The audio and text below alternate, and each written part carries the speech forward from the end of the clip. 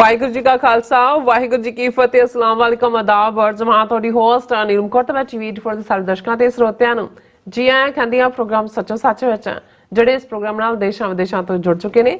Khalsa affair centre ਦੇ ਸੰਚਾਲਕ doctor Amarjit Singh ਦੀ studio 'ਚ ਮੇਰੇ ਨਾਲ ਸ਼ਾਮਿਲ ਨੇ। ਆਉਣਾ ਗੱਲਬਾਤ ਕਰਕੇ ਅੱਜ ਦੇ ਵਿਸ਼ੇ ਉੱਪਰ ਉਹਨਾਂ ਤੋਂ ਉਹਨਾਂ ਦਾ ਤਜ਼ੀਆ ਜਾਣਦੇ ਹਾਂ। ਜੀ ਡਾਕਟਰ ਸਾਹਿਬ ਵਾਹਿਗੁਰੂ ਜੀ ਕਾ ਖਾਲਸਾ ਵਾਹਿਗੁਰੂ ਜੀ ਕੀ ਫਤਿਹ। हाँ जी नीलम कौर जी ਤੁਹਾਨੂੰ ਵੀ ਤੇ ਦੁਨੀਆ ਭਰ 'ਚ ਬੈਠੇ ਸਾਡੇ ਬਹੁਤ ਹੀ ਪਿਆਰੇ ਸੋਹਣੇ ਸਿਆਣੇ ਟੀਵੀ 84 ਦੇ ਵਿਊਅਰਸ ਨੂੰ ਵੀ ਵਾਹਿਗੁਰੂ ਜੀ ਕਾ ਖਾਲਸਾ ਵਾਹਿਗੁਰੂ ਜੀ ਕੀ ਫਤਿਹ। ਸਾਡੇ ਬਹੁਤ ਹੀ ਪਿਆਰੇ ਮੁਸਲਮਾਨ ਭੈਣਾਂ ਭਰਾਵਾਂ ਨੂੰ अस्सलाम वालेकुम ਤੇ ਗੰਗਾ ਜਮਨੀ ਤਹਿਜ਼ੀਬ ਦੇ ਹਿੰਦੂ ਤਵੀਆਂ ਨੂੰ ਨਮੋ ਨਮੇ। ਜੀ ਡਾਕਟਰ ਸਾਹਿਬ ਜੀ ਆਇਆਂ ਨੂੰ ਪ੍ਰੋਗਰਾਮ ਸੱਚੋ ਸੱਚ ਵਿੱਚ ਬਹੁਤ ਮਿਹਰਬਾਨੀ। ਜੀ ਡਾਕਟਰ ਸਾਹਿਬ ਅੱਜ 25 जनवरी 2024 13 ਮਾਘ ਨਾਨਕਸ਼ਾਹੀ ਸੰਮਤ 555 ਦਾ ਦਿਨ ਹੈ ਤੇ ਡਾਕਟਰ ਸਾਹਿਬ ਪ੍ਰੋਗਰਾਮ ਸ਼ੁਰੂ ਕਰਨ ਤੋਂ ਪਹਿਲਾਂ ਅਸੀਂ ਆਪਣੇ ਦਰਸ਼ਕਾਂ ਤੇ ਸਰੋਤਿਆਂ ਨੂੰ ਹਮੇਸ਼ਾ ਤਰ੍ਹਾਂ ਦੱਸਦੇ ਵਿਊਅਰਸ ਜੇ ਤੁਸੀਂ ਹੱਕ ਸੱਚ ਇਨਸਾਫ ਤੇ ਪੈਰਾ ਦਿੰਦਾ ਇੱਕੋ ਇੱਕ ਚੈਨਲ TV 84 ਨੂੰ ਦੇਖਣਾ ਚਾਹੁੰਦੇ ਹੋ ਤਾਂ ਤੁਸੀਂ ਦੇਖ ਸਕਦੇ ਹੋ ਸਪੈਕਟਰਮ ਕੇਬਲ, ਆਰਸਨ ਕੇਬਲ, ਬਲਫਨ ਕੈਨੇਡਾ, roku, ਜਾਦੂ ਬਾਕਸ, ਸ਼ਾਵਾ, ਫੇਸਬੁੱਕ TV 84 ਦੀ ਐਪ ਰਾਹੀਂ online streaming and IP box ਤੇ ਤੁਸੀਂ TV 84 ਨੂੰ ਦੇਖ ਸਕਦੇ ਹੋ। ਵਿਊਅਰਸ ਜੇ ਤੁਸੀਂ TV 84 ਨੇ ਪ੍ਰੋਗਰਾਮ ਸੱਚੋ ਸੱਚ ਨਾਲ ਫੇਸਬੁੱਕ ਰਾਹੀਂ ਜੁੜੇ ਹੋ ਤਾਂ ਇਸ ਨੂੰ ਵੱਧ ਤੋਂ ਵੱਧ ਲਾਈਕ ਕਰੋ ਤੇ ਸ਼ੇਅਰ ਕਰੋ ਅਤੇ ਨਾਲ ਹੀ YouTube ਤੇ ਸਬਸਕ੍ਰਾਈਬ ਵੀ ਕਰੋ। ਇਹ ਵੀ ਦੱਸ ਦਿਓ ਕਿ ਤੁਸੀਂ TV 84 ਦੀ ਐਪ ਨੂੰ ਐਂਡਰੋਇਡ ਐਂਡ ਐਪ ਸਟੋਰ ਤੇ ਡਾਊਨਲੋਡ ਕਰਕੇ ਜੋ TV 84 ਦੀ ਲਾਈਵ ਸਟ੍ਰੀਮ ਹੈ ਇਸ ਨੂੰ ਤੁਸੀਂ 24 ਆਵਰਸ ਦੇਖ ਸਕਦੇ ਹੋ। ਸੋ ਵਿਊਅਰਸ ਪ੍ਰੋਗਰਾਮ ਦੀ ਸ਼ੁਰੂਆਤ ਕਰਾਂਗੇ ਅੱਜ ਦੀ ਸਪਾਂਸਰਸ਼ਿਪ ਦੇ ਵਾਲੇ ਨਾਲ ਕਿ ਅੱਜ ਦੇ ਪ੍ਰੋਗਰਾਮ ਸੱਚੋ ਸੱਚ ਨੂੰ ਸਪਾਂਸਰ ਕੀਤਾ ਗਿਆ ਹੈ ਵਰਜੀਨੀਆ ਤੋਂ ਭਾਈ ਨਰਿੰਦਰ ਸਿੰਘ ਅਤੇ ਬੇਟਾ ਕਰਮਵੀਰ ਸਿੰਘ ਅਤੇ ਉਹਨਾਂ ਦੇ ਸਮੁੱਚੇ ਪਰਿਵਾਰ ਵੱਲੋਂ। ਸੋ ਇਹਨਾਂ ਨੇ TV 84 ਜਿਹੜੇ ਹੈ TV 84 ਦੇ ਪੱਕੇ ਸਪੋਰਟਰ ਨੇ ਔਰ ਕੌਮੀ ਘਰ ਖਾਲਿਸਤਾਨ ਦੀ ਪ੍ਰਾਪਤੀ ਦੀ ਜਿਹੜੀ ਕਾਮਨਾ ਕਰਦੇ ਨੇ। ਸੋ ਅੱਜ ਦੀ ਸਪਾਂਸਰਸ਼ਿਪ ਲਈ ਅਸੀਂ ਭਾਈ ਨਰਿੰਦਰ ਸਿੰਘ, ਬੇਟਾ ਕਰਮਵੀਰ ਸਿੰਘ ਅਤੇ ਉਹਨਾਂ ਦੇ ਸਮੁੱਚੇ ਪਰਿਵਾਰ ਦਾ ਤਹਿ ਦਿਲ ਤੋਂ ਧੰਨਵਾਦ ਕਰਦੇ ਹਾਂ ਔਰ ਤੁਹਾਨੂੰ ਵੀ ਅਪੀਲ ਤੇ ਬੇਨਤੀ ਕਰਦੇ ਹਾਂ ਕਿ ਤੁਸੀਂ ਪ੍ਰੋਗਰਾਮ ਸੱਚੋ ਸੱਚ ਨੂੰ ਵੱਧ ਤੋਂ ਵੱਧ ਸਪਾਂਸਰ ਕਰੋ। ਸਪਾਂਸਰਸ਼ਿਪ ਲਈ ਤੁਸੀਂ ਸਾਨੂੰ ਕਾਲ ਕਰ ਸਕਦੇ ਸਾਡੇ ਫੋਨ ਨੰਬਰ ਤੇ 5166191984 ਸੇਮ ਨੰਬਰ ਤੇ WhatsApp ਕਰ ਸਕਦੇ ਹੋ। ਤੁਸੀਂ ਸਾਨੂੰ ਈਮੇਲ ਵੀ ਕਰ ਸਕਦੇ ਹੋ info@tv84.tv ਤੇ। ਸੋ ਵੀਅਰਸ ਪਹਿਲੇ ਸੈਗਮੈਂਟ ਦੇ ਵਿੱਚ ਆਪਾਂ ਗੱਲਬਾਤ ਕਰਨ ਜਾ ਰਹੇ ਹਾਂ ਕਿ ਕੈਨੇਡਾ ਅਤੇ ਅਮਰੀਕਾ ਵੱਲੋਂ ਭਾਰਤ ਨੂੰ ਟ੍ਰਾਂਸਨੈਸ਼ਨਲ ਰਿਪਰੈਸ਼ਨ ਲਈ ਜ਼ਿੰਮੇਵਾਰ ਠਹਿਰਾਉਣ ਜਾਣ ਤੋਂ ਬਾਅਦ ਹੁਣ ਪਾਕਿਸਤਾਨ ਵੱਲੋਂ ਵੀ ਭਾਰਤ ਨੂੰ ਦੋਸ਼ੀ ਦੇ ਕਟਹਿਰੇ ਵਿੱਚ ਖੜਾ ਕਰ ਦਿੱਤਾ ਗਿਆ ਹੈ ਔਰ ਪਾਕਿਸਤਾਨ ਦੇ ਫੋਰਨ ਸੈਕਟਰੀ ਨੇ ਇੱਕ ਪ੍ਰੈਸ ਕਾਨਫਰੰਸ ਕਰਕੇ ਭਾਰਤ ਤੇ ਇਲਜ਼ਾਮ ਲਗਾਇਆ ਹੈ ਕਿ ਭਾਰਤੀ ਏਜੰਸੀਆਂ ਨੇ 2 ਪਾਕਿਸਤਾਨੀ ਸ਼ਹਿਰੀਆਂ ਨੂੰ ਸਿਆਲਕੋਟ ਅਤੇ ਰਾਵਲਕੋਟ ਵਿੱਚ ਮੌਤ ਦੇ ਘਾਟ ਉਤਾਰਿਆ ਹੈ। ਦੇਰ ਆਇਦ ਦੁਰਸਤ ਆਇਦ। ਸੋ ਪਾਕਿਸਤਾਨ ਨੂੰ ਇਸ ਮੁੱਦੇ ਤੇ ਪਹਿਲਾਂ ਹੀ ਬੋਲ ਲੈਣਾ ਚਾਹੀਦਾ ਸੀ। ਸੋ ਇਸ ਬਾਰੇ ਆਪਾਂ ਗੱਲਬਾਤ ਕਰਨ ਜਾ ਰਹੇ ਹਾਂ। ਸੋ ਅਸੀਂ ਚਾਹਾਂਗੇ ਕਿ ਤੁਸੀਂ ਇਸੇ ਤਰ੍ਹਾਂ ਬਣੇ ਰਹਿਣਾ ਦੇਖਣ ਸੁਣ ਲਈ ਤੁਹਾਡਾ ਸਭ ਦਾ ਬਹੁਤ ਬਹੁਤ ਧੰਨਵਾਦ। ਜੀ ਡਾਕਟਰ ਸਾਹਿਬ ਕੀ ਵਿਚਾਰਾਂ ਨੇ? ਸਭ ਤੋਂ ਪਹਿਲਾਂ ਤਾਂ ਅੱਜ ਦੇ ਪ੍ਰੋਗਰਾਮ ਨੂੰ ਸਪਾਂਸਰ ਕਰਨ ਲਈ ਅਸੀਂ ਭਾਈ ਨਰਿੰਦਰ ਸਿੰਘ ਜੀ, ਉਹਨਾਂ ਦੇ ਸਮੁੱਚੇ ਪਰਿਵਾਰ, ਕਰਮਵੀਰ ਸਿੰਘ, ਉਹਨਾਂ ਦੇ ਸਮੁੱਚੇ ਪਰਿਵਾਰ ਦਾ ਸ਼ੁਕਰੀਆ ਅਦਾ ਕਰਦੇ ਹਾਂ। ਜਿਵੇਂ ਅਸੀਂ ਪਿੱਛੇ ਵੀ ਮੈਂਸ਼ਨ ਕੀਤਾ ਕਿ ਵਰਜੀਨੀਆ, ਮੈਰੀਲੈਂਡ, ਵਾਸ਼ਿੰਗਟਨ DC ਦੀਆਂ ਸਿੱਖ ਸੰਗਤਾਂ ਵੱਲੋਂ TV 84 ਨੂੰ ਭਰਪੂਰ ਜਿਹੜਾ ਉਹ ਮਦਦ ਮਿਲੀ। ਲੇਕਿਨ ਇਸ 'ਚ ਕੋਈ ਸ਼ੱਕ ਨਹੀਂ ਹੈ ਕਿ ਕੁਛ ਪਿੱਲਰ ਹੁੰਦੇ ਨੇ ਜਿਨ੍ਹਾਂ ਦੇ ਦੁਆਲੇ ਸਭ ਕੁਛ ਖੜਾ ਹੁੰਦਾ ਜਾਂ ਜਿਨ੍ਹਾਂ ਨਾਲ ਬਹੁਤ ਕੁਝ ਜੁੜਿਆ ਹੁੰਦਾ। ਬਿਲਕੁਲ। ਸੋ ਵਰਜੀਨੀਆ ਦੇ ਕੰਟੈਕਸਟ ਦੇ ਵਿੱਚ ਹੀ ਨਹੀਂ ਓਵਰਆਲ ਵੀ ਜੇ ਮੈਂ ਪਿੱਛੇ ਮੁੜ ਕੇ ਆਪਣੇ ਲਗਭਗ 30 ਸਾਲ ਦੇ ਸੰਘਰਸ਼ ਨੂੰ 30+ ਇੱਥੋਂ ਦੇਖਾਂ ਜੀ ਤੇ ਭਾਈ ਨਰਿੰਦਰ ਸਿੰਘ ਪਰਿਵਾਰ ਦੀਆਂ ਸੇਵਾਵਾਂ, ਉਹਨਾਂ ਦੀ ਸਰਾਹਨਾ ਦੇ ਲਈ ਕੋਈ ਅਲਫਾਜ਼ ਨਹੀਂ ਨੇ। ਇਹੀ ਨਹੀਂ ਕਿ ਉਹਨਾਂ ਨੇ ਹਰ ਪੈਰ ਤੇ ਭਰਾ ਵਾਂਗ ਔਰ ਹਿੱਕ ਤਾਣ ਕੇ ਕੌਮੀ ਕਾਜ਼ ਦੇ ਵਿੱਚ ਸਾਥ ਦਿੱਤਾ। ਪਰਸਨਲ ਟ੍ਰੈਜਡੀਜ਼ ਚੋਂ ਵੀ ਫੈਮਿਲੀ ਦੀ ਲੰਘੇ ਲੇਕਿਨ ਉਹਨਾਂ ਦੀ ਕਮਿਟਮੈਂਟ ਕੌਮ ਲਈ, ਪੰਥ ਲਈ, ਵੈਸੇ ਤਾਂ ਇਹਨਾਂ ਦਾ ਪਰਿਵਾਰਕ ਪਿਛੋਕੜ ਹੀ ਜਿਹੜਾ ਹੈ ਉਹ ਖਾਲਿਸਤਾਨ ਦੇ ਸੰਘਰਸ਼ ਜਿਨ੍ਹਾਂ ਨੇ ਸ਼ਹੀਦ ਦਿੱਤੇ ਨੇ ਉਹ ਹੈ। ਲੇਕਿਨ ਕਿੰਨੇ ਇੱਥੇ ਆ ਕੇ ਅਸੀਂ ਇਹਨਾਂ ਮੁਲਕਾਂ 'ਚ ਦੇਖਦੇ ਹਾਂ ਜਿਨ੍ਹਾਂ ਨੇ ਖਾਲਿਸਤਾਨ ਦੇ ਨਾਂ ਤੇ ਅਸਾਈਲਮਸ ਵੀ ਲਈਆਂ। ਉਹ ਲੋਕ ਵੀ ਜਿਹੜੇ ਇੱਥੇ ਆ ਕੇ ਵੱਡੇ ਵੱਡੇ ਦਾਅਵੇ ਕਰਦੇ ਰਹੇ ਜੀ ਅਸੀਂ ਮੂਵਮੈਂਟ 'ਚ ਆਹ ਕੀਤਾ ਉਹ ਕੀਤਾ ਔਰ ਇੱਥੇ ਉਹਨਾਂ ਦਾ ਕੀ ਰੋਲ ਰਿਹਾ। ਕਿੰਨੇ ਜਿਹੜੇ ਨੇ ਉਹ ਅੱਡ ਬੈਂਡ ਵੈਗਨਸ ਦੇ ਉੱਤੇ ਚੜੇ ਜਿੱਥੇ ਵੀ ਉਹਨਾਂ ਨੂੰ ਮੌਕਾ ਮਿਲਿਆ। ਲੇਕਿਨ ਭਾਈ ਨਰਿੰਦਰ ਸਿੰਘ ਲਾਈਕ ਏ ਰੌਕ, ਸਮੁੱਚਾ ਪਰਿਵਾਰ, ਮੈਂ ਹਮੇਸ਼ਾ ਕਿਉਂਕਿ ਜਦੋਂ ਜ਼ਿਕਰ ਸਿੰਘਾਂ ਦਾ ਹੁੰਦਾ ਹੈ ਤੇ ਸਿੰਘਣੀਆਂ ਦੀ ਜਿਹੜੀ ਸਾਇਲੈਂਟ ਕੰਟਰੀਬਿਊਸ਼ਨ ਹੁੰਦੀ ਹੈ ਉਹ ਕਿਤੇ ਨਾ ਕਿਤੇ ਲੁਕ ਜਾਂਦੀ ਹੈ।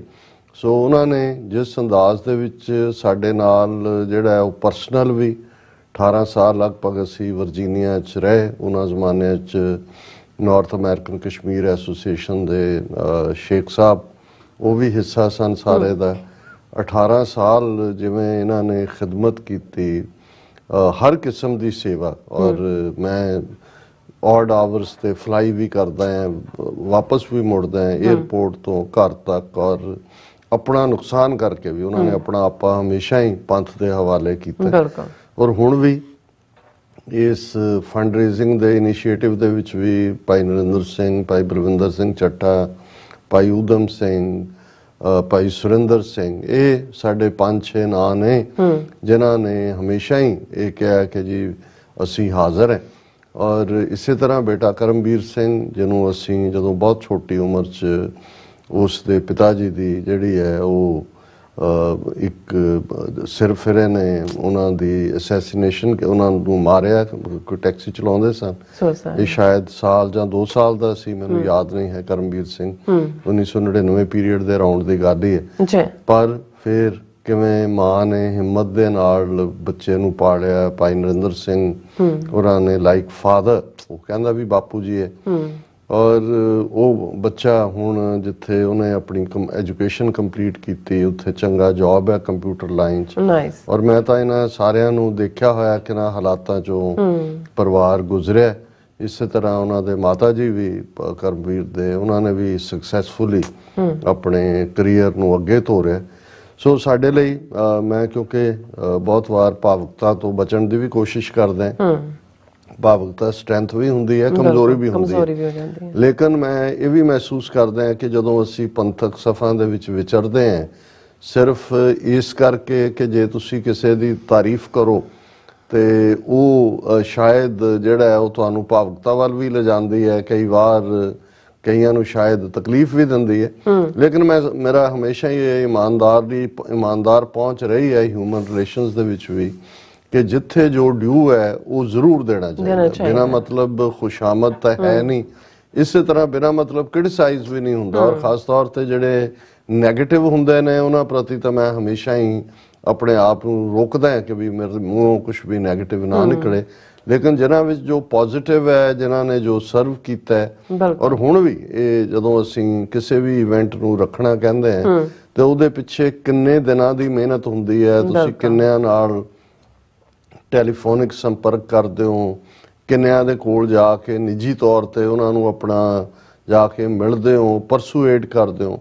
ਹੁਣ ਵੀ ਅੱਜ ਜਦੋਂ ਆਪਣੇ ਕੰਮ ਤੋਂ ਆਏ, ਦੋਨੋਂ ਹੀ ਹਸਬੈਂਡ ਵਾਈਫ ਜਿਹੜੇ ਨੇ ਕੰਮ ਕਰਦੇ ਨੇ, ਸਵੇਰੇ 6 ਵਜੇ ਚਲੇ ਜਾਂਦੇ ਨੇ, 2:30-3 ਵਜੇ 4 ਵਜੇ ਉਹਨਾਂ ਦੀ ਕਾਲ ਆਈ, ਕਹਿਣ ਲੱਗੇ ਕਿ ਜੀ ਹੁਣ ਜਾ ਰਹੇ ਹਾਂ ਗੁਰਦੁਆਰਾ ਸਾਹਿਬ ਕੱਲ, ਕਿਉਂਕਿ ਐਮਬੈਸੀ ਦੇ ਬਾਹਰ ਪ੍ਰੋਟੈਸਟ ਹੈ ਤੇ ਸਭ ਦਾ ਲੰਗਰ ਤਿਆਰ ਕਰਨਾ ਹੈ। ਹੁਣ ਇੱਥੋਂ ਵੀ ਜਿਵੇਂ ਅਸੀਂ ਦੱਸਿਆ ਸੀ 3-4 ਬੱਸਾਂ ਨਿਊਯਾਰਕ, ਨਿਊ ਜਰਸੀ ਤੋਂ ਨੇ, ਲੋਕਲ ਵੀ ਜਿਹੜੀ ਹੈ ਸੰਗਤ ਹੋਏਗੀ।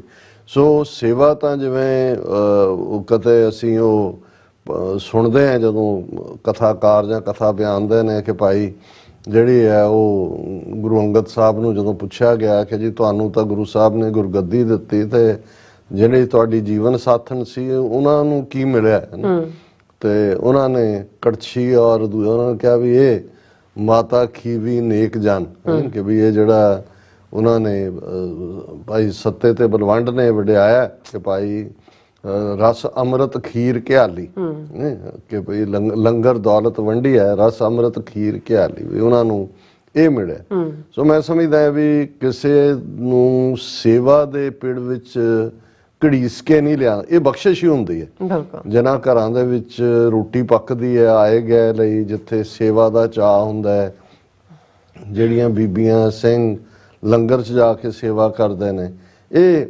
ਪਰਿਵਾਰਾਂ ਦੇ ਵਿੱਚ ਵੀ ਬਖਸ਼ਿਸ਼ ਹੈ। ਮੈਂ ਤਾਂ ਕਿਉਂਕਿ ਆਲਮੋਸਟ 4 ਦਹਾਕਿਆਂ ਦੇ ਆਪਣੇ ਪੰਥਕ ਜੀਵਨ ਦੇ ਵਿੱਚ ਦੇਖਿਆ, ਇਹ ਹਰ ਘਰ 'ਚ ਨਹੀਂ ਹੋ ਸਕਦਾ, ਹਰ ਜੀ 'ਚ ਨਹੀਂ ਹੋ ਸਕਦਾ।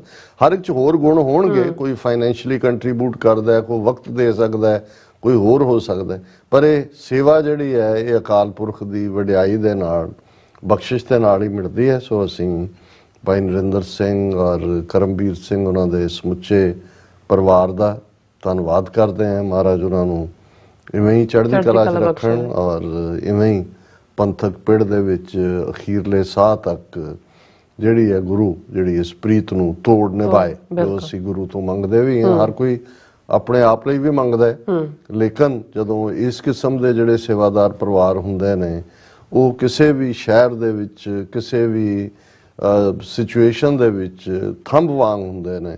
ਉਹ ਜਿੰਨੀ ਜਿਹੜਾ ਮਜ਼ਬੂਤੀ ਦੇ ਨਾਲ ਕਾਇਮ ਰਹਿੰਦੇ ਨੇ, ਉਹ ਕਿੰਨਿਆਂ ਨੂੰ ਹੋਰ ਇਸ ਪਾਸੇ ਪ੍ਰੇਰਦੇ ਨੇ ਜੀ। ਗੱਲ ਜਿਹੜਾ ਜੋ ਸਾਡਾ ਲੀਡ ਟੌਪਿਕ ਹੈ, ਤੇ ਮੇਰੇ ਮਾਈਂਡ 'ਚ ਸ਼ਾਇਦ ਇਹ ਗਾਲਬ ਦੀ ਲਾਈਨ ਹੀ ਹੈ ਕਿ ਬੜੀ ਦੇਰ ਕਰਦੀ ਮਹਿਮਾਂ ਆਤੇ ਆਤੇ, ਬਹੁਤ ਦੇਰ ਕਰ ਦਿੱਤੀ।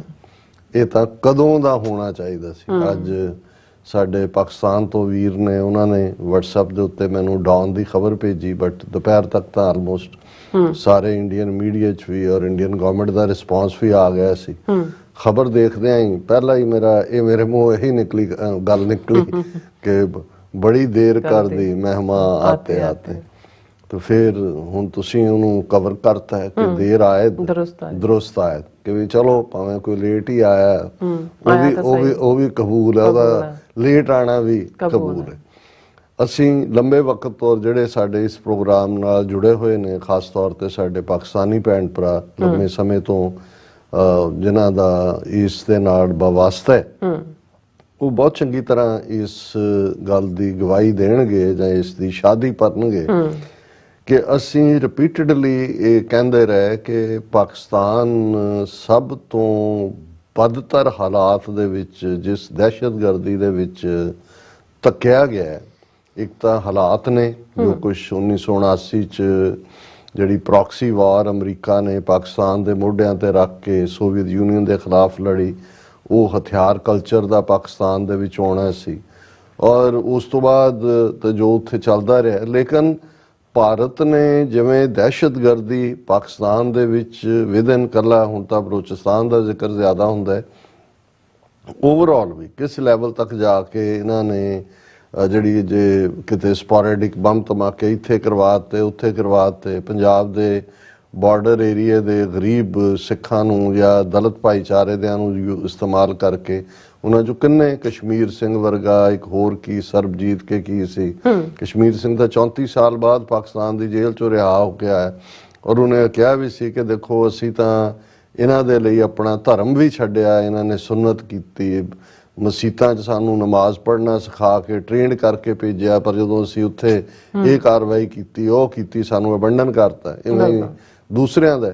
ਸੋ ਇਹ ਲੰਬੇ ਵਕਤ ਤੋਂ ਇਹ ਨਹੀਂ ਹੈ ਕਿ ਵੀ ਹੁਣ ਜਦੋਂ ਕਿ ਟਰਾਂਸਨੈਸ਼ਨਲ ਰਿਪਰੈਸ਼ਨ ਦਾ ਜ਼ਿਕਰ ਸ਼ੁਰੂ ਹੋਇਆ ਹੈ, ਜਾਂ Canadian prime minister Justin Trudeau ਨੇ 18 ਸਤੰਬਰ ਨੂੰ ਇਨਕਸ਼ਾਫ ਕੀਤਾ, ਅਮਰੀਕਾ ਨੇ 29 ਨਵੰਬਰ ਨੂੰ ਨਿਖਿਲ ਗੁਪਤਾ ਦੇ ਖਿਲਾਫ ਇੰਡਾਇਕਟਮੈਂਟ ਕੀਤੀ ਤੇ ਇਸ ਦੀ ਚਰਚਾ ਸ਼ੁਰੂ ਹੋਈ। ਲੇਕਿਨ ਫॉर ਅ ਲੌਂਗ ਟਾਈਮ ਜਿਹੜਾ ਇੰਡੀਅਨ ਏਜੰਸੀਆਂ ਪਾਕਿਸਤਾਨ ਦੇ ਵਿੱਚ ਐਕਟਿਵ ਰਹੀਆਂ, ਉਹਨਾਂ ਨੇ ਉਹਨੂੰ ਡੀਸਟੈਬਲਾਈਜ਼ ਕਰਨ ਦੇ ਲਈ, ਔਰ ਜਦੋਂ ਕੁਝ ਸਾਲ ਪਹਿਲਾਂ ਕੁਲਭੂਸ਼ਣ ਯਾਦਵ ਜਿਹੜਾ ਕਿ ਇੱਕ ਆਲਾ ਆਫਿਸਰ ਉਹਨਾਂ ਦੀ ਨੇਵੀ ਦਾ ਸਰਵਿੰਗ ਆਫਿਸਰ, ਰਿਟਾਇਰਡ ਨਹੀਂ, ਔਰ ਉਸ ਜਿਹਦੇ ਕੋਲ ਇਰਾਨੀਅਨ ਪਾਸਪੋਰਟ ਔਰ ਪਾਕਿਸਤਾਨ ਦੀ ਹਦੂਦ 'ਚ ਕਿੰਨੇ ਜਿਹੜੇ ਨੇ ਰਾਹ ਦੇ ਸਟੇਸ਼ਨ ਐਸਟੈਬਲਿਸ਼ ਕੀਤੇ, ਦੂਸਰਾ ਕੀ ਕੀਤਾ। ਸੋ ਉਦੋਂ ਵੀ ਅਸੀਂ ਇਹ ਕਿਹਾ ਸੀ ਕਿ ਭਾਈ ਇਹ ਪਾਕਿਸਤਾਨ ਡਿਫੈਂਸਿਵ ਰੋਲ 'ਚ ਕਿਉਂ ਹੈ। ਇੰਡੀਆ ਨੇ ਤਾਂ ਪ੍ਰੋਪੇਗੈਂਡਾ ਕਰ ਕਰਕੇ ਕਿ ਕਸ਼ਮੀਰ ਦੇ ਵਿੱਚ ਤਾਂ ਕਸ਼ਮੀਰ ਦਾ ਡਿਸਪਿਊਟਡ ਟੈਰੀਟਰੀ ਹੈ, ਪਾਕਿਸਤਾਨ ਕਲੇਮੈਂਟ ਹੈ ਉਹਦੇ 'ਚ, ਔਰ ਇੰਡੀਆ ਖੁਦ ਕੇਸ ਨੂੰ UN ਸਿਕਿਉਰਿਟੀ ਕਾਉਂਸਲ 'ਚ ਲੈ ਕੇ ਗਿਆ।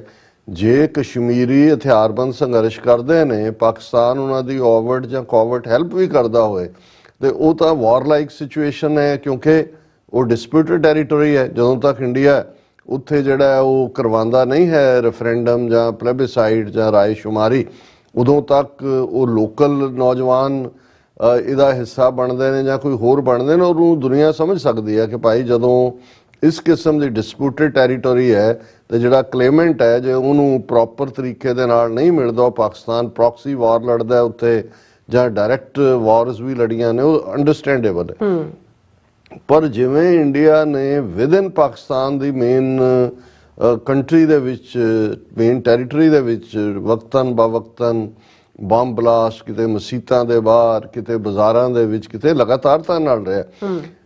ਲੇਕਿਨ ਇਹ ਜਦੋਂ ਤੋਂ ਹੁਣ ਵਾਲਾ ਸਿਸਟਮ ਇਹਨਾਂ ਦਾ, ਜਿਨ੍ਹਾਂ ਨੇ ਅਜੀਤ ਡੋਵਾਲ ਦੇ ਥੱਲੇ, ਜੇ ਤੁਸੀਂ ਅਜੀਤ ਡੋਵਾਲ ਦੇ ਆਪਣੇ ਇੰਟਰਵਿਊ ਦੇਖੋ ਤੇ ਤੁਹਾਨੂੰ ਅੰਦਾਜ਼ਾ ਹੋਏਗਾ ਕਿ ਇਹ ਕਿਵੇਂ as a cover agent Pakistan 'ਚ ਰਹਿੰਦੇ ਆ, ਇਹਨੇ ਮਸੀਤ ਦਾ ਇੱਕ ਮੁੱਲਾਂ ਦੇ ਰੂਪ ਦੇ ਵਿੱਚ ਜਾਂ ਉਹਨੂੰ ਪੱਟ ਕੇ ਕੀ ਉੱਥੇ ਕਾਰਵਾਈਆਂ ਕੀਤੀਆਂ ਹੋਣਗੀਆਂ। ਇਹ ਤਾਂ ਜਿੱਦਣ ਕਿਸੇ ਦਿਨ ਇਦਾਂ ਦਾ ਬੰਦਾ ਕਾਬੂ ਆਏ ਤੇ ਉਦੋਂ ਤੁਸੀਂ ਇਨਕਸ਼ਾਫ ਕਰ ਸਕਦੇ ਹੋ। ਲੇਕਿਨ ਇਹਦੇ 'ਚ ਵੀ ਕੋਈ ਦੋ ਰਾਵਾਂ ਨਹੀਂ ਨੇ ਕਿ ਜਿਸ ਦਿਲਵਦੀ ਦੇ ਨਾਲ ਭਾਰਤ ਨੇ ਪਾਕਿਸਤਾਨ ਵਿੱਚ, ਇਹ ਕੋਈ ਹੁਣ ਨਹੀਂ, ਜੇ ਅਸੀਂ ਈਵਨ 71 ਤੋਂ ਪਹਿਲਾਂ ਚਲੇ ਜਾਈਏ ਤੇ ਜਿਹਨੂੰ ਇਹਨਾਂ ਨੇ ਸੋ ਕਾਲਡ ਮੁਕਤੀ ਵਾਹਿਨੀ ਦਾ ਨਾਂ ਦਿੱਤਾ ਕਿ ਜੀ ਇਹ ਬੰਗਾਲੀ ਤੇ ਇਹ ਲੜ ਰਹੇ ਨੇ, ਕੌਣ ਸੀ ਉਹ ਸਾਰੇ? ਭਾਰਤੀ ਫੌਜ ਦੇ ਹੀ ਕਮਾਂਡੋ ਜਿਨ੍ਹਾਂ ਨੂੰ ਜਨਰਲ ਸੁਵੇਗ ਸਿੰਘ ਤੋਂ ਟ੍ਰੇਨਿੰਗ ਦਵਾ ਕੇ ਉਹੀ ਲੁੰਗੀਆਂ ਬਣਾ ਕੇ ਔਰ ਬੰਗਾਲੀ ਜ਼ਬਾਨ ਔਰ ਦੂਜੇ ਤੀਜੇ ਦੇ ਥੱਲੇ ਇਹ ਲੋਕਲ ਬੰਗਾਲੀਆਂ ਦੇ ਤਾਂ ਘਰ ਜਾਂ ਉਹਨਾਂ ਨੂੰ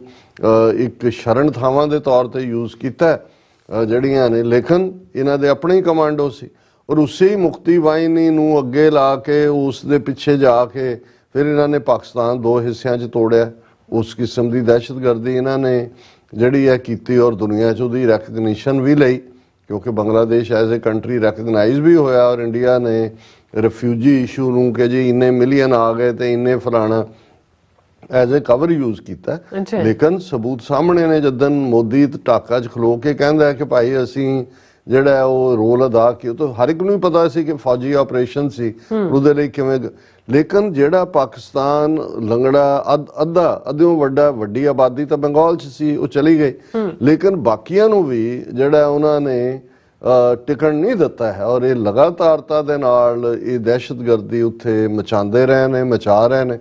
ਲੇਕਿਨ ਜਦੋਂ Ajit Doval national security advisor ਦੇ ਤੌਰ ਤੇ ਟੇਕ ਓਵਰ ਕਰਦਾ ਹੈ, ਫਿਰ ਅਸੀਂ ਦੇਖਦੇ ਹਾਂ ਕਿ ਜਿਸ ਨੂੰ ਹੁਣ ਟ੍ਰਾਂਸਨੈਸ਼ਨਲ ਰਿਪਰੈਸ਼ਨ ਦਾ ਨਾਂ ਦਿੱਤਾ ਗਿਆ। ਲੇਕਿਨ ਮੈਂ ਆਮ ਬੰਦੇ ਦੀ ਸਮਝ ਗੋਚਰਾ ਕਰਨ ਲਈ ਇਹਨੂੰ ਕਿਲਿੰਗ ਸਪਰੀ ਕਹਾਂਗੇ ਕਿ ਵੀ ਉਹਨਾਂ ਨੇ ਦੇਖਿਆ ਕਿ ਵਿਦਨ ਕੰਟਰੀ ਤਾਂ ਜੋ ਕੁਛ ਉਹਨਾਂ ਨੇ ਕਸ਼ਮੀਰ ਨਾਲ ਕੀਤਾ, 5 ਅਗਸਤ 2019 ਨੂੰ ਉਸ ਦਾ ਆਰਟੀਕਲ 370-35 ਸਟੇਟ ਦਾ ਦਰਜਾ ਵੀ ਖਤਮ ਕਰਤਾ। ਉਹਨਾਂ ਨੇ ਕਿਹਾ ਕਿ ਵੀ ਜਿਹੜਾ ਸਾਨੂੰ ਨਹੀਂ ਪਰਵਾਹ UN ਸਿਕਿਉਰਿਟੀ ਕਾਉਂਸਲ ਦੀ, ਉਹਨਾਂ ਦੇ ਰੈਜ਼ੋਲੂਸ਼ਨ ਕੀ ਕਹਿੰਦੇ ਨੇ, ਅਸੀਂ ਤਾਂ ਇਹਨਾਂ ਦੀ ਹੋਂਦ ਹੀ ਮਿਟਾ ਰਹੇ। ਵਿਦਨ ਕਸ਼ਮੀਰ ਉਹਨਾਂ ਨੇ ਕਿਵੇਂ ਨੌਜਵਾਨਾਂ ਨੂੰ ਚੁੱਕ ਕੇ ਪੁਲਿਸ ਮੁਕਾਬਲਿਆਂ ਦੇ ਵਿੱਚ ਤਾਂ ਮਾਰਿਆ ਜਿਨ੍ਹਾਂ ਦੇ ਨਾਲ ਸਮਝੌਤੇ ਵੀ ਕਰ ਲਏ ਸੀ, ਮੁਹੰਮਦ ਯਾਸੀਨ ਵਰਗੇ ਔਰ ਦੂਸਰੇ, ਉਹਨਾਂ ਨੂੰ ਵੀ ਵਾਪਸ ਦਹਿਸ਼ਤਗਰਦੀ ਦੇ ਪੁਰਾਣੇ ਕੇਸ ਖੋਲ ਕੇ ਕਿਸੇ ਨੂੰ ਮਨੀ ਲਾਂਡਰਿੰਗ 'ਚ ਧੁਰ ਲਿਆ, ਕਿਸੇ ਹੋਰ ਨੂੰ ਧੁਰ ਲਿਆ। ਔਰ ਕਿਵੇਂ ਈਵਨ ਸੈਯਦ ਅਲੀ ਸ਼ਾਹ ਗਿਲਾਨੀ, ਇੱਕ ਬਜ਼ੁਰਗ ਸਟੇਟਸਮੈਨ ਲਾਈਕ ਮੈਨ, ਉਹਨੂੰ ਕਿਵੇਂ ਰੋਲਿਆ, ਉਹਦੀ ਮਈਅਤ ਨੂੰ ਕਿਵੇਂ ਰੋਲਿਆ। ਇਹ ਸਾਰਾ ਸਮਝਣਾ ਜ਼ਰੂਰੀ ਹੈ ਕਿ ਇਹਨਾਂ ਨੇ ਡੈਲੀਬਰੇਟਲੀ ਇਹ ਦੇਖ ਕੇ ਕਿ ਭਾਈ ਅਸੀਂ ਜਿਹੜਾ ਹੁਣ ਥਾਣੇਦਾਰ ਬਣ ਗਏ ਆ ਇਸ ਖਿੱਤੇ ਦੇ, ਅਮਰੀਕਾ ਦੇ ਨਾਲ ਸਾਡੀ ਯਾਰੀ ਪੈ ਗਈ ਹੈ ਔਰ ਸਾਨੂੰ ਅਮਰੀਕਾ ਨੂੰ ਸਾਡੀ ਲੋੜ ਹੈ ਚੀਨ ਦੇ ਅਗੇਂਸਟ ਬੁਲਵਾਕ ਦੇ ਤੌਰ ਤੇ, ਔਰ ਅਸੀਂ ਜੋ ਮਰਜ਼ੀ ਕਰੀਏ। ਉਸ ਐਗਰੈਸਿਵ ਕਿਲਿੰਗ ਸਪਰੀ ਦੇ ਨਤੀਜੇ ਦੇ ਤੌਰ ਤੇ ਇੱਥੇ ਕੈਨੇਡਾ ਜਾਂ UK ਕੈਨੇਡਾ ਔਰ ਬਾਅਦ 'ਚ ਅਮਰੀਕਾ ਜਾਣ ਤੋਂ ਪਹਿਲਾਂ ਉਹਨਾਂ ਨੇ ਪਾਕਿਸਤਾਨ ਦੇ ਵਿੱਚ ਜਿਹੜਾ ਹੈ ਐਗਰੈਸਿਵ ਕਿਲਿੰਗਸ ਕੀਤੀਆਂ। ਔਰ ਅਸੀਂ ਇਹ ਜਨਾ ਹੁਣ ਅੱਜ ਜਦੋਂ ਕਿ ਮੇਨ ਨਿਊਜ਼ ਹੈ ਕਿ ਪਾਕਿਸਤਾਨ ਦੇ ਫੋਰਨ ਸੈਕਟਰੀ ਮੁਹੰਮਦ ਸਾਇਰਸ ਸਜਦ ਕਾਜ਼ੀ, ਉਹਨਾਂ ਨੇ ਇਸਲਾਮਾਬਾਦ ਦੇ ਵਿੱਚ ਪ੍ਰੈਸ ਕਾਨਫਰੰਸ ਕਰਕੇ ਇਹ ਡਿਟੇਲ ਦਿੱਤੀ ਹੈ ਔਰ ਉਹਨਾਂ ਨੇ ਕਿਹਾ ਕਿ credible evidence of links between Indian agents and assassination of 2 Pakistanis, कि 2 पाकिस्तानी prominently मोहम्मद लतीफ और मोहम्मद रियाज ਜਿਹੜੇ ਕਿ ਮਸੀਤਾਂ ਦੇ ਬਾਹਰ ਔਰ ਅੰਦਰ ਇੱਕ ਸਿਆਲਕੋਟ ਦੇ ਵਿੱਚ ਜਿਹੜਾ ਪੰਜਾਬ ਦੇ ਵਿੱਚ ਹੈ, ਇੱਕ ਰਾਵਲਾ ਕੋਟ ਜਿਹੜਾ ਆਜ਼ਾਦ ਕਸ਼ਮੀਰ ਦੇ ਵਿੱਚ ਹੈ, ਉਹਨਾਂ ਨੂੰ ਮਾਰਿਆ ਗਿਆ ਸੀ। ਉਹਨਾਂ ਨੇ ਕਿਹਾ ਜੀ ਸਾਡੇ ਕੋਲ ਕ੍ਰੈਡੀਬਲ ਸਬੂਤ ਨੇ ਕਿ ਕਿਵੇਂ ਯੋਗੇਸ਼ ਕੁਮਾਰ ਨਾਂ ਦਾ ਬੰਦਾ ਜਿਹੜਾ ਬਾਹਰ ਬੈਠਾ ਹੈ, ਉਹਨੇ ਕਿਵੇਂ ਰਿਕਰੂਟ ਕੀਤਾ ਬੰਦਿਆਂ ਨੂੰ, ਕਿਵੇਂ ਹਾਇਰਡ ਅਸੈਸਿਨਸ ਰਾਹੀਂ ਇਹ ਕਿਲਿੰਗਸ ਕੀਤੀਆਂ ਗਈਆਂ। ਔਰ ਜਿਹੜੇ ਸਾਡੇ ਪ੍ਰੋਗਰਾਮ ਨਾਲ ਲਗਾਤਾਰਤਾ ਨਾਲ ਜੁੜੇ ਹੋਏ ਨੇ ਨੂੰ ਪਤਾ ਹੋਏਗਾ ਕਿ ਅਸੀਂ ਇਹ ਦੋਨੋਂ ਹੀ ਘਟਨਾਵਾਂ ਦਾ ਜ਼ਿਕਰ ਇਸ ਪ੍ਰੋਗਰਾਮ ਦੇ ਵਿੱਚ ਕੀਤਾ ਕਿ ਭਾਈ ਇਹ ਦੋਵੇਂ ਹੀ ਜਿਹੜੇ ਨੇ ਮੁਹੰਮਦ ਲਤੀਫ, ਸ਼ਾਹਿਦ ਲਤੀਫ ਔਰ ਮੁਹੰਮਦ ਰਿਆਜ਼, ਇਹ ਕਸ਼ਮੀਰੀ ਐਕਟਿਵਿਸਟ ਸਨ, ਕਸ਼ਮੀਰੀਆਂ ਦੀ ਆਜ਼ਾਦੀ ਦੀ ਗੱਲ ਕਰਨ ਵਾਲੇ ਸਨ। ਅਜੇ ਤਾਂ ਇਹਨਾਂ ਨੇ ਸਿਰਫ 2 ਦਾ ਜ਼ਿਕਰ ਕੀਤਾ ਹੈ, ਹੋਰ ਵੀ ਕਸ਼ਮੀਰੀ। ਹੁਣ ਜਦੋਂ ਇਹ ਖਬਰ ਵੀ ਆਈ ਔਰ ਅੱਜ ਸਾਰੇ ਪਾਸੇ ਚਰਚਾ ਸੀ ਤੇ ਮੈਨੂੰ ਕੁਝ ਵੀਰਾਂ ਦੀਆਂ ਕਾਲਾਂ ਵੀ ਆਈਆਂ, ਉਹਨਾਂ ਨੇ ਕਿਹਾ ਜੀ ਇਹਨਾਂ ਨੇ ਪਰਮਜੀਤ ਸਿੰਘ ਪੰਜਵੜ ਦਾ ਜ਼ਿਕਰ ਨਹੀਂ ਕੀਤਾ ਜਿਹੜਾ ਉਹਨਾਂ ਨੇ। ਮੈਂ ਕਿਹਾ ਜੀ ਗੱਲ ਇਹ ਹੈ ਕਿ ਇਹ ਇੰਨਾ ਹੀ ਬੜਾ ਹੈ ਕਿ ਇਹਨਾਂ ਨੇ ਆਪਣਾ ਇੰਨਾ ਕੁ ਹੌਸਲਾ ਦਿਖਾਇਆ ਕਿ ਇੰਡੀਆ ਨੂੰ ਉਹਨਾਂ ਨੇ ਟਰਾਂਸਨੈਸ਼ਨਲ ਰਿਪਰੈਸ਼ਨ ਦੇ ਲਈ ਜ਼ਿੰਮੇਵਾਰ ਦੱਸਦੇ ਆ। ਇਹਨਾਂ 2 ਕੇਸਾਂ ਦੀਆਂ ਵੀ ਡਿਟੇਲਸ ਦਿੱਤੀਆਂ। ਮੈਂ ਕਿਹਾ ਪਰਮਜੀਤ ਸਿੰਘ ਪੰਜਵੜ ਦਾ ਕਦੇ ਵੀ ਜ਼ਿਕਰ ਨਹੀਂ ਕਰਨਗੇ। ਔਰ ਕਹਿੰਦੇ ਜੀ ਉਹ ਕਿਉਂ? ਮੈਂ ਕਿਹਾ ਇਸ ਲਈ ਕਿ ਉਹਨਾਂ ਨੂੰ ਭਾਰਤ ਨੇ ਆਲਰੇਡੀ ਦਹਿਸ਼ਤਗਰਦ ਐਲਾਨ ਕੇ ਪਾਕਿਸਤਾਨ ਤੋਂ ਉਹਨਾਂ ਦੀ ਐਕਸਟ੍ਰੈਡੀਸ਼ਨ ਦੀ ਮੰਗ ਕੀਤੀ ਹੋਈ ਸੀ ਕਿ ਸਾਡੇ ਹਵਾਲੇ ਕਰੋ। ਔਰ ਪਾਕਿਸਤਾਨ ਦਾ ਸਟੈਂਡ ਇਹਦੇ ਉੱਤੇ ਸੀ ਕਿ ਵੀ ਉਹ ਪਾਕਿਸਤਾਨ 'ਚ ਨਹੀਂ ਨੇ, ਸਾਡੇ ਕੋਲ ਇਹ ਨਹੀਂ ਹੈ, ਕਿਉਂਕਿ ਜਿਹੜੇ 5 ਨਾਂ ਉਹਨਾਂ 'ਚ ਪਰਮਜੀਤ ਸਿੰਘ ਪੰਜਵੜ ਸਨ, 4 ਹੋਰ ਨੇ। ਉਹਨਾਂ ਨੇ ਕਿਹਾ ਕਿ ਜੀ ਕਿਉਂਕਿ ਉਹ ਤਾਂ ਆਲਰੇਡੀ ਜੇ ਇਸ ਚਾਰਜ ਨੂੰ ਉਹ ਲਿਆਂਦੇ ਨੇ ਕਿ ਵੀ ਉਹਨਾਂ ਨੇ ਮਾਰਿਆ, ਇਹਦਾ ਮਤਲਬ ਇਹ ਹੈ ਕਿ ਫਿਰ ਭਾਰਤ ਦਾ ਉਹ ਜਿਹੜਾ ਚਾਰਜ ਹੈ ਕਿ ਜੀ ਉਹ ਤੁਹਾਡੇ ਕੋਲ ਨੇ ਉਹ ਸਾਬਤ ਹੁੰਦਾ। ਸੋ ਮੈਂ ਕਿਹਾ ਕਿ ਵੀ ਗੱਲ ਸਾਨੂੰ ਉਸ ਪਾਸੇ ਜਾਂ ਇਹ ਤਵੱਕੋ ਵੀ ਨਹੀਂ ਕਰਨੀ ਚਾਹੀਦੀ, ਕਿਉਂਕਿ ਅਸੀਂ ਤਾਂ ਇਸ ਗੱਲ ਲਈ ਇੰਨਾ ਕਿ ਸ਼ੁਕਰਗੁਜ਼ਾਰ ਹੁੰਦੇ ਹਾਂ ਕਿ ਭਾਈ ਜੇ ਪਾਕਿਸਤਾਨ ਘੱਟੋ ਘੱਟ ਇੰਨੀ ਕੁ ਹਮਦਰਦੀ ਰੱਖਦਾ ਹੈ ਜੇ ਕਿ ਉਸ ਨੇ ਉਹਨਾਂ ਹਾਲਾਤਾਂ ਦੇ ਵਿੱਚ ਜਦੋਂ ਕਿ ਪਾਕਿਸਤਾਨ ਦੇ ਉੱਤੇ ਪੂਰਾ ਦਬਾਅ ਬਣਿਆ ਹੋਇਆ ਸੀ, ਅਮਰੀਕਾ ਦਾ ਵੀ 9/11 ਤੋਂ ਬਾਅਦ ਵੀ, ਫਿਰ ਸੋ ਕਾਲਡ ਪਾਰਲੀਮੈਂਟ ਅਟੈਕ 2003 ਵਾਲੇ ਪੀਰੀਅਡ, ਫਿਰ ਮੁੰਬਈ ਦੀਆਂ ਘਟਨਾਵਾਂ, ਔਰ ਪਾਕਿਸਤਾਨ ਨੇ ਕੋਈ ਵੀ ਇਸ ਕਿਸਮ ਦੇ ਦਬਾਅ ਨੂੰ ਨਹੀਂ ਕਬੂਲਿਆ। ਹਾਲਾਂਕਿ ਜਿਹੜੇ ਨੇ ਦੁਨੀਆ ਭਰ ਦੇ ਵਿੱਚ ਇੱਕ ਤੋਂ ਦੂਜੀ ਥਾਂ, ਈਵਨ ਜਦੋਂ ਫਲਸਤੀਨੀ ਸਟਰਗਲ ਪਹਿਲੇ ਪੀਰੀਅਡ 'ਚ ਰਹੀ ਜਾਂ ਦੂਜੀ ਇੱਕ ਜ਼ਮਾਨੇ ਦੇ ਵਿੱਚ, ਜੇ ਮੈਂ ਗਲਤ ਨਾ ਹੋਵਾਂ ਤੇ ਉਹ ਪਾਕਿਸਤਾਨੀ ਪਾਸਪੋਰਟ ਵੀ ਇਸਤੇਮਾਲ ਹੁੰਦੇ ਸੀ, ਜਾਂ ਇਹ ਇੱਕ ਮੁਲਕ ਦੂਸਰੇ ਦੀ ਮਦਦ ਕਰਦਾ ਜਦੋਂ ਉਹਨਾਂ ਨੂੰ ਲੱਗਦਾ ਹੈ ਕਿ ਭਾਈ ਉਹਨਾਂ ਦੇ ਰਿਫਿਊਜੀ ਨੇ। ਜਿਵੇਂ ਵਿਦਨ ਪਾਕਿਸਤਾਨ ਜਿਹੜੇ ਨੇ ਅਫਗਾਨ ਰਿਫਿਊਜੀ ਵੀ 6 ਮਿਲੀਅਨ ਦੇ ਲਗਭਗ ਇੱਕ ਸਟੇਜ ਤੇ ਰਹੇ ਨੇ।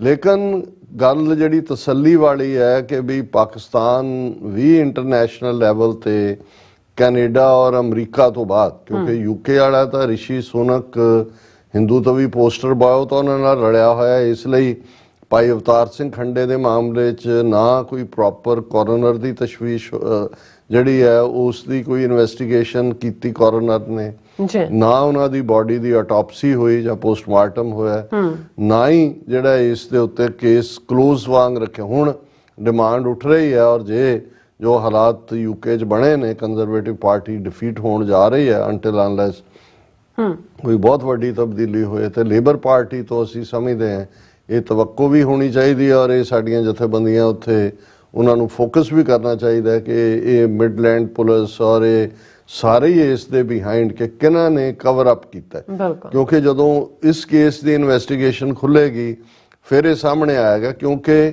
ਇਸ ਤੋਂ ਪਹਿਲਾਂ ਹੀ ਮਈ ਮਹੀਨੇ ਦੇ ਵਿੱਚ ਜਿਹੜਾ ਭਾਈ ਪਰਮਜੀਤ ਸਿੰਘ ਪੰਜਵੜ ਦੀ ਅਸੈਸੀਨੇਸ਼ਨ ਪਾਕਿਸਤਾਨ 'ਚ ਹੋਈ ਲਾਹੌਰ ਦੇ ਵਿੱਚ, ਹੁਣ ਇਹ ਜਿਹੜੇ ਦੋਨੋਂ ਹੀ ਮੁਹੰਮਦ ਸ਼ਾਹਿਦ ਲਤੀਫ ਔਰ ਮੁਹੰਮਦ ਰਿਆਜ਼ ਜਿਹੜੇ ਸਿਆਲਕੋਟ ਔਰ ਰਾਵਲਾਕੋਟ ਦੇ ਵਿੱਚ ਮਾਰੇ ਗਏ ਕਿਲਿੰਗ ਸਪਰੀ ਦੇ ਨਾਲ, ਇਹਨਾਂ ਬਾਰੇ ਬੜੀਆਂ ਡਿਟੇਲਸ ਉਹਨਾਂ ਨੇ ਪ੍ਰੋਵਾਈਡ ਕੀਤੀਆਂ ਨੇ, ਕਿੱਥੋਂ ਕੀ ਹੋਇਆ ਮੈਂ ਉਸ ਡਿਟੇਲ 'ਚ ਤਾਂ ਨਹੀਂ ਜਾਵਾਂਗਾ।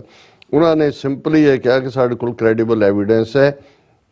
ਫਿਰ ਉਹਨਾਂ ਨੇ ਇਹ 2023 ਦੇ ਵਿੱਚ ਕਿਲਿੰਗ ਹੁੰਦੀਆਂ ਨੇ, ਉਹੀ ਨਵੰਬਰ ਪੀਰੀਅਡ।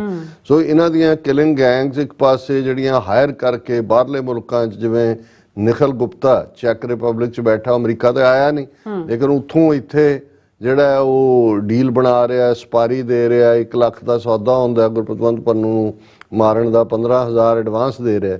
ਇਵੇਂ ਹੀ ਪਾਕਿਸਤਾਨ ਦੇ ਵਿੱਚ ਮਿਡਲ ਈਸਟ ਦੀਆਂ ਕੰਟਰੀਜ਼ ਜਿੱਥੇ ਕਿ 8 ਤੋਂ 10 ਮਿਲੀਅਨ ਇੰਡੀਅਨ, 1 ਕਰੋੜ ਦੇ ਲਗਭਗ ਮੁਸਲਮਾਨ ਦੇਸ਼ਾਂ 'ਚ ਬੈਠੇ ਹੋਏ ਨੇ, ਉੱਥੇ ਜਿਹੜੇ ਲੋਕ ਬੇਰੁਜ਼ਗਾਰ ਨੇ, ਪਾਕਿਸਤਾਨ 'ਚ ਕਿਸੇ ਵੇਲੇ ਉਹ ਸਿਕਿਉਰਿਟੀ ਜਾਂ ਦੂਜੇ 'ਚ ਰਹੇ, ਉੱਥੇ ਨਹੀਂ, ਉਹਨਾਂ ਨੂੰ ਹਾਇਰ ਕੀਤਾ ਇਹਨਾਂ ਕੰਮਾਂ ਦੇ ਲਈ। ਔਰ ਇਸ ਮਾਮਲੇ 'ਚ ਈਵਨ ਪਾਕਿਸਤਾਨੀ ਸ਼ਹਿਰੀ ਵੀ ਜਿਹੜੇ ਨੇ, ਜਿਹੜੇ ਉਹਨਾਂ ਨੇ ਹਾਇਰ ਕੀਤੇ, ਉਹਨਾਂ ਨੇ ਅੱਗੋਂ ਕਿਵੇਂ ਮਰਸਨਰੀ ਹਾਇਰ ਕੀਤੇ, ਉਹਦੀਆਂ ਡਿਟੇਲਸ ਨੇ। ਔਰ ਉਸ ਆਪਣੀ ਪ੍ਰੈਸ ਕਾਨਫਰੰਸ ਦੇ ਵਿੱਚ ਉਹਨਾਂ ਨੇ ਕਿਹਾ ਕਿ ਵੀ India was running a sophisticated and sinister campaign of extra-territorial and extrajudicial killings inside Pakistan. He stated that these were killing for hire cases and involved a sophisticated international setup spread over multiple jurisdictions. कि बहुत सारे थावां ते फैलिया होया है, बड़ा sophisticated part है। ਹੁਣ ਅਮਰੀਕਾ ਦੇ ਵਿੱਚ ਬੇਸ਼ੱਕ ਇਹ ਪਲਾਟ ਰੁਕ ਗਿਆ ਕਿਉਂਕਿ ਜਿਹਨੂੰ ਸਪਾਰੀ ਦੇ ਰਹੇ ਸੀ ਆਲਰੇਡੀ ਅੰਡਰ ਕਵਰ ਏਜੰਟ ਸੀ, ਪਰ FBI ਨੂੰ ਇਸ ਗੱਲ ਦੇ ਉਹਨਾਂ ਦੇ ਕੋਲ ਬੜੀ ਪੁਖਤਾ ਜਾਣਕਾਰੀ ਹੈ ਕਿ ਭਾਈ ਇਹ ਵੱਡੇ ਲੈਵਲ ਦੇ ਉੱਤੇ ਇਹਨਾਂ ਨੇ ਇੱਥੇ ਸਿੱਖਾਂ ਨੂੰ ਟਾਰਗੇਟ ਕੀਤਾ ਹੈ, ਉਹਨਾਂ ਨੂੰ ਹਰਾਸ ਕੀਤਾ ਜਾ ਰਿਹਾ ਹੈ। ਔਰ ਅੱਜ ਸਾਡੇ ਵਿਊਅਰ ਜਦੋਂ ਬ੍ਰੇਕ ਦੇ ਵਿੱਚ ਐਡ ਦੇਖਣਗੇ ਤਾਂ ਜਿਹੜੀ ਐਡ ਉਹ ਇੱਕ ਦੇਖਣਗੇ ਉਹ ਅਫੀਸ਼ੀਅਲ FBI ਦੀ ਐਡ ਹੈ ਜਿਹੜੀ ਕਿ ਪੰਜਾਬੀ ਜ਼ਬਾਨ ਦੇ ਵਿੱਚ ਉਹਨਾਂ ਨੇ ਜਿਹੜੀ ਹੈ ਉਹ ਕੀਤੀ ਹੈ, ਔਰ ਕਿ ਉਹਦੇ ਵਿੱਚ ਉਹਨਾਂ ਨੇ ਇਹ ਸਾਰੇ ਹੀ ਅਮਰੀਕਾ ਵਾਸਤੇ ਸਿੱਖਾਂ ਨੂੰ ਖਾਸ ਤੌਰ ਤੇ ਇਹ ਕਿਹਾ ਕਿ ਤੁਹਾਨੂੰ ਕੋਈ ਵੀ ਜਿਹੜਾ ਇਸ ਕਿਸਮ ਦਾ ਤੁਹਾਡੇ ਤੇ ਥ੍ਰੈਟ ਹੁੰਦੀ ਹੈ, ਪਿੱਛੇ ਤੁਹਾਡੇ ਘਰਦਿਆਂ ਨੂੰ ਕੋਈ ਹਰਾਸ ਕਰਦਾ ਹੈ, ਕੋਈ ਜਾਇਦਾਦ ਜਾਂ ਦੂਜੇ ਦੇ ਉੱਤੇ ਹੱਥ ਪਾਉਂਦਾ ਹੈ, ਜਾਂ ਇੱਥੇ ਕੋਈ ਵੀ ਹੈ, ਉਹਨਾਂ ਨੇ FBI ਨੇ ਆਪਣਾ ਨੰਬਰ ਦਿੱਤਾ ਹੈ ਕਿ ਭਾਈ ਕਾਲ ਕਰਕੇ ਸਾਨੂੰ, ਅਸੀਂ ਜਿਹੜਾ ਇਹ ਅਮਰੀਕਨ ਸ਼ਹਿਰੀਆਂ ਦੀ ਹਿਫਾਜ਼ਤ ਦੇ ਲਈ ਹੈ। ਔਰ ਨਾਲ ਦੀ ਨਾਲ ਉਹਨਾਂ ਨੇ ਕਿਹਾ ਕਿ ਭਾਈ ਜੇ ਫਰਦਰ ਕੋਈ ਗੱਲ ਕਰਨਾ ਚਾਹੁੰਦਾ ਔਰ ਉਹਨਾਂ ਨੂੰ ਅੰਗਰੇਜ਼ੀ ਨਹੀਂ ਆਉਂਦੀ ਤਾਂ ਈਵਨ ਅਸੀਂ ਪੰਜਾਬੀ 'ਚ ਗੱਲ ਕਰਨ ਵਾਲਿਆਂ ਦਾ ਵੀ ਪ੍ਰਬੰਧ ਕੀਤਾ। ਔਰ ਇਹ ਐਡ TV 84 ਨੂੰ ਇਹ ਪਹਿਲਾ ਫਖਰ ਹਾਸਲ ਹੈ ਕਿ ਸਾਡੇ ਚੈਨਲ ਤੇ ਸਭ ਤੋਂ ਪਹਿਲਾਂ ਇਹ ਰਨ ਹੋ ਰਹੀ ਹੈ ਔਰ ਸਾਨੂੰ ਅਫੀਸ਼ੀਅਲੀ ਜਿਹੜਾ ਹੈ ਇਹ ਸਾਡੇ ਤੱਕ ਪਹੁੰਚ ਹੋਈ ਹੈ। ਔਰ ਅਸੀਂ ਸਮਝਦੇ ਹਾਂ ਕਿ ਇਹ ਗੱਲ ਸ਼ੋਅ ਕਰਦੀ ਹੈ ਕਿ FBI ਦਾ ਸਿੱਖਾਂ ਦੀ ਸੇਫਟੀ ਨੂੰ ਲੈ ਕੇ ਔਰ ਇੰਡੀਆ ਦੀ ਜਿਹੜੀ ਗੰਦੀ ਖੇਡ ਹੈ ਟਰਾਂਸਨੈਸ਼ਨਲ ਰਿਪਰੈਸ਼ਨ ਦੀ, ਉਹਨਾਂ ਨੂੰ ਇਹ ਪਤਾ ਹੈ ਕਿ ਵੀ ਇਹ ਮਹਿਜ਼ ਪਕੜੇ ਜਾਣ ਨਾਲੇ ਗੱਲ ਮੁੱਕੀ ਨਹੀਂ ਹੈ, ਇਹ ਕਿੱਥੋਂ ਤੱਕ ਇਹਦੀਆਂ ਜੜ੍ਹਾਂ ਕਿਵੇਂ ਗੈਂਗਸਟਰ ਲਾਰੈਂਸ ਬਿਸ਼ਨੋਈ ਗੈਂਗ ਔਰ ਉਹ ਸਾਰਾ ਕੀ ਫੈਲਿਆ ਹੋਇਆ। ਔਰ ਇਹ ਬਿਲਕੁਲ ਠੀਕ ਕਿਹਾ ਉਹਨਾਂ ਨੇ ਫੋਰਨ ਸੈਕਟਰੀ ਪਾਕਿਸਤਾਨ ਦੇ ਨੇ ਕਿ ਵੀ ਇਹ ਸੋਫਿਸਟੀਕੇਟ ਔਰ ਸਿਨਿਸਟਰ ਕੈਂਪੇਨ ਹੈ ਜਿਹਦੀਆਂ ਜੜ੍ਹਾਂ ਜਿਹੜੀਆਂ ਨੇ ਉਹ ਕਾਫੀ ਫੈਲੀਆਂ ਹੋਈਆਂ ਨੇ। ਔਰ ਇਹ ਉਹਨਾਂ ਨੇ ਕਿਹਾ ਕਿ ਇਹ ਜਿਹੜੇ ਨੇ Indian agents used technology and safe havens on foreign soil to commit assassination in Pakistan. They recruited, financed and supported criminals, terrorists and unsuspecting civilians to play defined roles in the assassination। ਕਿ ਹਰ ਇੱਕ ਨੂੰ ਕਿਸੇ ਨੂੰ ਪੈਸੇ transfer ਕਰਨ ਤੱਕ ਵਰਤਿਆ, ਕਿਸੇ ਨੂੰ ਅੱਗੋਂ ਹਾਇਰ ਕਰਨ ਤੱਕ ਵਰਤਿਆ, ਕਿਸੇ ਨੂੰ ਮੌਕੇ ਦੇ ਉੱਤੇ ਜਾ ਕੇ ਕਿਲਿੰਗ ਦੇ ਲਈ ਵਰਤਿਆ। ਔਰ ਉਹਨਾਂ ਨੇ ਇਹ ਕਿਹਾ ਕਿ ਵੀ ਜਿਉਂ ਹੀ ਇਹ ਕਿਲਿੰਗਸ ਹੁੰਦੀਆਂ ਨੇ, ਤੁਸੀਂ ਜਿਵੇਂ ਜਦੋਂ ਭਾਈ ਹਰਦੀਪ ਸਿੰਘ ਨਿੱਜਰ ਦਾ ਮਰਡਰ ਹੁੰਦਾ ਹੈ, ਅਵਤਾਰ ਸਿੰਘ ਖੰਡੇ ਦਾ ਹੁੰਦਾ, ਜਿਵੇਂ ਇੰਡੀਅਨ ਸੋਸ਼ਲ ਮੀਡੀਆ ਤੇ ਜਾਂ ਉਹ ਗੋਬਰ ਆਰੀਆ ਵਰਗੇ ਉਛਲ ਕੇ ਕਹਿ ਰਹੇ ਸੀ ਘੁਸ ਕੇ ਮਾਰਾ, ਇਵੇਂ ਹੀ ਜਦੋਂ ਪਾਕਿਸਤਾਨ 'ਚ ਇਹ ਮਰਡਰ ਹੁੰਦੇ ਰਹੇ ਸੋਸ਼ਲ ਮੀਡੀਆ ਦੇ ਉੱਤੇ ਜਿਹੜੇ ਇਸ ਕਿਸਮ ਦੇ ਨਾਨ ਸਟੇਟ ਐਕਟਰ ਖੜੇ ਕੀਤੇ ਹੋਏ ਨੇ, ਉਹਨੂੰ ਉਹਨਾਂ ਨੇ ਰੈਫਰ ਕੀਤਾ ਕਿ ਅਕੋਰਡਿੰਗ ਟੂ ਫੋਰਨ ਸੈਕਟਰੀ ਦਾ ਲਾਸਟ ਨੇਮ ਕਾਜ਼ੀ ਹੈ, Qazi Indian media and social media accounts immediately claimed and glorified these killings as successful retribution against enemies of India and projected their capacity to carry out these illegal acts। उन्होंने कहा देखो घर में घुस के मारा। उन्होंने फिर कहा कि भाई ये जड़े potential assassin ने they were recruited using social media, talent spotters and fake Daesh accounts। fake account करके teams of financiers, locators and assassins were employed in the operation। फिर उन्होंने कहा कि deliberate exit plans were also developed to obscure all potential tracks। कि किवें उन्हां नूं enter करवाना है जिन्हां राहीं किलिंग दूजी तीजी करवानी है, उन्हां नूं एग्जिट किवें करना है, ये बड़ा मेटिकुलसली ये सारा प्लान कीता पहला उन्हां। और फिर उन्होंने केस की डिटेल दी कि शाहिद लतीफ नूं अक्तूबर 11 2023 च ਜਿਹੜੇ ਕਿ ਮਸੀਤ ਦੇ ਬਾਹਰ ਸਿਆਲਕੋਟ 'ਚ ਅਸੈਸੀਨੇਟ ਹੋਏ। ਇਹ ਜਦੋਂ ਅਸੀਂ ਉਹਨਾਂ ਨੇ ਕਿਹਾ ਵੀ ਇਨਵੈਸਟੀਗੇਟ ਕੀਤਾ ਤੇ Indian agent Yogesh Kumar based in a third country orchestrated the assassination, ਕਿ ਇਹ ਸਾਰਾ ਕਰਨ ਦੇ ਲਈ ਮਹੇਸ਼ ਕੁਮਾਰ ਜ਼ਿੰਮੇਵਾਰ ਸੀ, ਕਿਸੇ ਹੋਰ ਥਾਂ ਤੇ ਬੈਠਾ ਹੋਇਆ। ਔਰ ਉਹਨਾਂ ਨੇ ਕਿਹਾ ਵੀ ਕਿਵੇਂ ਮੁਹੰਮਦ ਉਮੇਰ ਜਿਹੜਾ ਇੱਕ ਲੇਬਰਰ ਸੀ ਉਸ ਦੇ ਨਾਲ ਉਹਨੇ ਕੰਟੈਕਟ ਕੀਤਾ, ਜਿਹਨੇ ਅੱਗੋਂ ਲੋਕਲ ਜਿਹੜੇ ਕ੍ਰਿਮੀਨਲ ਐਲੀਮੈਂਟ ਨੇ ਪਾਕਿਸਤਾਨ 'ਚ ਉਹਨਾਂ ਨੇ ਕੀਤਾ। ਔਰ ਇਹਦੇ ਥੱਲੇ ਸ਼ਾਹਿਦ ਲਤੀਫ ਜਿਹੜਾ ਹੈ ਉਹ ਲੋਕਲ ਕ੍ਰਿਮੀਨਲਸ ਰਾਹੀਂ ਜਿਹੜਾ ਉਹਨਾਂ ਨੇ ਸ਼ੁਰੂ ਕੋਸ਼ਿਸ਼ ਕੀਤੀ ਪਰ ਉਹ ਉਦੋਂ ਫੇਲ ਹੋਏ, ਕਾਮਯਾਬ ਨਹੀਂ ਹੋਇਆ। ਫਿਰ ਉਮੇਰ ਜਿਹੜਾ ਉਹ ਖੁਦ ਆਇਆ ਜਿਹੜਾ ਜਿਹਨੂੰ ਇਹਨੇ ਮਹੇਸ਼ ਨੇ ਕੀਤਾ ਸੀ ਔਰ ਉਹਨੇ ਇਹ ਕੈਰੀ ਆਊਟ ਕੀਤੀ ਅਸੈਸੀਨੇਸ਼ਨ। ਇਸੇ ਤਰ੍ਹਾਂ ਉਹਨਾਂ ਨੇ talking about the second assassination Foreign Secretary said another Indian agent was involved in killing of Pakistani man identified as Mohammad Riaz, who was assassinated during Fajr prayers inside a mosque in Rawalakot on September 8th 2023। ਹੁਣ ਤੁਸੀਂ ਦੇਖੋਗੇ ਕਿ ਜਿਵੇਂ ਇੱਥੇ ਮਈ ਦੇ ਵਿੱਚ ਪਰਮਜੀਤ ਸਿੰਘ ਪੰਜਵੜ ਮਾਰਿਆ ਜਾਂਦਾ ਹੈ, 18 ਜੂਨ ਨੂੰ ਹਰਦੀਪ ਸਿੰਘ ਨਿੱਜਰ, ਜੂਨ ਦੇ ਵਿੱਚ ਹੀ ਅਮਰੀਕਾ 'ਚ ਮਾਰਨ ਦੀ ਲਾਈਨ ਸੀ, ਔਰ ਉੱਥੇ ਵੀ ਤੁਸੀਂ ਦੇਖੋਗੇ ਸਤੰਬਰ 'ਚ ਕਿ ਉਹਨਾਂ ਨੇ ਕਿਹਾ ਜੀ ਸਾਲ ਮੁੱਕਣ ਦੇ ਨਾਲ ਮੁਕਾ ਦਿਓ, ਔਰ ਇਹ ਫਜਰ ਦੀ ਨਮਾਜ਼, ਫਜਰ ਸਵੇਰ ਦੀ ਨਮਾਜ਼ ਹੁੰਦੀ ਹੈ, ਅੰਮ੍ਰਿਤ ਵੇਲਾ ਜਿਹਨੂੰ ਅਸੀਂ ਕਹਿੰਦੇ ਹਾਂ, ਉਸ ਪੀਰੀਅਡ ਦੇ ਵਿੱਚ ਮਾਰਿਆ। ਔਰ ਉਹਨਾਂ ਨੇ ਕਿਹਾ ਕਿ ਵੀ ਇਹ ਜਿਹੜਾ ਮਾਰਨ ਵਾਲਾ ਸੀ ਉਹਨੂੰ ਲਾਅ ਐਨਫੋਰਸਮੈਂਟ ਏਜੰਸੀ ਨੇ ਫੜ ਲਿਆ, ਮੁਹੰਮਦ ਅਬਦੁੱਲਾ ਅਲੀ ਨਾਂ ਦਾ ਬੰਦਾ ਸੀ, ਔਰ ਇਹ ਜਿਨਾ ਇੰਟਰਨੈਸ਼ਨਲ ਏਅਰਪੋਰਟ ਤੋਂ ਫਲਾਈਟ ਲੈ ਰਿਹਾ ਸੀ ਕਿਉਂਕਿ ਬਾਹਰੋਂ ਆਇਆ ਔਰ ਇਹਨੂੰ ਇਹੀ ਟਾਸਕ ਦਿੱਤੀ ਗਈ ਸੀ। ਔਰ ਉਹਨਾਂ ਨੇ ਕਿਹਾ ਕਿ ਵੀ ਇਹ ਜਦੋਂ ਉਹਨੂੰ ਇੰਟੈਰੋਗੇਟ ਕੀਤਾ ਗਿਆ ਤੇ ਇਹ ਰਿਵੀਲ ਹੋਇਆ ਕਿ Ali was recruited and guided by Indian agents Ashok Kumar Anand and Yogesh Kumar, ਜਿਹੜੀਆਂ ਥਰਡ ਕੰਟਰੀ 'ਚ ਬੈਠੇ ਨੇ। ਔਰ ਉਹਨਾਂ ਨੇ ਫਿਰ ਸੋਸ਼ਲ ਮੀਡੀਆ ਪਲੇਟਫਾਰਮ ਟੈਲੀਗ੍ਰਾਮ ਜਿਹਦੇ ਰਾਹੀਂ ਉਹਨੂੰ ਰਿਕਰੂਟ ਕੀਤਾ, ਔਰ ਇਹ ਉਹਨਾਂ ਨੇ ਅੱਗੋਂ ਸਾਰੀ ਡਿਟੇਲ ਦਿੱਤੀ ਹੈ ਵੀ ਕਿਵੇਂ ਕਿਵੇਂ। ਉਹਨਾਂ ਕਿਹਾ ਸਾਡੇ ਕੋਲ ਪੂਰੇ ਸਬੂਤ ਨੇ, ਇਸ ਤੋਂ ਅਸੀਂ ਅੰਦਾਜ਼ਾ ਲਾ ਸਕਦੇ ਹਾਂ ਕਿ growing sophistication that these cases revealed a growing sophistication and brazenness of Indian sponsored terrorist act in Pakistan, highlighted that such incidents were also reported in Canada and US. Clearly the Indian network of extrajudicial and extraterritorial killing has become a global phenomena। ਉਹਨਾਂ ਨੇ ਕਿਹਾ ਕਿ ਜੀ ਇਹ ਪਾਕਿਸਤਾਨ ਦੀ soil ਦੇ ਉੱਤੇ ਪਾਕਿਸਤਾਨੀ ਸ਼ਹਿਰੀਆਂ ਨੂੰ ਮਾਰਨਾ ਇਹ ਵਾਇਲੇਸ਼ਨ ਹੈ ਸਾਡੀ ਸੋਵਰਨਿਟੀ ਦੀ, UN ਚਾਰਟਰ ਦੀ ਬ੍ਰੀਚ ਹੈ ਔਰ ਇੰਟਰਨੈਸ਼ਨਲ ਲਾਅ ਦੀ ਵਾਇਲੇਸ਼ਨ ਹੈ। ਔਰ ਇਹ ਚੰਗੀ ਗੱਲ ਹੈ ਕਿ ਵੀ ਐਟਲੀਸਟ ਹੁਣ ਇਹਨਾਂ ਨੂੰ ਯਾਦ ਆਇਆ।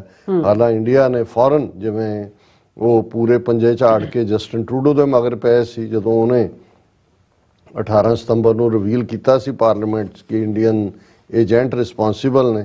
ਇਸੇ ਤਰ੍ਹਾਂ ਫੌਰਨ ਇੰਡੀਅਨ ਮਿਨਿਸਟਰੀ ਨੇ ਅਫੇਅਰਸ ਨੇ ਕਿਹਾ ਕਿ ਕਾਜ਼ੀਜ਼ ਰਿਮਾਰਕਸ ਦੇ ਉੱਤੇ ਪਾਕਿਸਤਾਨ's latest attempt at peddling false and malicious anti-India propaganda ਕਿ ਗਲਤ ਪ੍ਰਚਾਰ ਹੈ, ਐਂਟੀ ਇੰਡੀਆ ਪ੍ਰੋਪੇਗੈਂਡਾ ਹੈ, ਇਸ ਨੂੰ ਇਹਨਾਂ ਨੇ ਕੀਤਾ ਹੈ।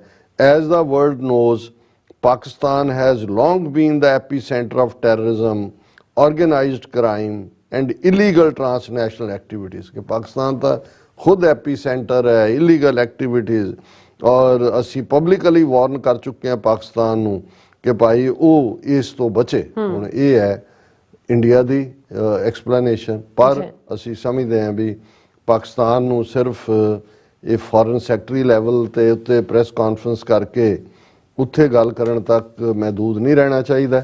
ਇਹ ਜਿਹੜੀ ਐਵੀਡੈਂਸ ਔਰ ਪ੍ਰੂਫਸ ਦੀ ਗੱਲ ਉਹਨਾਂ ਨੇ ਕੀਤੀ ਹੈ, ਪ੍ਰੋਪਰ ਡੋਜ਼ੀਅਰ ਬਣਾ ਕੇ ਇਸ ਦਾ ਯੂਨਾਈਟਿਡ ਨੇਸ਼ਨਸ ਇਹਨਾਂ ਦੇ ਐਂਬੈਸਡਰ ਨੇ, ਯੂਨਾਈਟਿਡ ਨੇਸ਼ਨਸ ਦੇ ਵਿੱਚ ਇਸ ਇਸ਼ੂ ਨੂੰ ਉਠਾਇਆ ਜਾਏ। ਔਰ ਜਿਵੇਂ ਜੇ ਇਹ ਕਿਲਿੰਗ ਐਕਟ ਜਿਹੜੇ ਨੇ ਇਹ ਵਾਇਲੇਸ਼ਨ ਹੈ ਸੋਵਰਨਿਟੀ ਦੀ ਵੀ, ਇੰਟਰਨੈਸ਼ਨਲ ਲਾਅ ਦੀ ਵੀ, ਔਰ ਇਸ ਨੂੰ ਐਕਸਪਲੋਰ ਕੀਤਾ ਜਾਏ ਕਿ ਜੇ ਇਸ ਕਿਸਮ ਦੇ ਟਰਾਂਸਨੈਸ਼ਨਲ ਰਿਪਰੈਸ਼ਨ ਦੇ ਕੇਸਾਂ ਨੂੰ ਇੰਟਰਨੈਸ਼ਨਲ ਕ੍ਰਿਮੀਨਲ ਕੋਰਟ ਜਾਂ ਇੰਟਰਨੈਸ਼ਨਲ ਕੋਰਟ ਆਫ ਜਸਟਿਸ ਤੱਕ ਪਾਕਿਸਤਾਨ ਲਈ ਲਿਜਾਣਾ ਔਖਾ ਨਹੀਂ ਹੈ ਕਿਉਂਕਿ ਉਹਨਾਂ ਦਾ ਮੁਲਕ ਹੈ, ਉਹਨਾਂ ਦੇ ਉਹ ਮੈਂਬਰ ਨੇ UN ਦੇ ਇਸ ਲੀਗਲ ਆਰਮ ਦੇ ਵੀ ICJ ਦੇ, ਔਰ ਨਾਲ ਦੀ ਨਾਲ ਵਿਕਟਮ ਵੀ ਨੇ। ਔਰ ਇੰਡੀਆ ਜਿਹੜਾ ਬਲੋਚਿਸਤਾਨ 'ਚ ਔਰ ਦੂਸਰੇ ਪੂਰੀ ਤਰ੍ਹਾਂ ਦਹਿਸ਼ਤਗਰਦੀ ਕਰ ਰਿਹਾ ਹੈ। ਔਰ ਹਮੇਸ਼ਾ ਹੀ ਮੇਰਾ ਇਹ ਕਹਿਣਾ ਰਿਹਾ ਜਦੋਂ ਵੀ ਅਸੀਂ ਪਾਕਿਸਤਾਨ ਦੇ ਇਸ ਇਸ਼ੂ ਨੂੰ ਐਡਰੈਸ ਕੀਤਾ ਹੈ ਨੈਪੋਲੀਅਨ ਬੋਨਾਪਾਰਟ ਦੇ ਇਹਨਾਂ ਲਫ਼ਜ਼ਾਂ ਨੂੰ ਕਿ the best form of defence is offence. ਜਦੋਂ ਉਹਨੂੰ ਪੁੱਛਿਆ ਸੀ ਵਾਰ ਟਫ ਹੋਈ, 4 ਚੁਫੇਰੇ ਘਿਰੇ ਸੀ, ਕੀ ਕਰੀਏ, ਉਹਨੇ ਕਿਹਾ attack and attack and attack. Pakistan ਨੂੰ ਇਹ ਬਹੁਤ ਪਹਿਲਾਂ ਕਰਨਾ ਚਾਹੀਦਾ ਸੀ ਔਰ ਭਾਰਤ ਦਾ ਹੌਸਲਾ ਵੱਧਦਾ ਚਲਾ ਗਿਆ। ਉਹਨਾਂ ਨੇ ਪਾਕਿਸਤਾਨ ਨੂੰ ਇੰਟਰਨੈਸ਼ਨਲ ਪਲੇਟਫਾਰਮ ਤੇ ਵੀ ਬਦਨਾਮ ਕੀਤਾ ਔਰ ਅਲਟੀਮੇਟਲੀ ਜੋ ਇਹ ਉਹਨਾਂ ਨੇ ਵਿਦਨ ਜਾ ਕੇ ਜਿਹੜੀਆਂ ਕਿਲਿੰਗਸ ਕੀਤੀਆਂ ਨੇ, ਅਜੇ ਤਾਂ ਇਹਨਾਂ ਨੇ 2 ਦਾ ਹੀ ਜ਼ਿਕਰ ਕੀਤਾ ਕਿਉਂਕਿ ਇਹਦੇ ਕ੍ਰੈਡੀਬਲ ਸਬੂਤ ਹੋਣਗੇ। ਸਾਡੇ ਅੰਦਾਜ਼ੇ ਮੁਤਾਬਕ 1 ਦਰਜਨ ਦੇ ਕਰੀਬ ਜਿਹੜੇ ਐਕਟਿਵਿਸਟ ਨੇ ਇਸ ਪੀਰੀਅਡ ਦੇ ਵਿੱਚ ਕਸ਼ਮੀਰੀ ਔਰ ਲਗਭਗ 2 ਸਿੱਖ ਜਿਹੜੇ ਨੇ ਉਹ ਇਹਨਾਂ ਹਾਲਾਤਾਂ ਦੇ ਵਿੱਚ ਜੋ ਟਰਾਂਸਨੈਸ਼ਨਲ ਕਿਲਿੰਗ ਸਪਰੀ ਹੈ ਉਸ ਦਾ ਸ਼ਿਕਾਰ ਹੋਇਆ। ਬਿਲਕੁਲ ਰਾਜ ਸਾਹਿਬ, ਤੁਹਾਡਾ ਬਹੁਤ ਬਹੁਤ ਸ਼ੁਕਰੀਆ। ਸੋ ਇੱਥੇ ਲੈਣ ਬ੍ਰੇਕ, ਔਰ ਬ੍ਰੇਕ ਤੇ ਜਾਣ ਤੋਂ ਪਹਿਲਾਂ ਅਸੀਂ ਆਪਣੇ ਦਰਸ਼ਕਾਂ ਦੇ ਸਰੋਤਿਆਂ ਨੂੰ ਅਪੀਲ ਤੇ ਬੇਨਤੀ ਕਰਦੀ ਵਿਊਅਰਸ, ਜਿਸ ਤਰ੍ਹਾਂ ਕਿ ਤੁਸੀਂ ਜਾਣਦੇ ਹੋ ਟੀਵੀ 84 ਇੱਕ ਪੰਥਕ ਚੈਨਲ ਹੈ। ਟੀਵੀ 84 ਦੀ ਚੜ੍ਹਦੀ ਕਲਾ ਲਈ ਵੱਧ ਤੋਂ ਵੱਧ ਡੋਨੇਟ ਕਰੋ। ਡੋਨੇਟ ਕਰਨ ਲਈ ਸਾਡੀ ਵੈਬਸਾਈਟ tv84.tv ਤੇ ਜਾ ਕੇ ਪੇਪਲ ਦੀ ਵਰਤੋਂ ਕਰਕੇ ਵਨ ਟਾਈਮ ਡੋਨੇਟ ਕਰ ਸਕਦੇ ਹੋ, ਮੰਥਲੀ ਡੋਨੇਟ ਵੀ ਕਰ ਸਕਦੇ ਹੋ। ਤੁਸੀਂ ਟੀਵੀ 84 ਦੇ ਨਾਮ ਤੇ ਚੈੱਕ ਬਣਾ ਕੇ ਸਾਨੂੰ ਮੇਲ ਵੀ ਕਰ ਸਕਦੇ ਹੋ ਸਾਡੇ ਇਸ ਪਤੇ ਤੇ 36-01 37 Avenue, Long Island City, New York 11101 USA, ਜਾਂ ਫਿਰ ਤੁਸੀਂ ਸਾਨੂੰ ਫੋਨ ਰਾਹੀਂ ਵੀ ਸੰਪਰਕ ਕਰ ਸਕਦੇ ਹੋ 5166191984। ਤੁਸੀਂ ਸਾਨੂੰ ਈਮੇਲ ਵੀ ਕਰ ਸਕਦੇ ਹੋ info@tv84.tv ਤੇ। ਅਸੀਂ ਤੁਹਾਡੇ ਤਹਿ ਦਿਲ ਤੋਂ ਸ਼ੁਕਰਗੁਜ਼ਾਰ ਹੋਵਾਂਗੇ। ਸੋ ਇੱਥੇ ਲੈਣੇ ਬ੍ਰੇਕ। ਵਿਊਅਰਸ, ਤੁਸੀਂ ਇਸ ਤਰ੍ਹਾਂ ਬਣੇ ਰਹਿਣਾ। ਮਿਲਦੇ ਹਾਂ ਛੋਟੇ ਜਿਹੇ ਵਕਫੇ ਤੋਂ ਬਾਅਦ।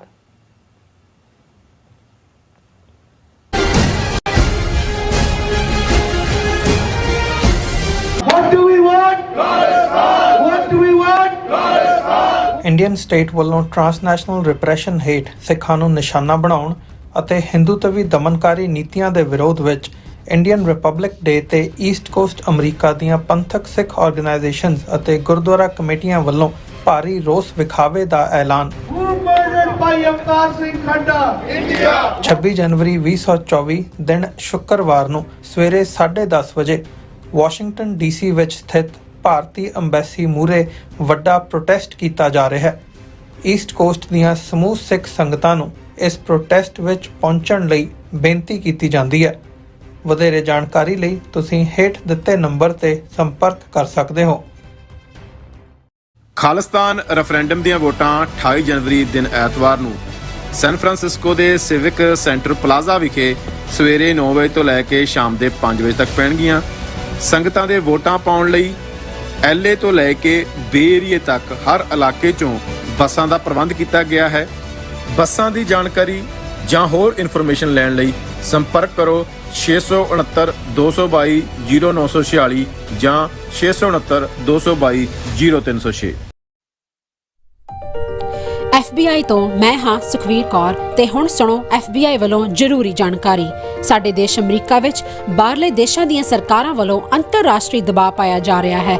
ਇਸ ਨੂੰ ਰੋਕਣ ਲਈ FBI ਨੂੰ ਤੁਹਾਡੇ ਸਹਿਯੋਗ ਦੀ ਲੋੜ ਹੈ। ਵਿਦੇਸ਼ੀ ਸਰਕਾਰਾਂ ਜਾਂ ਉਹਨਾਂ ਦੇ ਮੁਲਾਜ਼ਮਾਂ ਜਾਂ ਮੁਖਬਰਾਂ ਵੱਲੋਂ ਅਮਰੀਕਾ ਵਿੱਚ ਵਸਦੇ ਕਿਸੇ ਵੀ ਇਨਸਾਨ ਨਾਲ ਕੀਤੇ ਜਾ ਰਹੇ ਅੰਤਰਰਾਸ਼ਟਰੀ ਦਬਾਅ ਦੀਆਂ ਕੁਝ ਕਿਸਮਾਂ ਇਹ ਨੇ: ਨਿਗਰਾਨੀ ਰੱਖਣੀ, ਪਿੱਛਾ ਕਰਨਾ, ਤੰਗ ਪਰੇਸ਼ਾਨ ਕਰਨਾ, ਅਗਵਾ ਕਰਨ ਦੀ ਕੋਸ਼ਿਸ਼ ਜਾਂ ਉਸ ਤੇ ਸਰੀਰਕ ਹਮਲਾ ਕਰਨਾ, ਅਤੇ ਧਮਕੀਆਂ ਤੇ ਡਰਾਵੇ ਰਾਹੀਂ ਜ਼ਬਰਦਸਤੀ ਕਿਸੇ ਭਾਈਚਾਰੇ ਜਾਂ ਵਿਅਕਤੀਆਂ ਬਾਰੇ ਜਾਣਕਾਰੀ ਇਕੱਠੀ ਕਰਨ ਦੀ ਕੋਸ਼ਿਸ਼ ਕਰਨੀ, ਕਿਸੇ ਨੂੰ ਉਸ ਦੇ ਮੂਲ ਦੇਸ਼ ਨੂੰ ਮੁੜਨ ਲਈ ਮਜਬੂਰ ਕਰਨਾ ਜਾਂ ਮੂਲ ਦੇਸ਼ ਵਿੱਚ ਵਸਦੇ ਉਸ ਦੇ ਰਿਸ਼ਤੇਦਾਰਾਂ ਨੂੰ ਡਰਾਉਣਾ ਜਾਂ ਹਿਰਾਸਤ ਵਿੱਚ ਲੈਣਾ, ਕਿਸੇ ਦੇ ਕੰਪਿਊਟਰ ਜਾਂ ਫੋਨ ਨੂੰ ਹੈਕ ਕਰਕੇ ਉਸ ਦੀ ਨਿੱਜਤਾ ਤੇ ਹਮਲਾ ਕਰਨਾ ਜਾਂ ਉਸ ਬਾਰੇ ਇੰਟਰਨੈਟ ਤੇ ਕੂੜ ਪ੍ਰਚਾਰ ਕਰਨਾ, ਕਿਸੇ ਦੀਆਂ ਵਿੱਤੀ ਜਾਇਦਾਦਾਂ ਨੂੰ ਜ਼ਬਤ ਕਰਨਾ। ਜੇ ਤੁਹਾਨੂੰ ਲੱਗਦਾ ਹੈ ਕਿ ਤੁਸੀਂ ਅੰਤਰਰਾਸ਼ਟਰੀ ਦਬਾਅ ਦੇ ਸ਼ਿਕਾਰ ਹੋ ਤਾਂ FBI ਨੂੰ ਹੁਣੇ ਕਾਲ ਕਰੋ 1-800-CALL-FBI ਜਾਂ 1-800-225-5324 ਤੇ ਸੰਪਰਕ ਕਰੋ। ਤੇ ਜੇ ਤੁਹਾਡੇ ਲਈ ਅੰਗਰੇਜ਼ੀ ਵਿੱਚ ਗੱਲ ਕਰਨਾ ਮੁਸ਼ਕਲ ਹੈ ਤਾਂ ਤੁਸੀਂ ਪੰਜਾਬੀ ਵਿੱਚ ਗੱਲ ਕਰਨ ਲਈ ਕਹਿ ਸਕਦੇ ਹੋ, ਜਾਂ FBI ਦੀ ਵੈਬਸਾਈਟ tips.fbi.gov ਤੇ ਆਪਣੀ ਸ਼ਿਕਾਇਤ ਦਰਜ ਕਰਾਓ। ਹੋਰ ਜਾਣਕਾਰੀ ਲਈ ਦੇਖੋ fbi.gov/TNR। ਜੇਕਰ ਤੁਸੀਂ ਤੁਰੰਤ ਸਰੀਰਕ ਖਤਰੇ ਵਿੱਚ ਹੋ ਤਾਂ 911 ਤੇ ਕਾਲ ਕਰੋ। FBI ਵੱਲੋਂ ਤੁਹਾਡੀ ਰਿਪੋਰਟ ਕਦੀ ਵੀ ਕਿਸੇ ਵਿਦੇਸ਼ੀ ਸਰਕਾਰ ਨਾਲ ਸਾਂਝੀ ਨਹੀਂ ਕੀਤੀ ਜਾਵੇਗੀ। FBI ਦਾ ਮਨੋਰਥ ਅਮਰੀਕਾ ਵਿੱਚ ਵਸਦੇ ਲੋਕਾਂ ਦੀ ਰੱਖਿਆ ਕਰਨਾ ਅਤੇ ਯੂਨਾਈਟਿਡ ਸਟੇਟਸ ਦੇ ਸੰਵਿਧਾਨ ਨੂੰ ਕਾਇਮ ਰੱਖਣਾ ਹੈ।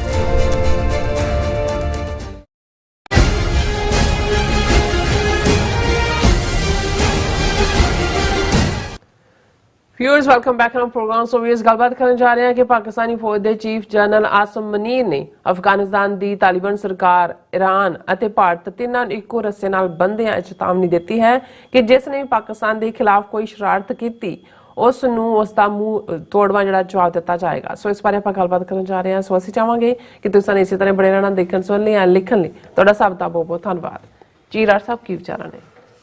ਦੇਖੋ, ਅਸੀਂ ਇਹ ਦੇਖ ਰਹੇ ਹਾਂ ਵੀ ਪਾਕਿਸਤਾਨ ਦੇ ਵਿੱਚ ਇੱਕ ਚੇਂਜ ਜ਼ਰੂਰ ਹੈ। ਹਾਲਾਂ ਇੰਟਰਨਲੀ ਜੋ ਉੱਥੇ ਚੱਲ ਰਿਹਾ ਹੈ ਉਸ ਦੇ ਉੱਤੇ ਅਸੀਂ ਕੋਈ ਵੀ ਕਮੈਂਟ ਕਰਨ ਤੋਂ ਗੁਰੇਜ਼ ਕਰਦੇ ਹਾਂ।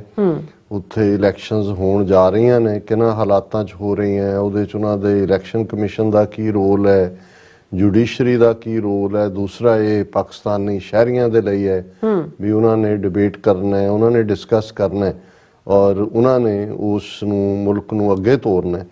ਲੇਕਿਨ ਅਸੀਂ ਕਿਉਂਕਿ ਜਦੋਂ ਪਾਕਿਸਤਾਨ ਦੀ ਫੋਰਨ ਪਾਲਿਸੀ ਵਿਜ਼ਾ ਵੀ ਇੰਡੀਆ ਕੀ ਹੁੰਦੀ ਹੈ, ਵਿਜ਼ਾ ਵੀ ਅਫਗਾਨਿਸਤਾਨ ਕੀ ਹੁੰਦੀ ਹੈ, ਜਾਂ ਈਰਾਨ ਵਾਲੇ ਕ੍ਰਾਈਸਿਸ 'ਚ ਅਸੀਂ ਦੇਖਿਆ ਕਿ ਭਾਈ ਉਸ ਨੇ ਈਵਨ ਦੁਨੀਆ ਭਰ ਦੇ ਵਿੱਚ ਵੀ ਇੱਕ ਜਿਹੜਾ ਹੈ ਉਹ ਕਿਉਰਿਓਸਿਟੀ ਲਿਆਂਦੀ ਕਿ ਵੀ ਇਹ ਕੀ ਹੋਇਆ, ਉਹਦੇ 'ਚ ਸਾਡਾ ਇੰਟਰਸਟ ਹੁੰਦਾ।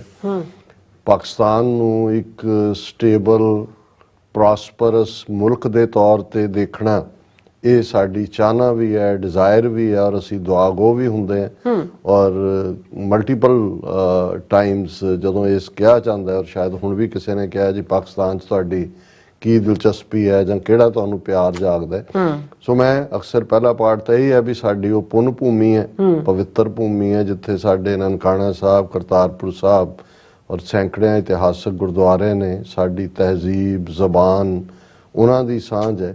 ਪਰ ਇਸ ਦੇ ਨਾਲ ਜੁੜਿਆ ਹੋਇਆ ਪਾਰਟ ਇਹ ਹੈ ਕਿ ਜਦੋਂ ਅਸੀਂ ਖਾਲਿਸਤਾਨ ਦੀ ਤਹਿਰੀਕ, ਖਾਲਿਸਤਾਨ ਦੀ ਕਾਇਮੀ ਦੀ ਗੱਲ ਕਰਦੇ ਹਾਂ, ਬਿਲਕੁਲ ਇਹ ਉਸੇ ਹੀ ਮਾਡਲ ਦੇ ਉੱਤੇ ਹੈ ਜਾਂ ਉਸੇ ਹੀ ਜਿਹੜਾ ਸਿਧਾਂਤ ਦੇ ਉੱਤੇ ਖੜਾ ਹੈ ਜਿੱਥੇ ਕਿ ਅਸੀਂ ਇੱਕ ਅੱਡ ਨੇਸ਼ਨ ਹੈ, ਇੱਕ ਅੱਡ ਕੌਮ ਹੈ, ਸਾਡੀ ਅੱਡ ਪਛਾਣ ਹੈ।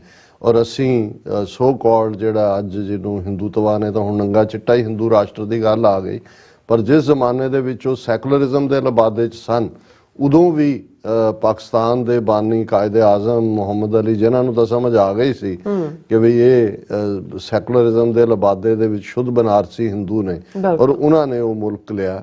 ਔਰ ਇਹਦੇ 'ਚ ਵੀ ਕੋਈ ਦੋ ਰਾਵਾਂ ਨਹੀਂ ਨੇ ਕਿ ਪਾਕਿਸਤਾਨ ਦੇ ਕਾਨਸੈਪਟ ਨੂੰ ਤਾਂ ਪਹਿਲਾਂ ਹੀ ਕਿਵੇਂ ਉਹਦੀ ਵਿਰੋਧਤਾ ਸੀ, ਪਰ ਪਾਕਿਸਤਾਨ ਬਣਨ ਤੋਂ ਬਾਅਦ ਇਹਨਾਂ 75 ਸਾਲਾਂ 'ਚ ਕੋਈ ਵੀ ਸਕਸੈਸਿਵ ਹਕੂਮਤ ਭਾਰਤ 'ਚ ਆਈ ਹੋਏ, ਉਹਨਾਂ ਨੇ ਕਦੇ ਪਾਕਿਸਤਾਨ ਨੂੰ ਦਿਲੋਂ ਮਨੋਂ ਤਾਂ ਦੂਰ ਦੀ ਗੱਲ ਤਸਲੀਮ ਹੀ ਨਹੀਂ ਕੀਤਾ ਹੈ, ਉਸ ਨੂੰ ਜਿਹੜਾ ਐਕਸੈਪਟ ਹੀ ਨਹੀਂ ਕੀਤਾ ਮਨੋਂ। ਕਿਉਂ ਬਾਹਰ ਤਾਂ ਜਦੋਂ ਇੱਕ UN ਰੈਕਗਨਾਈਜ਼ਡ ਕੰਟਰੀ ਹੈ, ਤੁਹਾਡੇ ਬਾਰਡਰ ਨਾਲ ਲੱਗਦੇ ਨੇ, ਤੁਸੀਂ ਕਿਵੇਂ ਕਹਿ ਸਕਦੇ ਹੋ ਜੀ ਮੁਲਕ ਨਹੀਂ ਹੈ। ਲੇਕਿਨ ਇਹਨਾਂ ਦੇ ਔਰ ਅੱਜ ਤਾਂ ਇੱਕ ਵੱਡਾ ਤਬਕਾ ਜਦੋਂ ਅਖੰਡ ਭਾਰਤ ਆ ਹੁਣ ਮੰਦਰ ਦੀ ਨੌਟੰਕੀ ਕੀਤੀ ਹੈ, ਤਾਂ ਉਦੋਂ ਵੀ ਈਵਨ ਉਹਨਾਂ ਦੇ ਸ਼ੰਕਰਾਚਾਰੀਆ ਕਹਿੰਦੇ ਸੁਣੇ ਗਏ ਕਿ ਜੀ ਇਹ ਜਿਹੜਾ ਅਸੀਂ ਤਾਂ ਅਖੰਡ ਭਾਰਤ ਦੇ ਹਾਮੀ ਹੈ, ਔਰ ਉਹਨਾਂ ਦਾ ਅਖੰਡ ਭਾਰਤ ਕੀ ਹੈ, ਕਿੱਥੋਂ ਤੱਕ ਹੈ, ਕਿਸੇ ਨੂੰ ਕੋਈ ਭੁਲੇਖਾ ਨਹੀਂ ਹੋਣਾ ਚਾਹੀਦਾ।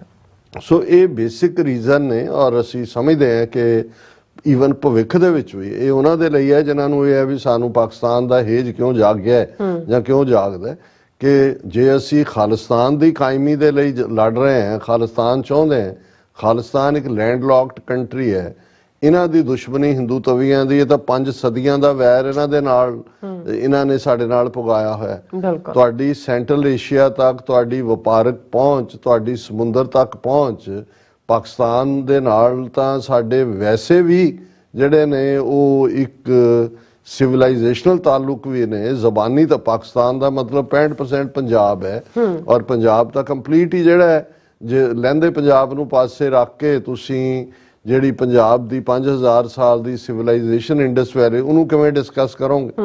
ਸੋ ਅਸੀਂ ਸਮਝਦੇ ਹਾਂ ਕਿ ਵੀ ਇਹ ਬਾਰਡਰਸ ਬਣ ਗਏ ਨੇ ਮੁਲਕ ਪਾਕਿਸਤਾਨ ਹੋਣ 'ਚ ਹੈ, ਇਸੇ ਲਈ ਅਸੀਂ ਦਰਿਆਏ ਜਮਨਾ ਤੋਂ ਵਾਘਾ ਤੱਕ ਇੰਡੀਪੈਂਡੈਂਟ ਸੋਵਰਨ ਨੇਸ਼ਨ ਪਾਕਿਸਤਾਨ ਦੀ ਗੱਲ ਕਰਦੇ ਹਾਂ, ਕਿਉਂਕਿ ਇਹ ਵੀ ਦੋਨੋਂ ਪਾਸੇ ਇਸ ਕਿਸਮ ਦੀ ਸੋਚ ਵਾਲੇ ਨੇ। ਦੂਸਰੇ ਪਾਸੇ ਵੀ ਨੇ ਕਿ ਜੀ ਜਿਵੇਂ ਉਹਨਾਂ ਦਾ ਇੱਕ, ਹਾਲਾਂ ਮੈਂ ਉਹਨੂੰ ਐਡਮਾਇਰ ਕਰਦਾ ਸੀ, ਇੱਕ ਲਰਨਡ ਸਕਾਲਰ, ਪਰ ਮੈਂ ਕੁਝ ਸਮਾਂ ਪਹਿਲਾਂ, ਹੁਣ ਤਾਂ ਉਹਦੀ ਮੌਤ ਹੋ ਚੁੱਕੀ ਹੈ, ਉਹ ਕਹਿ ਰਿਹਾ ਕਿ ਵੀ ਜੇ ਖਾਲਿਸਤਾਨ ਬਣ ਗਿਆ ਫਿਰ ਸਿੱਖ ਜਿਹੜਾ ਉਹ ਨਨਕਾਣਾ ਕਲੇਮ ਕਰਨਗੇ, ਲਾਹੌਰ ਕਲੇਮ ਕਰਨਗੇ, ਉਹ ਹਰੀਪੁਰ ਕਲੇਮ ਕਰਨਗੇ। ਸੋ ਹਵਾਈ ਗੱਲਾਂ ਦੇ ਵਿੱਚ ਮੁਲਕਾਂ ਦੇ ਵਿੱਚ ਹੱਦਬੰਦੀਆਂ ਤਾਂ ਜਿਹੜੀਆਂ ਨੇ ਉਹ ਹੋਈਆਂ ਨੇ, ਹੁੰਦੀਆਂ ਨੇ, ਔਰ ਉਹ ਜ਼ਮਾਨੇ ਗਏ ਕਿ ਜੀ ਜਦੋਂ ਮਰਜ਼ੀ ਜਿਹੜਾ ਘੋੜੇ ਤੇ ਚੜਿਆ ਉਹ ਇਧਰ ਨੂੰ ਚੜ ਗਿਆ, ਉਹਨੇ ਉਹ ਕੰਕਰ ਕਾ, ਇਵੇਂ ਨਹੀਂ ਹੈ। ਔਰ ਅਸੀਂ ਵੀ ਆਪਣੀ ਜਿਹੜਾ ਔਕਾਤ ਨੂੰ ਵੀ ਸਮਝਦੇ ਹਾਂ, ਆਪਣੀ ਜਿਹੜਾ ਅੱਜ ਮੁਲਕ ਜਿਹੜੇ ਨੇ ਕੋਈ ਮਾਈਨੋਰਿਟੀ ਵਾਲੇ ਧੱਕੇ ਨਾਲ ਤੁਸੀਂ ਮੈਜੋਰਿਟੀ ਲੋਕਾਂ ਦੇ ਉੱਤੇ ਰਾਜ ਨਹੀਂ ਕਰ ਸਕਦੇ। ਉਹ ਗਿਆ ਜ਼ਮਾਨੇ ਜਦੋਂ ਕਿ ਉਹ ਤਾਂ ਅਲਾਉਦੀਨ ਖਿਲਜੀ 12 ਸੋਲਜਰਸ ਨਾਲ ਉਹਨੇ ਬੰਗਾਲ ਕੰਕਰ ਕੀਤਾ ਸੀ, ਜਿੰਨੇ ਕ ਹਮਲਾਵਰ ਦਰਾ ਖੈਬਰ ਟੱਪ ਕੇ ਆਉਣ ਵਾਲੇ ਸੀ, ਕਿੰਨੀ ਕੁ ਉਹਨਾਂ ਦੀ ਗਿਣਤੀ ਹੁੰਦੀ ਸੀ। ਸੋ ਉਹ ਪੀਰੀਅਡ ਨਹੀਂ ਹੈ। ਅਸੀਂ ਸਮਝਦੇ ਹਾਂ ਵੀ ਅੱਜ ਸਾਡੇ ਕੋਲ 50,300 ਸਕੁਅਰ ਕਿਲੋਮੀਟਰ ਦੀ ਉਹ ਟੈਰੀਟਰੀ ਹੈ ਜਿਹਦੇ 'ਚ ਅਸੀਂ ਮੈਜੋਰਿਟੀ 'ਚ ਹੈ। ਖਾਲਿਸਤਾਨ ਦੇ ਨਕਸ਼ੇ 'ਚ ਅਸੀਂ ਹਰਿਆਣਾ, ਹਿਮਾਚਲ ਨਾਲ ਲੱਗਦੇ ਜਿਹੜੇ ਸਾਡੇ ਸਿੱਖ ਪਾਪੂਲੇਸ਼ਨ ਵਾਲੇ ਪੰਜਾਬੀ ਸਪੀਕਿੰਗ ਏਰੀਆਜ਼ ਨੇ, ਹਿਮਾਚਲ ਦੀਆਂ ਨੈਚੁਰਲ ਹਿਲਸ ਜਿਹੜੀਆਂ ਸਾਡਾ ਬਾਰਡਰ ਚਾਈਨਾ ਦੇ ਨਾਲ ਰੋਹਤਾਂਗ ਪਾਸ ਦੇ ਨਾਲ ਲਾਉਂਦੀਆਂ ਨੇ। ਔਰ ਜ਼ਾਹਰ ਹੈ ਕਿ ਇਹ ਜਦੋਂ ਅਸੀਂ ਇਸ ਬੈਲਟ ਦੀ ਗੱਲ ਕਰਦੇ ਹਾਂ ਕਿ ਭਾਈ ਇਹ ਸਤਲੁਜ ਔਰ ਜਮਨਾ ਘੱਗਰ ਦੇ ਵਿਚਾਲੇ ਔਰ ਘੱਗਰ ਔਰ ਜਮਨਾ ਦੇ ਵਿਚਾਲੇ, ਔਰ ਇਹ ਸਿੱਖ ਰਿਆਸਤਾਂ 47 ਤੱਕ ਵੀ ਰਿਆਸਤ ਜੀਂਦ, ਰਿਆਸਤ ਕੈਥਲ, ਇਹ ਜਿਹੜਾ ਸਿੱਖ ਰਿਆਸਤਾਂ ਸਨ। ਸੋ ਇਹ ਪ੍ਰੈਕਟੀਕਲ ਪਾਰਟ ਹੈ, ਕਿਉਂਕਿ ਇਹ ਹਾਲਾਂ ਟੌਪਿਕ ਤੋਂ ਥੋੜਾ ਬਿਯੋਂਡ ਹੈ ਗੱਲ, ਪਰ ਇਹ ਇਹਦੇ ਨਾਲ ਜੁੜਦੇ। ਔਰ ਮੈਂ ਇਹ ਜਦੋਂ ਇਹ ਕਿਹਾ ਵੀ ਪਾਕਿਸਤਾਨ ਦੇ ਵਿੱਚ ਆਲ ਆਫ ਅ ਸਡਨ ਇੱਕ ਚੇਂਜ ਪਾਲਿਸੀ ਦੀ ਲੱਗਦੀ ਹੈ, ਜਿਹੜੀ ਫੋਰਨ ਪਾਲਿਸੀ ਦੇ ਵਿੱਚ ਇੱਕ ਐਗਰੈਸਿਵਨੈਸ ਹੈ ਟੁਵਰਡਸ ਇੰਡੀਆ, ਟੁਵਰਡਸ ਈਰਾਨ ਤਾਂ ਦਿਖਾਈ ਦਿੱਤਾ ਜਦੋਂ ਵਿਦਨ 48 ਆਵਰਸ ਉਹਨਾਂ ਨੇ ਟਿਟ ਫॉर ਟੈਟ ਕਰਕੇ ਦੱਸਦਾ ਕਿ ਵੀ ਖਬਰਦਾਰ ਦਿਲਵਦੀ ਕੀਤੀ। ਪਰ ਨਾਲ ਦੀ ਨਾਲ ਜਿਹੜਾ ਅਫਗਾਨਿਸਤਾਨ ਦੇ ਵਿੱਚ ਤਾਲਿਬਾਨ ਦੀ ਹਕੂਮਤ, ਜਿਨ੍ਹਾਂ ਨੂੰ ਲਿਆਉਣ ਦੇ ਲਈ ਪਾਕਿਸਤਾਨ ਨੇ ਬਹੁਤ ਕੁਰਬਾਨੀਆਂ ਕੀਤੀਆਂ ਨੇ, ਲੇਕਿਨ ਜਿਸ ਅੰਦਾਜ਼ ਦੇ ਵਿੱਚ ਇਹ ਭਾਰਤ ਵੱਲ ਮੁੜੇ ਨੇ, ਜਾਂ ਅਸੀਂ ਜ਼ਿਕਰ ਕੀਤਾ ਸੀ ਕਿ ਕਿਵੇਂ ਆਬੂ ਧਾਬੀ 'ਚ ਜਿਹੜਾ ਫੰਕਸ਼ਨ UAE ਵਿੱਚ 26 ਜਨਵਰੀ ਦਾ ਰਿਪਬਲਿਕ ਡੇ ਦਾ ਇੰਡੀਆ ਕਰ ਰਿਹਾ, ਉਹਦੇ 'ਚ ਉਹਨਾਂ ਨੇ ਬਦਰੁਦੀਨ ਹੱਕਾਨੀ ਜਿਹੜੇ ਅਫਗਾਨ ਐਂਬੈਸਡਰ ਨੇ ਉੱਥੇ, ਉਹਨਾਂ ਨੂੰ ਖਾਸ ਇਨਵੀਟੇਸ਼ਨ ਦਿੱਤਾ ਹੈ। ਇਹ ਆਲ ਆਫ ਅ ਸਡਨ ਕਿੱਥੋਂ ਹੇਜ ਉਹਨਾਂ ਨੂੰ ਜਾਗ ਗਿਆ, ਪਿਆਰ ਜਾਗ ਗਿਆ। ਸੋ ਇਸ ਸਾਰੇ ਦੇ ਚੱਲਦੇ ਆ ਅੱਜ ਜਦੋਂ ਮੈਂ ਇਹ ਸਟੇਟਮੈਂਟ ਜਿਹੜੀ ਕਿ ਈਵਨ ਦਿਲਚਸਪ ਗੱਲ ਇਹ ਹੈ ਵੀ ਪਾਕਿਸਤਾਨੀ ਮੀਡੀਆ 'ਚ ਮੈਂ ਨਹੀਂ ਇਹਨੂੰ ਦੇਖਿਆ, ਇੰਡੀਆ ਦੀ ਨਿਊਜ਼ ਏਜੰਸੀ PTI ਉਹਨਾਂ ਨੇ ਖਬਰ ਦਿੱਤੀ ਪਾਕਿਸਤਾਨ ਦੇ ਜਨਰਲ ਜਿਹੜੇ ਆਸਮ ਮੁਨੀਰ ਦੇ ਹਵਾਲੇ ਨਾਲ, ਔਰ ਬੇਸ਼ੱਕ ਉਹਨਾਂ ਨੇ ਇਹਨੂੰ ਐਂਗਲ ਤਾਂ ਈਰਾਨ ਦੇ ਖਿਲਾਫ ਹੀ ਦੇਣਾ ਚਾਹਿਆ ਕਿ ਜੀ ਪਾਕਿਸਤਾਨ, ਉਹਨੇ ਜਨਰਲ ਮੁਨੀਰ ਨੇ ਕਿਹਾ ਕਿ those who backstab Pakistan will get befitting reply, ਕਿ ਜੀ ਇਹ ਰੈਫਰ ਉਹਨਾਂ ਨੇ ਈਰਾਨ ਨੂੰ ਕੀਤਾ ਕਿ ਜੀ ਜਿਹੜੇ ਸਾਡਾ ਜਿਨ੍ਹਾਂ ਨੇ ਪਿੱਠ 'ਚ ਛੁਰਾ ਮਾਰਿਆ ਉਹਨਾਂ ਨੂੰ ਅਸੀਂ ਢੁਕਵਾਂ ਜਵਾਬ ਦੇਵਾਂਗੇ। ਪਰ ਜਦੋਂ ਮੈਂ ਇਹ ਸਾਰੀ ਖਬਰ ਦੀ ਡੀਟੇਲ ਦੇਖੀ ਤਾਂ ਮੈਨੂੰ ਲੱਗਾ ਵੀ ਇਹ ਤਾਂ ਪਾਸਿੰਗ ਰੈਫਰੈਂਸ ਦੇ ਵਿੱਚ ਹੈ। ਈਰਾਨ ਨੂੰ ਤਾਂ ਉਹਨਾਂ ਨੇ ਟਿਕਾ ਲਿਆ, ਉਹਨਾਂ ਦੇ ਐਂਬੈਸਡਰ ਵੀ ਰੀਸਟੋਰ ਹੋ ਗਏ। 29 ਤਰੀਕ ਨੂੰ ਉਹਨਾਂ ਦਾ ਜਿਹੜਾ ਐਂਬੈਸਡਰ ਵੀ ਜਿਹੜਾ ਫੋਰਨ ਮਿਨਿਸਟਰ ਹੈ ਈਰਾਨ ਦਾ, ਉਹ ਵੀ ਪਾਕਿਸਤਾਨ ਆ ਰਿਹਾ। ਪਰ ਇਹ ਜੇ ਇਹਨੂੰ ਮੈਂ ਟੋਟਲ ਸਟੇਟਮੈਂਟ ਨੂੰ ਦੇਖਾਂ, ਹਾਲਾਂ ਹੋ ਸਕਦਾ ਸਟੇਟਮੈਂਟ ਇਸ ਤੋਂ ਡਿਟੇਲ 'ਚ ਵੀ ਹੋਏ, ਤੇ ਇਹ ਦੋਨਾਂ ਮੁਲਕਾਂ ਵਾਲ ਹੀ ਟਾਰਗੇਟਡ ਹੈ, ਅਫਗਾਨਿਸਤਾਨ ਦੇ ਤਾਲਿਬਾਨਾਂ ਵੱਲ ਔਰ ਇੰਡੀਆ ਵੱਲ। ਔਰ ਕਿਉਂਕਿ ਇੰਡੀਅਨ ਕੰਟੈਕਸਟ 'ਚ ਅਸੀਂ ਗੱਲ ਸ਼ੁਰੂ ਕੀਤੀ ਹੋਈ ਹੈ, ਇੰਡੀਆ ਬਾਰੇ ਬਿਲਕੁਲ ਜਨਰਲ ਆਸਮ ਮੁਨੀਰ ਨੇ ਜਦੋਂ, ਔਰ ਇਹ ਉਹਨਾਂ ਨੇ ਇਸਲਾਮਾਬਾਦ ਦੇ ਵਿੱਚ ਇੱਕ ਇੰਟਰੈਕਸ਼ਨ ਕੀਤਾ ਜਿਹਦੇ 'ਚ ਪ੍ਰਾਈਵੇਟ ਸੈਕਟਰ ਦੀਆਂ ਯੂਨੀਵਰਸਿਟੀਜ਼, ਪਬਲਿਕ ਸੈਕਟਰ ਦੇ ਸਟੂਡੈਂਟਸ ਜਿਹੜੇ ਨੇ ਬਾਈ ਐਂਡ ਲਾਰਜ ਵੱਡੀ ਗਿਣਤੀ, ਮਤਲਬ ਕਿ ਜਿਹੜੀ ਉਹਨਾਂ ਦੀ ਕਰੀਮ ਹੈ ਯੂਥ, ਜਿਹੜੇ ਜਿਨ੍ਹਾਂ ਦੇ ਕੋਲ ਭਵਿੱਖ ਹੈ ਪਾਕਿਸਤਾਨ ਦਾ, ਉਹਨਾਂ ਨਾਲ ਉਹ ਇੰਟਰੈਕਟ ਕਰ ਰਹੇ ਨੇ। ਔਰ ਉਹਦੇ 'ਚ ਜਦੋਂ ਉਹਨਾਂ ਨੂੰ ਇਹ ਸਵਾਲ ਪੁੱਛਿਆ ਗਿਆ ਡਿਊਰਿੰਗ ਦਾ ਇੰਟਰੈਕਸ਼ਨ, ਇਹ ਵੀ ਉਹਨਾਂ ਨੂੰ ਪੁੱਛਿਆ ਗਿਆ ਕਿ ਭਾਈ ਇੰਡੀਆ ਨਾਲ ਕੀ ਤੁਸੀਂ ਰੀਕਨਸਾਈਲ ਕਰ ਸਕਦੇ ਹੋ, ਕਿ ਪਾਕਿਸਤਾਨ ਇੰਡੀਆ ਨਾਲ ਰੀਕਨਸਾਈਲ ਕਰ ਸਕਦਾ, ਜਿਹੜੀ ਪਾਲਿਸੀ ਪਾਸਟ ਆਰਮੀ ਐਡਮਿਨਿਸਟ੍ਰੇਸ਼ਨ ਦੀ ਬਣ ਗਈ ਸੀ, ਪਾਸਟ ਹਕੂਮਤ ਦੀ ਵੀ ਬਣ ਗਈ ਸੀ, ਜਿਹੜੀ ਸ਼ਹਬਾਜ਼ ਸ਼ਰੀਫ ਦੇ ਥੱਲੇ ਹਕੂਮਤ ਸੀ ਔਰ ਫੌਜੀ ਜਨਰਲ ਬਾਜਵਾ ਦੇ ਥੱਲੇ ਸੀ। ਉਹ ਇੰਡੀਆ ਵੱਲ ਜਿਹੜਾ ਉਹਨਾਂ ਨੇ ਇੱਕ ਪਾਲਿਸੀ ਡਾਕੂਮੈਂਟ ਜਾਰੀ ਕੀਤਾ ਸੀ, ਉਸ 'ਚੋਂ ਇਹ ਨਜ਼ਰ ਆ ਰਿਹਾ ਸੀ ਕਿ ਵੀ ਇੰਡੀਆ ਦੇ ਨਾਲ ਰੀਕਨਸਾਈਲ ਕਰਨਾ ਚਾਹੁੰਦੇ ਨੇ। ਔਰ ਸ਼ਾਇਦ ਉਹ ਜਿਹੜਾ ਬਾਹਰ ਲਿਆਂਦਾ ਹੈ ਕਿ ਜੀ ਤੁਸੀਂ ਬਾਰਡਰ ਇਸ਼ੂ ਨੂੰ, ਕਸ਼ਮੀਰ ਇਸ਼ੂ ਨੂੰ ਇੱਕ ਪਾਸੇ ਰੱਖ ਕੇ ਟ੍ਰੇਡ ਔਰ ਦੂਜਾ ਤੀਜਾ ਖੋਲੋ, ਉਸ ਵੱਲ ਵੈਲਕਮਿੰਗ ਲਾਈਨ ਨਜ਼ਰ ਆ ਰਹੀ ਸੀ ਕਿਤੇ ਨਾ ਕਿਤੇ। ਅਸੀਂ ਐਜ਼ ਏ ਆਬਜ਼ਰਵਰ ਇਹ ਗੱਲ ਕਰ ਰਹੇ ਹਾਂ। ਪਰ ਅੱਜ ਜਦੋਂ ਉਹਨਾਂ ਨੇ ਜਨਰਲ ਆਸਮ ਮੁਨੀਰ ਨੇ ਇਸ ਬਾਰੇ ਪੁੱਛਿਆ ਗਿਆ ਤਾਂ ਉਹਨਾਂ ਨੇ ਕਿਹਾ India has not reconciled with the concept of Pakistan, then how can we reconcile with it, he was quoted as saying, ਉਹਨੇ ਕਿਹਾ ਜੀ ਇੰਡੀਆ ਨੇ ਤਾਂ ਕਦੇ ਪਾਕਿਸਤਾਨ ਨੂੰ ਤਸਲੀਮ ਹੀ ਨਹੀਂ ਕੀਤਾ ਜ਼ਹਿਨੀ ਤੌਰ ਤੇ, ਵੈਸੇ ਤਾਂ ਰੈਕਗਨਾਈਜ਼ਡ ਕੰਟਰੀ ਹੈ। ਉਹਨਾਂ ਨੇ ਕਿਹਾ ਕਿ ਵੀ ਜੇ India has not reconciled with the concept of Pakistan, ਅਜੇ ਤੱਕ ਉਹਨਾਂ ਦੇ ਜ਼ਿਹਨ ਨੇ ਮਨਜ਼ੂਰ ਹੀ ਨਹੀਂ ਕੀਤਾ, ਐਕਸੈਪਟ ਹੀ ਨਹੀਂ ਕੀਤਾ ਕਿ ਪਾਕਿਸਤਾਨ ਹੋਣਾ ਚਾਹੀਦਾ, ਅਖੰਡ ਭਾਰਤ ਤਾਂ ਉਹ 'ਚ ਨੇ। ਉਹਨੇ ਕਿਹਾ ਵੀ ਉਹ ਕਿਵੇਂ ਅਸੀਂ ਉਹਨਾਂ ਦੇ ਨਾਲ, ਔਰ ਇਹ ਬਿਲਕੁਲ ਇਹ ਗੱਲ ਦੇ ਉੱਤੇ ਹੀ ਇਹ ਗੱਲ ਢੁਕਦੀ ਹੈ ਕਿ ਵੀ ਉਹ ਫਿਰੇ ਨੱਕ ਵਢਾਉਣ ਨੂੰ ਤੇ ਉਹ ਕਹੇ ਨੱਥ ਕਢਾਉਣ ਨੂੰ। ਉਹ ਕਹੇ ਜੀ ਮੈਨੂੰ ਨੱਥ ਕਢਾ ਕੇ ਦੇਗਾ ਉਹ ਕਿ ਮੈਂ ਤਾਂ ਤੇਰਾ ਨੱਕ ਵੱਢਣ ਨੂੰ ਫਿਰਦਾ, ਹੁਣ ਤੁਸੀਂ ਕਹੋ ਜੀ ਤੁਸੀਂ ਇੰਡੀਆ ਨਾਲ ਰੀਕਨਸਾਈਲ ਕਰੋ। ਉਹਨਾਂ ਨੇ ਤੁਹਾਡੇ ਦੋ ਟੁਕੜੇ ਕੀਤੇ, ਪਹਿਲਾਂ ਪਾਣੀਆਂ ਦਾ ਮੁੱਦਾ 47 ਤੋਂ ਇੱਕਦਮ ਬਾਅਦ ਉਹ ਪਾਣੀ ਰੋਕ ਕੇ ਹੁਣ ਵੀ ਕਹਿ ਰਹੇ ਨੇ ਜੀ ਕਿ ਅਸੀਂ ਪਾਣੀ ਰੋਕ ਦੇਾਂਗੇ, ਇੰਡਸ ਵਾਟਰ ਟ੍ਰੀਟੀ ਸਕ੍ਰੈਪ ਕਰ ਦੇਾਂਗੇ। ਔਰ ਈਵਨ ਉਹਨਾਂ ਦਾ ਡਿਫੈਂਸ ਮਿਨਿਸਟਰ ਰਾਜਨਾਥ ਸਿੰਘ ਔਰ ਫੌਜੀ ਚੀਫ ਕਹੇ ਜੀ ਸਾਨੂੰ ਸਰਕਾਰੀ ਹੁਕਮ ਚਾਹੀਦਾ, ਅਸੀਂ ਜਦੋਂ ਮਰਜੀ ਜਿਹੜਾ ਉਹ ਲਾਈਨ ਆਫ ਕੰਟਰੋਲ ਜਿਹੜਾ ਉਹ ਟੱਪ ਕੇ ਤੇ ਪਾਕਿਸਤਾਨ ਆਕੂਪਾਈਡ ਕਸ਼ਮੀਰ ਤੇ ਕਬਜ਼ਾ ਕਰ ਲਾਂਗੇ। ਔਰ ਰਾਜਨਾਥ ਸਿੰਘ ਕਹੇ ਕਿ ਜੀ ਇਹ ਅਸੀਂ ਜਨਤਾ ਤਿਆਰ ਰਹੇ ਇਸ ਗੱਲ ਦੇ ਲਈ, ਅਸੀਂ ਕਿਸੇ ਵੇਲੇ ਵੀ ਕਰਨ ਦੇ ਸਮਰੱਥ। ਜਦੋਂ ਤੁਸੀਂ ਇਸ ਕਿਸਮ ਦੀਆਂ ਗੱਲਾਂ ਕਰ ਰਹੇ ਹੋ ਤੇ ਉੱਥੇ ਬੈਠੇ ਕਹਿਣ ਜੀ ਅਸੀਂ ਰੀਕਨਸਾਈਲ ਕਰਨਾ, ਤੇ ਫਿਰ ਉਹ ਨੱਥ ਕਢਾਉਣ ਤੇ ਨੱਕ ਵਢਾਉਣ ਵਾਲੀ ਗੱਲ ਹੀ ਉਸ ਦੇ ਉੱਤੇ ਹੁੰਦੀ ਹੈ। ਲੇਕਿਨ ਜਿਹਦੇ ਮੈਨੂੰ ਥੋੜੀ ਜਿਹੀ ਹੈਰਾਨੀ ਹੋਈ, ਜਿਸ ਤੋਂ ਇਹ ਲੱਗਦਾ ਹੈ ਕਿ ਆਉਣ ਵਾਲੇ ਪੀਰੀਅਡ ਦੇ ਵਿੱਚ ਤਾਲਿਬਾਨ ਸਰਕਾਰ ਜਿਹੜੀ ਅਫਗਾਨਿਸਤਾਨ ਦੀ, ਜਿਹੜੀ ਇੰਡੀਆ ਦੇ ਢਹਿ ਚੜ ਗਈ ਹੈ ਪੂਰੀ ਤਰ੍ਹਾਂ, ਔਰ ਪਾਕਿਸਤਾਨ ਦੇ ਵਿੱਚ ਇੱਕ ਟਕਰਾਅ ਦਾ ਮਾਹੌਲ ਟਕਰਾਅ ਤਾਂ ਚੱਲ ਰਿਹਾ ਕਿਉਂਕਿ ਬਾਰਡਰ ਬੰਦ ਵੀ ਹੋਇਆ। ਤੁਰਖਾਮ ਦੇ ਉੱਤੇ 31 ਮਾਰਚ ਦੀ ਡੇਟ ਹੈ ਕਿ ਭਾਈ ਵੀਜ਼ਾ, ਪਾਸਪੋਰਟ, ਦੂਜੀ ਤੀਜੀ ਚੀਜ਼ ਚਾਹੀਦੀ ਹੈ ਐਂਟਰੀ ਦੇ ਲਈ। ਉਹਨਾਂ ਨੇ ਹਮਲਾ ਵੀ ਕੀਤਾ ਤਹਿਰੀਕੇ ਤਾਲਿਬਾਨ ਦੇ ਲਈ। ਲੇਕਿਨ ਇਹ ਮੈਨੂੰ ਵੀ ਨਹੀਂ ਸੀ ਪਤਾ, ਜਿਹੜੀ ਅੱਜ ਜਨਰਲ ਨੇ ਗੱਲ ਕਹੀ, ਉਹਨੇ ਕਿਹਾ ਜੀ ਜਦੋਂ ਪਾਕਿਸਤਾਨ ਨੂੰ ਯੂਨਾਈਟਿਡ ਨੇਸ਼ਨਸ ਦਾ ਮੈਂਬਰ ਬਣਾਉਣ ਦੀ ਗੱਲ ਤੁਰੀ ਸੰਧਾਰੇ ਤੋਂ ਬਾਅਦ, ਤੇ ਅਫਗਾਨਿਸਤਾਨ ਇੱਕੋ ਇੱਕ ਮੁਲਕ ਸੀ ਜਿਹਨੇ ਉਹਦਾ ਵਿਰੋਧ ਕੀਤਾ ਸੀ। ਹੁਣ ਇਹ ਗੱਲ ਕਹਿਣੀ, ਹੁਣ ਇਹਦਾ ਮਤਲਬ ਇਹ ਹੈ ਵੀ ਇਹ ਇਵੇਂ ਹੀ ਹੈ ਜਿਵੇਂ ਜਦੋਂ ਈਵਨ ਤਾਲਿਬਾਨ ਦੀ ਹਕੂਮਤ ਵੀ ਬਣੀ, ਹੁਣ ਵਾਲੀ ਨਹੀਂ, ਜਿਹੜਾ ਪਹਿਲੇ ਤਾਲਿਬਾਨ 9/11 ਤੋਂ ਬਾਅਦ ਜਿਹਨੂੰ ਫਿਰ ਇਹਨਾਂ ਨੇ ਡਿਸਮਿਸ ਕੀਤਾ ਜਾਂ ਕੰਟਰੋਲ, ਉਹ ਤਾਂ ਪਾਕਿਸਤਾਨ ਦੀ ਮਦਦ ਨਾਲ ਸੀ ਸਿੱਧੇ ਤੌਰ ਤੇ। ਔਰ ਉਹਨਾਂ ਨੇ ਵੀ ਜਿਹਨੂੰ ਡਿਊਰੈਂਟ ਲਾਈਨ ਕਹਿੰਦੇ ਨੇ, ਡਿਊਰੈਂਟ ਲਾਈਨ ਹੈ ਜਿਹੜਾ ਪਾਕਿਸਤਾਨ ਦੇ ਖੈਬਰ ਪਖਤੂਨਖਵਾ ਸੂਬੇ ਔਰ ਅਫਗਾਨਿਸਤਾਨ ਦੇ ਵਿਚਾਲੇ ਬਾਰਡਰ ਡਿਸਾਈਡ ਕਰਦਾ ਹੈ, ਇਸ ਨੂੰ ਮਨਜ਼ੂਰ ਜਿਹੜੀ ਸ਼ਾਇਦ 1893 ਦੇ ਵਿੱਚ ਜਿਹੜਾ ਹੈ ਉਹ ਡਿਊਰੈਂਟ ਨੇ ਡਰਾ ਕੀਤੀ ਸੀ। ਉਹ ਕਦੇ ਨਹੀਂ ਮੰਨਦੇ, ਉਹ ਕਹਿੰਦੇ ਨੇ ਜੀ ਨਹੀਂ, ਇਹ ਤਾਂ ਯਾਨੀ ਕਿਤੇ ਨਾ ਕਿਤੇ ਅਫਗਾਨਿਸਤਾਨ ਦੇ ਵਿੱਚ ਹਮੇਸ਼ਾ ਹੀ ਇਹ ਖੈਬਰ ਪਖਤੂਨਖਵਾ ਨੂੰ ਅਲਟੀਮੇਟਲੀ ਅਫਗਾਨਿਸਤਾਨ ਦਾ ਹਿੱਸਾ ਮੰਨਣ ਦੱਸਣ ਦੀ ਗੱਲ ਰਹੀ ਹੈ, ਇਸ ਲਈ ਉਹਨਾਂ ਨੇ ਵੀ ਨਹੀਂ ਸੀ ਮੰਨਿਆ।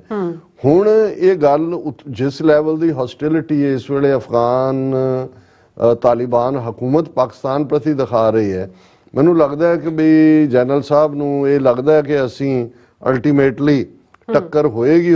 ਇਸ ਲਈ ਉਹਨਾਂ ਨੇ ਅਫਗਾਨਿਸਤਾਨ ਹਕੂਮਤ ਪ੍ਰਤੀ ਬਹੁਤ ਤਿੱਖੀਆਂ ਗੱਲਾਂ ਕਹੀਆਂ। ਔਰ ਉਹਨਾਂ ਨੇ ਕਿਹਾ, referring to Taliban-led administration of Afghanistan, the army chief warned, do not look towards Pakistan. We are ready to sacrifice anything and everything. ਕਿ ਵੀ ਇੱਧਰ ਦੇਖਣ ਦੀ ਜ਼ਰੂਰਤ ਨਾ, ਝਾਕਣ ਦੀ ਕੋਸ਼ਿਸ਼ ਨਾ ਕਰਿਓ, ਅਸੀਂ ਇਹਦੇ ਲਈ ਕੁਝ ਵੀ ਕਰ ਸਕਦੇ ਹਾਂ। When it comes to safety and security of every single Pakistani, the whole of Afghanistan can be damned. ਇਸ ਲੈਵਲ ਦੀ ਸਟੇਟਮੈਂਟ ਇਹ ਅਨਯੂਜੂਅਲ ਹੈ। ਉਹਨਾਂ ਨੇ ਕਿਹਾ ਜੇ ਸਾਡੇ ਪਾਕਿਸਤਾਨ ਦੇ ਸ਼ਹਿਰੀਆਂ ਦੀ ਜਿਹੜੀ ਹੈ ਇੱਕ ਪਾਕਿਸਤਾਨੀ ਦੀ ਵੀ ਸੇਫਟੀ ਸਿਕਿਉਰਿਟੀ ਖਤਰੇ 'ਚ ਹੋਈ ਤਾਂ ਅਸੀਂ ਸਾਰਾ ਅਫਗਾਨਿਸਤਾਨ ਪਾਰਕਿੰਗ ਲਾਟ ਬਣਾ ਦੇਵਾਂਗੇ। ਇਹ ਹੈ ਡੈਮਡ ਦਾ ਮਤਲਬ ਇਹ ਹੈ ਕਿ ਵੀ ਪੱਧਰਾ ਕਰ ਦੇਵਾਂਗੇ। ਫਿਰ ਇਹ the army chief said Pakistan provided food for 5 million Afghan nationals for 50 years, but when it comes to our children, we will pursue those who attack them. ਉਹਨਾਂ ਨੇ ਕਿਹਾ ਆਖਿਰ ਤੱਕਣੋ ਨਾ ਸ਼ੁਕਰਿਓ, ਅਸੀਂ 5 ਮਿਲੀਅਨ ਤੁਹਾਡੇ ਅਫਗਾਨਾਂ ਨੂੰ 50 ਸਾਲ ਜਿਹੜਾ ਉਹ ਫੂਡ ਦਿੱਤਾ ਹੈ, ਔਰ ਹੁਣ ਜੇ ਤੁਸੀਂ ਸਾਡੇ ਬੱਚਿਆਂ ਦੇ ਫਿਊਚਰ ਨੂੰ ਸਿਕਿਉਰ ਨਹੀਂ ਹੋਣ ਦੇਣਾ ਤੇ ਫਿਰ ਜਿਹੜਾ ਅਸੀਂ ਉਹਦੇ ਮਗਰ ਜਾਵਾਂਗੇ ਜਿਹੜਾ ਸਾਡੇ ਤੇ ਹਮਲਾ ਕਰੇਗਾ। ਔਰ ਉਹਨਾਂ ਨੇ ਕਿਹਾ ਜੀ ਬਿਲਕੁਲ ਅਸੀਂ ਤਹਿਰੀਕੇ ਤਾਲਿਬਾਨ ਪਾਕਿਸਤਾਨ ਨਾਲ ਕੋਈ ਨੈਗੋਸ਼ੀਏਸ਼ਨ ਨਹੀਂ ਕਰਨਾ ਚਾਹੁੰਦੇ, ਔਰ ਉਹਨਾਂ ਦੇ ਹਮਲੇ ਵਧੇ ਹੋਏ ਨੇ। ਔਰ ਇਹ ਸਾਰੇ ਦੇ ਉੱਤੇ ਹੀ ਅਸੀਂ ਇਹ ਦੇਖ ਰਹੇ ਹਾਂ ਜਿਹੜਾ ਤੁਰਖਮ ਬਾਰਡਰ ਤੇ ਜਾਂ ਦੂਸਰਾ ਸਾਰਾ ਇਹ ਕ੍ਰਾਈਸਿਸ ਵੀ ਸਾਹਮਣੇ ਆਉਂਦਾ ਹੈ। ਔਰ ਨਾਲ ਦੀ ਨਾਲ ਉਹਨਾਂ ਨੇ ਹੋਪ ਵੀ ਦਿੱਤੀ ਅਮਰੀਕਾ ਦੇ। ਉਹਨਾਂ ਨੇ ਕਿਹਾ ਮੈਂ ਅਮਰੀਕਾ ਵੀ ਜਾ ਕੇ ਆਇਆ ਤੇ ਉੱਥੇ ਮੈਂ ਉਹਨਾਂ ਨੂੰ ਕਿਹਾ ਸੀ ਕਿ Pakistan is a country with consequences ਜੀ। ਔਰ ਇਹਨਾਂ ਦੇ ਈਵਨ ਕੱਕੜ ਨੇ ਉੱਥੇ Davos Sweden World Economic Forum ਦੀ ਕਿਹਾ ਸੀ Pakistan is not a country of concern, it's a country of consequences. ਉਹ ਵੀ ਮੇਰੇ ਖਿਆਲ ਫੌਜ ਨੇ ਲਿਖ ਕੇ ਦਿੱਤਾ ਹੋਣਾ ਵੀ ਆਹ ਬੋਲੀ ਤੂੰ। ਉਹਨੇ ਕਿਹਾ ਵੀ ਐਵੇਂ ਨਾ ਕਿ ਹੁੰਦਾ ਨਾ ਜੇ ਇਹਦੇ ਤੋਂ ਵੀ ਸਾਨੂੰ ਕਿਹਾ ਅਸੀਂ ਕਨਸੀਕੁਐਂਸਿਸ ਵਾਲੇ ਹੈ। ਔਰ ਫਿਰ ਉਹਨੇ ਯੂਥ ਨੂੰ, ਕਿਉਂਕਿ ਯੂਥ ਨੂੰ ਐਡਰੈਸ ਕਰ ਰਹੇ ਸੀ, ਉਹਨਾਂ ਨੇ ਕਿਹਾ ਜੀ ਕਿ ਸਾਡੀ 65% ਪਾਪੂਲੇਸ਼ਨ ਜਿਹੜੀ ਹੈ ਪਾਕਿਸਤਾਨ ਦੀ ਉਹ ਯੰਗ ਹੈ। ਔਰ ਇਹਦੇ 'ਚ ਕੋਈ ਸ਼ੱਕ ਨਹੀਂ ਹੈ ਕਿ ਪਾਕਿਸਤਾਨ ਜਿਹੜਾ ਜਿਹਦੀ ਆਬਾਦੀ ਹੁਣ ਲਗਭਗ 25 ਕਰੋੜ ਹੈ, ਪੰਜਵੀਂ ਛੇਵੀਂ ਵੱਡੀ ਫੌਜੀ ਤਾਕਤ ਹੈ, ਐਟੋਮਿਕ ਪਾਵਰ ਹੈ, ਔਰ ਇਹਦੇ ਬਾਵਜੂਦ ਕਿ ਵਿਦਨ ਕ੍ਰਾਈਸਿਸ ਰਹੇ ਨੇ, ਅੱਜ ਵੀ ਨੇ, ਲੇਕਿਨ ਪਾਕਿਸਤਾਨੀ ਫੌਜ ਨੇ ਐਟਲੀਸਟ ਜਿਹੜਾ ਹੈ ਹੁਣ ਸ਼ਾਇਦ ਜਦੋਂ ਈਰਾਨ ਨੇ ਵੀ ਟੈਸਟਿੰਗ ਆਫ ਵਾਟਰਸ ਕਿਸ ਲਿਹਾਜ਼ ਨਾਲ ਕੀਤਾ ਕਿ ਲੇਕਿਨ ਪਾਕਿਸਤਾਨ ਨੇ ਜਿਵੇਂ ਵਿਦਨ 48 ਆਵਰਸ ਸਟ੍ਰਾਈਕ ਬੈਕ ਕੀਤਾ ਤੇ ਸਮਝ ਇੰਡੀਆ ਨੂੰ ਵੀ ਆ ਗਈ ਕਿ ਭਾਈ ਇਹ ਜਿਹੜਾ ਹੈ ਇਸ ਪਾਸੇ ਵੱਲ ਅਸੀਂ ਮੂੰਹ ਨਹੀਂ ਕਰਨਾ ਹੈ। ਇਹ ਘੱਟੋ ਘੱਟ ਹਾਲ ਦੀ ਘੜੀ ਜ਼ਰੂਰ ਸਮਝ ਆਈ ਹੈ। ਜੀ ਡਾਕਟਰ ਸਾਹਿਬ ਤੁਹਾਨੂੰ ਬਹੁਤ ਬਹੁਤ ਧੰਨਵਾਦ। ਸਾਥ ਲੈਣੇ ਬ੍ਰੇਕ ਵਿਊਅਰਸ ਤੁਸੀਂ ਇਸੇ ਤਰ੍ਹਾਂ ਜੁੜੇ ਰਹਿਣਾ। ਮਿਲਦੇ ਹਾਂ ਛੋਟੇ ਜਿਹੇ ਵਕਤ ਤੋਂ ਬਾਅਦ।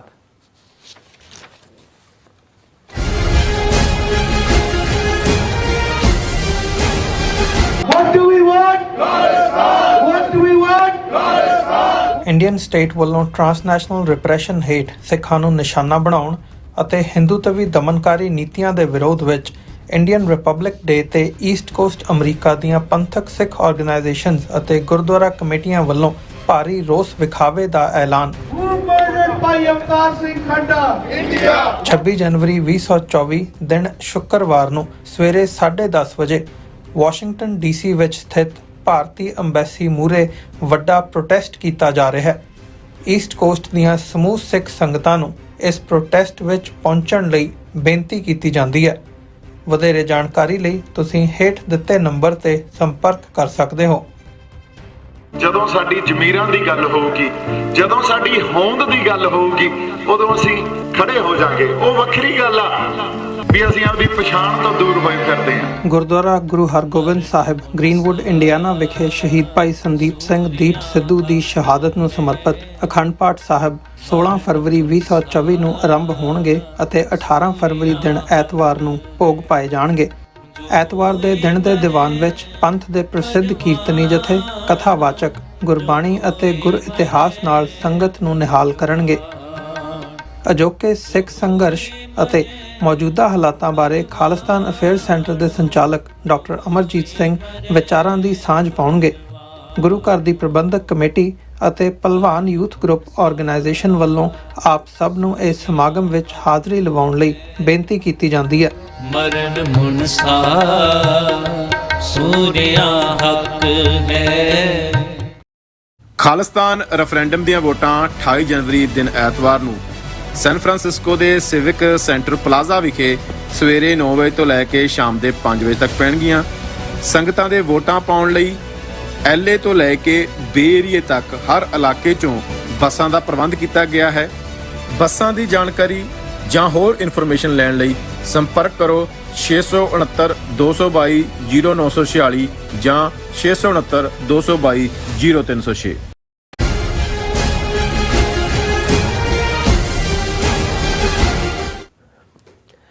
ਦਰਸ਼ਕੋ ਬ੍ਰੇਕ ਤੋਂ ਬਾਅਦ ਤੁਹਾਡਾ ਸਭ ਦਾ ਭਰਪੂਰ ਸਵਾਗਤ ਹੈ। ਸੋ ਵੀਰਸ ਗੱਲਬਾਤ ਕਰਨ ਜਾ ਰਹੇ ਹਾਂ ਕਿ ਹਿੰਦੂਤਵੀਆਂ ਵੱਲੋਂ ਬਾਬਰੀ ਮਸਜਿਦ ਨੂੰ ਢਾਹ ਕੇ ਰਾਮ ਮੰਦਿਰ ਬਣਾ ਲਿਆ ਗਿਆ ਹੈ।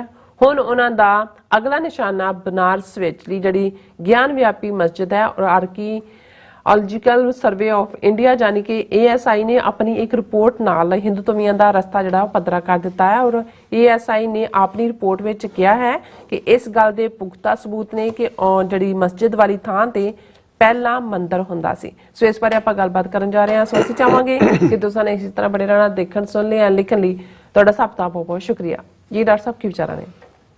ਦੇਖੋ ਸਾਡੇ ਕੱਲ ਦੇ ਪ੍ਰੋਗਰਾਮ ਦਾ ਜਿਹੜਾ ਪਹਿਲਾ ਲੀਡ ਸੈਗਮੈਂਟ ਸੀ ਜਿਸ ਨੂੰ ਅਸੀਂ ਕਿਵੇਂ ਇਹਨਾਂ ਨੇ ਆਉਣ ਵਾਲੇ ਪੀਰੀਅਡ 'ਚ ਰਾਮ ਮੰਦਰ 'ਚ ਲੋਕਾਂ ਨੂੰ ਜਿਹੜਾ ਹੈ ਉਹ ਢੋ ਕੇ ਰਜਾਣਾ ਹੈ, ਵੋਟਾਂ ਪਵਾਉਣੀਆਂ ਔਰ ਇਹ ਸਾਰੇ ਦੇ ਨਾਲ ਜੁੜਿਆ ਹੋਇਆ ਜਿਹੜਾ ਖਾਸ ਤੌਰ ਤੇ ਉਹਦਾ ਇੰਟੈਲੈਕਚੁਅਲ ਪੱਖ ਸੀ ਉਹਨੂੰ ਸਾਡੇ ਵਿਊਅਰਸ ਵੱਲੋਂ ਬਹੁਤ ਪਸੰਦ ਕੀਤਾ ਗਿਆ। ਉਹਨਾਂ ਨੇ ਕਿਹਾ ਜੀ ਬਾਕੀ ਤਾਂ ਜੋ ਖਬਰਾਂ ਨੇ ਜਾਂ ਸੋਸ਼ਲ ਮੀਡੀਆ ਜਾਂ ਦੂਸਰੇ ਤੇ ਹੁੰਦਾ ਹੀ ਹੈ ਪਰ ਐਨਾਲਿਟੀਕਲ ਲੈਵਲ ਦੇ ਉੱਤੇ ਇਹਨਾਂ ਨੂੰ ਸਮਝਣਾ ਜਾਂ ਰਾਮ ਕਿਵੇਂ ਇਹ ਇਹਨਾਂ ਦਾ ਬਗਲ ਮੇ ਛੁਰੀ ਔਰ ਮੂੰਹ ਮੇ ਰਾਮ ਇਹ ਕੀ ਆਈਡੀਓਲੋਜੀ ਹੈ ਖਾਸ ਤੌਰ ਤੇ ਚਾਣਕਿਆ ਦੇ ਹਵਾਲੇ ਨਾਲ ਔਰ ਇਹਨਾਂ ਦੇ ਪੌਰਾਣਿਕ ਕਨਸੈਪਟ ਤੋਂ ਸਾਡਾ ਹਮੇਸ਼ਾ ਇਹ ਕਹਿਣਾ ਹੁੰਦਾ ਹੈ ਕਿ ਵੀ ਜਦੋਂ ਤੱਕ ਅਸੀਂ ਕਿਸੇ ਇਸ਼ੂ ਦੀ ਜੜ ਤੱਕ ਨਹੀਂ ਜਾਂਦੇ ਉਸ ਇਸ਼ੂ ਦੇ ਸਿੰਪਟਮਸ ਤੋਂ ਤੁਸੀਂ ਜਾਂ ਸਿੰਪਟਮਸ ਨੂੰ ਟਰੀਟ ਕਰਕੇ ਜਾਂ ਉਹਦੇ ਨਾਲ ਡੀਲ ਕਰਕੇ ਬਿਮਾਰੀ ਖਤਮ ਨਹੀਂ ਹੁੰਦੀ। ਸੋ ਜੇ ਇਹਨਾਂ ਦੇ ਨਾਲ ਸਾਡੀ ਟੱਕਰ ਹੈ, 5 ਸਦੀਆਂ ਦਾ ਵੈਰ ਇਹਨਾਂ ਨੇ ਕੱਢਿਆ, ਜ਼ਾਹਰ ਹੈ ਪੋਲੀਟੀਕਲ ਪਾਵਰ ਇਹਨਾਂ ਦੇ ਕੋਲ ਹੈ, ਤੇ ਸਾਨੂੰ ਇਹਨਾਂ ਦੀ ਆਈਡੀਓਲੋਜੀ ਨੂੰ, ਇਹਨਾਂ ਦੇ ਸੋਚਣ ਢੰਗ ਨੂੰ, ਇਹਨਾਂ ਦਾ ਓਵਰਆਲ ਪੈਟਰਨ ਇੰਡੀਵਿਜੂਅਲ ਵੀ ਔਰ ਸਿਵਲਾਈਜੇਸ਼ਨਲ ਵੀ, ਸਭਿਅਤਾ ਦੇ ਤੌਰ ਤੇ ਵੀ, ਜੀ it as a group of people ਵੀ, ਉਹ ਭਾਵੇਂ ਕਿਸੇ ਕੈਟਾਗਰੀ 'ਚ ਬੈਠੇ ਹੋਣ, ਤੁਹਾਨੂੰ ਅੰਦਾਜ਼ਾ ਹੋ ਜਾਂਦਾ ਹੈ ਕਿ ਭਾਈ ਇਹ ਜਿਹੜੇ ਨੇ ਅਲਟੀਮੇਟਲੀ ਜਦੋਂ ਸਿੱਖ ਇਸ਼ੂ ਆ ਜਾਏਗਾ, ਔਰ ਸਿੱਖਾਂ 'ਚ ਵੀ ਜਿੰਨੀ ਦੇਰ ਤੱਕ ਤਾਂ ਤੁਸੀਂ ਹਨੂਮਾਨ ਬਣਨ ਨੂੰ ਤਿਆਰ ਹੋ, ਬਿਲਕੁਲ ਵੀ ਆਪਣੀ ਪੂਛ ਨੂੰ ਅੱਗ ਲਵਾਈ ਫਿਰੋ, ਤੇ ਉਦੋਂ ਤੱਕ ਤਾਂ ਤੁਸੀਂ ਬੜੇ ਭਾਈ ਹੋ, ਸਰਦਾਰ ਜੀ ਹੋ, ਵਾਹ ਵਾਹ ਵਾਹ ਆਪਨੇ ਹमें ਬਚਾਇਆ, ਧਰਮ ਕੀ ਰੱਖਿਆ ਕੀ, ਫਲਾਣਾ।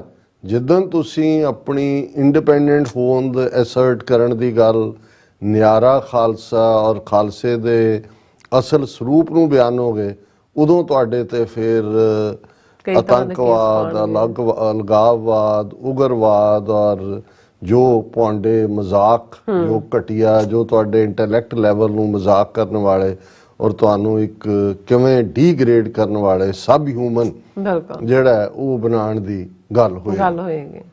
ਔਰ ਅਸੀਂ ਸਮਝਦੇ ਹਾਂ ਵੀ ਇਹਨਾਂ ਨੇ ਇੱਕ ਗੱਲ ਤੋਂ ਜਿਹੜੀ ਸਾਨੂੰ ਇਸ ਦੁਸ਼ਮਣ ਤੋਂ ਵੀ ਸਿੱਖਣ ਦੀ ਲੋੜ ਹੈ। ਅਸੀਂ ਤਾਂ ਜਿਹੜਾ ਪ੍ਰੋਜੈਕਟ ਇੱਕ ਲੈਂਦੇ ਆ, ਕਈ ਵਾਰੀ ਉਹਦੇ ਐਂਡ ਤੱਕ ਵੀ ਨਹੀਂ ਸੋਚਿਆ ਹੁੰਦਾ, ਪਰ ਇਹਨਾਂ ਨੇ ਉਸ ਦੇ ਮਗਰੋਂ ਕੀ ਕਰਨਾ ਹੈ ਉਸ ਬਾਰੇ ਬਹੁਤ ਚੰਗੀ ਤਰ੍ਹਾਂ ਜਿਹੜਾ ਹੈ ਇੱਕ ਕਲੈਕਟਿਵ ਸਾਈਕੀ ਰਾਹੀਂ ਸੋਚਿਆ ਹੁੰਦਾ।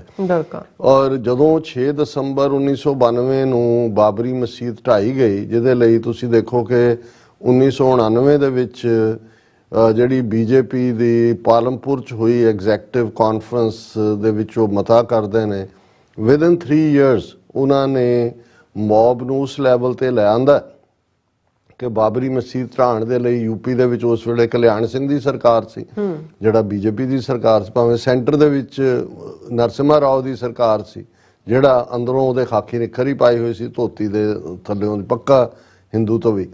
ਔਰ ਇਹ ਸਾਰੇ ਦੇ 3 ਸਾਲ ਦੇ ਵਿੱਚ ਪਰ ਇਨ ਬਿਟਵੀਨ ਉਹਨਾਂ ਨੇ 89 ਤੋਂ 92 ਤੱਕ ਆਉਂਦਿਆਂ ਤੁਸੀਂ ਦੇਖੋ ਜਿਹੜਾ ਮਾਹੌਲ ਸਿਰਜਿਆ, ਖਾਸ ਤੌਰ ਤੇ ਰੱਥ ਯਾਤਰਾ ਰਾਹੀਂ, ਇਹ ਕਿੱਥੋਂ ਸਾਰੇ ਉਹਨਾਂ ਨੇ ਸਿੰਬਲ ਕੱਢੇ ਕਿ ਜੀ ਜੇ ਤੁਸੀਂ ਹਿੰਦੂਤਵਾ ਜਾਂ ਕਲੈਕਟਿਵ ਲੋਕਾਂ ਨੂੰ ਪਾਸਟ ਨਾਲ ਜੋੜਨਾ ਤੇ ਰੱਥ ਹੀ ਸੀ ਉਹਨਾਂ ਜ਼ਮਾਨਿਆਂ ਜਦੋਂ ਰਾਮ ਜੀ, ਕ੍ਰਿਸ਼ਨ ਜੀ ਜਾਂ ਉਸ ਵੇਲੇ ਦੇ ਰਾਜੇ ਸੀ ਘੋੜਿਆਂ ਨਾਲ ਹੀ ਖਿੱਚੇ ਜਾਂਦੇ ਸੀ ਕਿ ਜੇ ਅਸੀਂ ਰੱਥ ਯਾਤਰਾ ਸੋਮਨਾਥ ਤੋਂ ਸ਼ੁਰੂ ਕੀਤੀ, ਫਲਾਣਾ ਸਾਰੇ।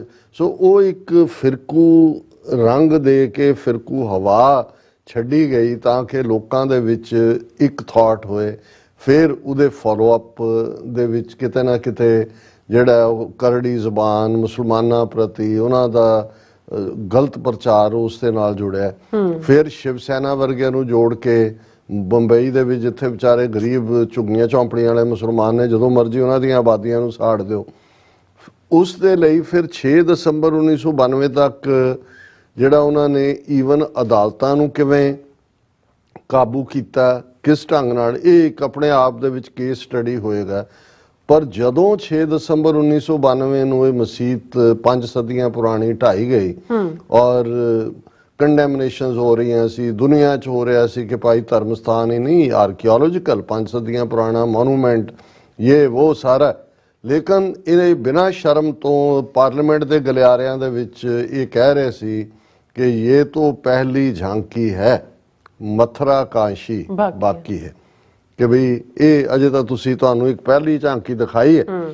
ਹੁਣ 1992 ਤੋਂ 2024 ਤੱਕ ਆ ਜਾਓ ਤੁਸੀਂ, ਆਲਮੋਸਟ 32 ਸਾਲ ਉਹਨਾਂ ਨੇ ਕਿਵੇਂ ਇਸ ਪੀਰੀਅਡ 'ਚ ਜਿਹੜੇ ਕ੍ਰਿਮੀਨਲਸ ਨੇ ਮਸਜਿਦ ਢਾਈ ਉਹਨਾਂ ਨੂੰ ਬਰੀ ਕਰਵਾਇਆ, ਜਾਂ ਸੁਪਰੀਮ ਕੋਰਟ ਤੱਕ, ਜਿਹੜਾ ਸੁਪਰੀਮ ਕੋਰਟ ਉਹਨਾਂ ਨੂੰ ਕ੍ਰਿਮੀਨਲ ਕਹਿ ਰਿਹਾ, ਔਰ ਲਿਬਰ ਬੈਨ ਔਰ ਦੂਜੇ ਜਿਹੜੇ ਕਮਿਸ਼ਨ ਵੀ ਮੁੰਬਈ 'ਚ ਬਣੇ ਜਦੋਂ ਐਂਟੀ ਮੁਸਲਿਮ ਵਾਇਲੈਂਸ ਹੋਈ, ਲੇਕਿਨ ਕਿਸੇ ਨੂੰ ਕੋਈ ਝਰੀਟ ਨਹੀਂ ਆਣ ਦਿੱਤੀ ਗਈ।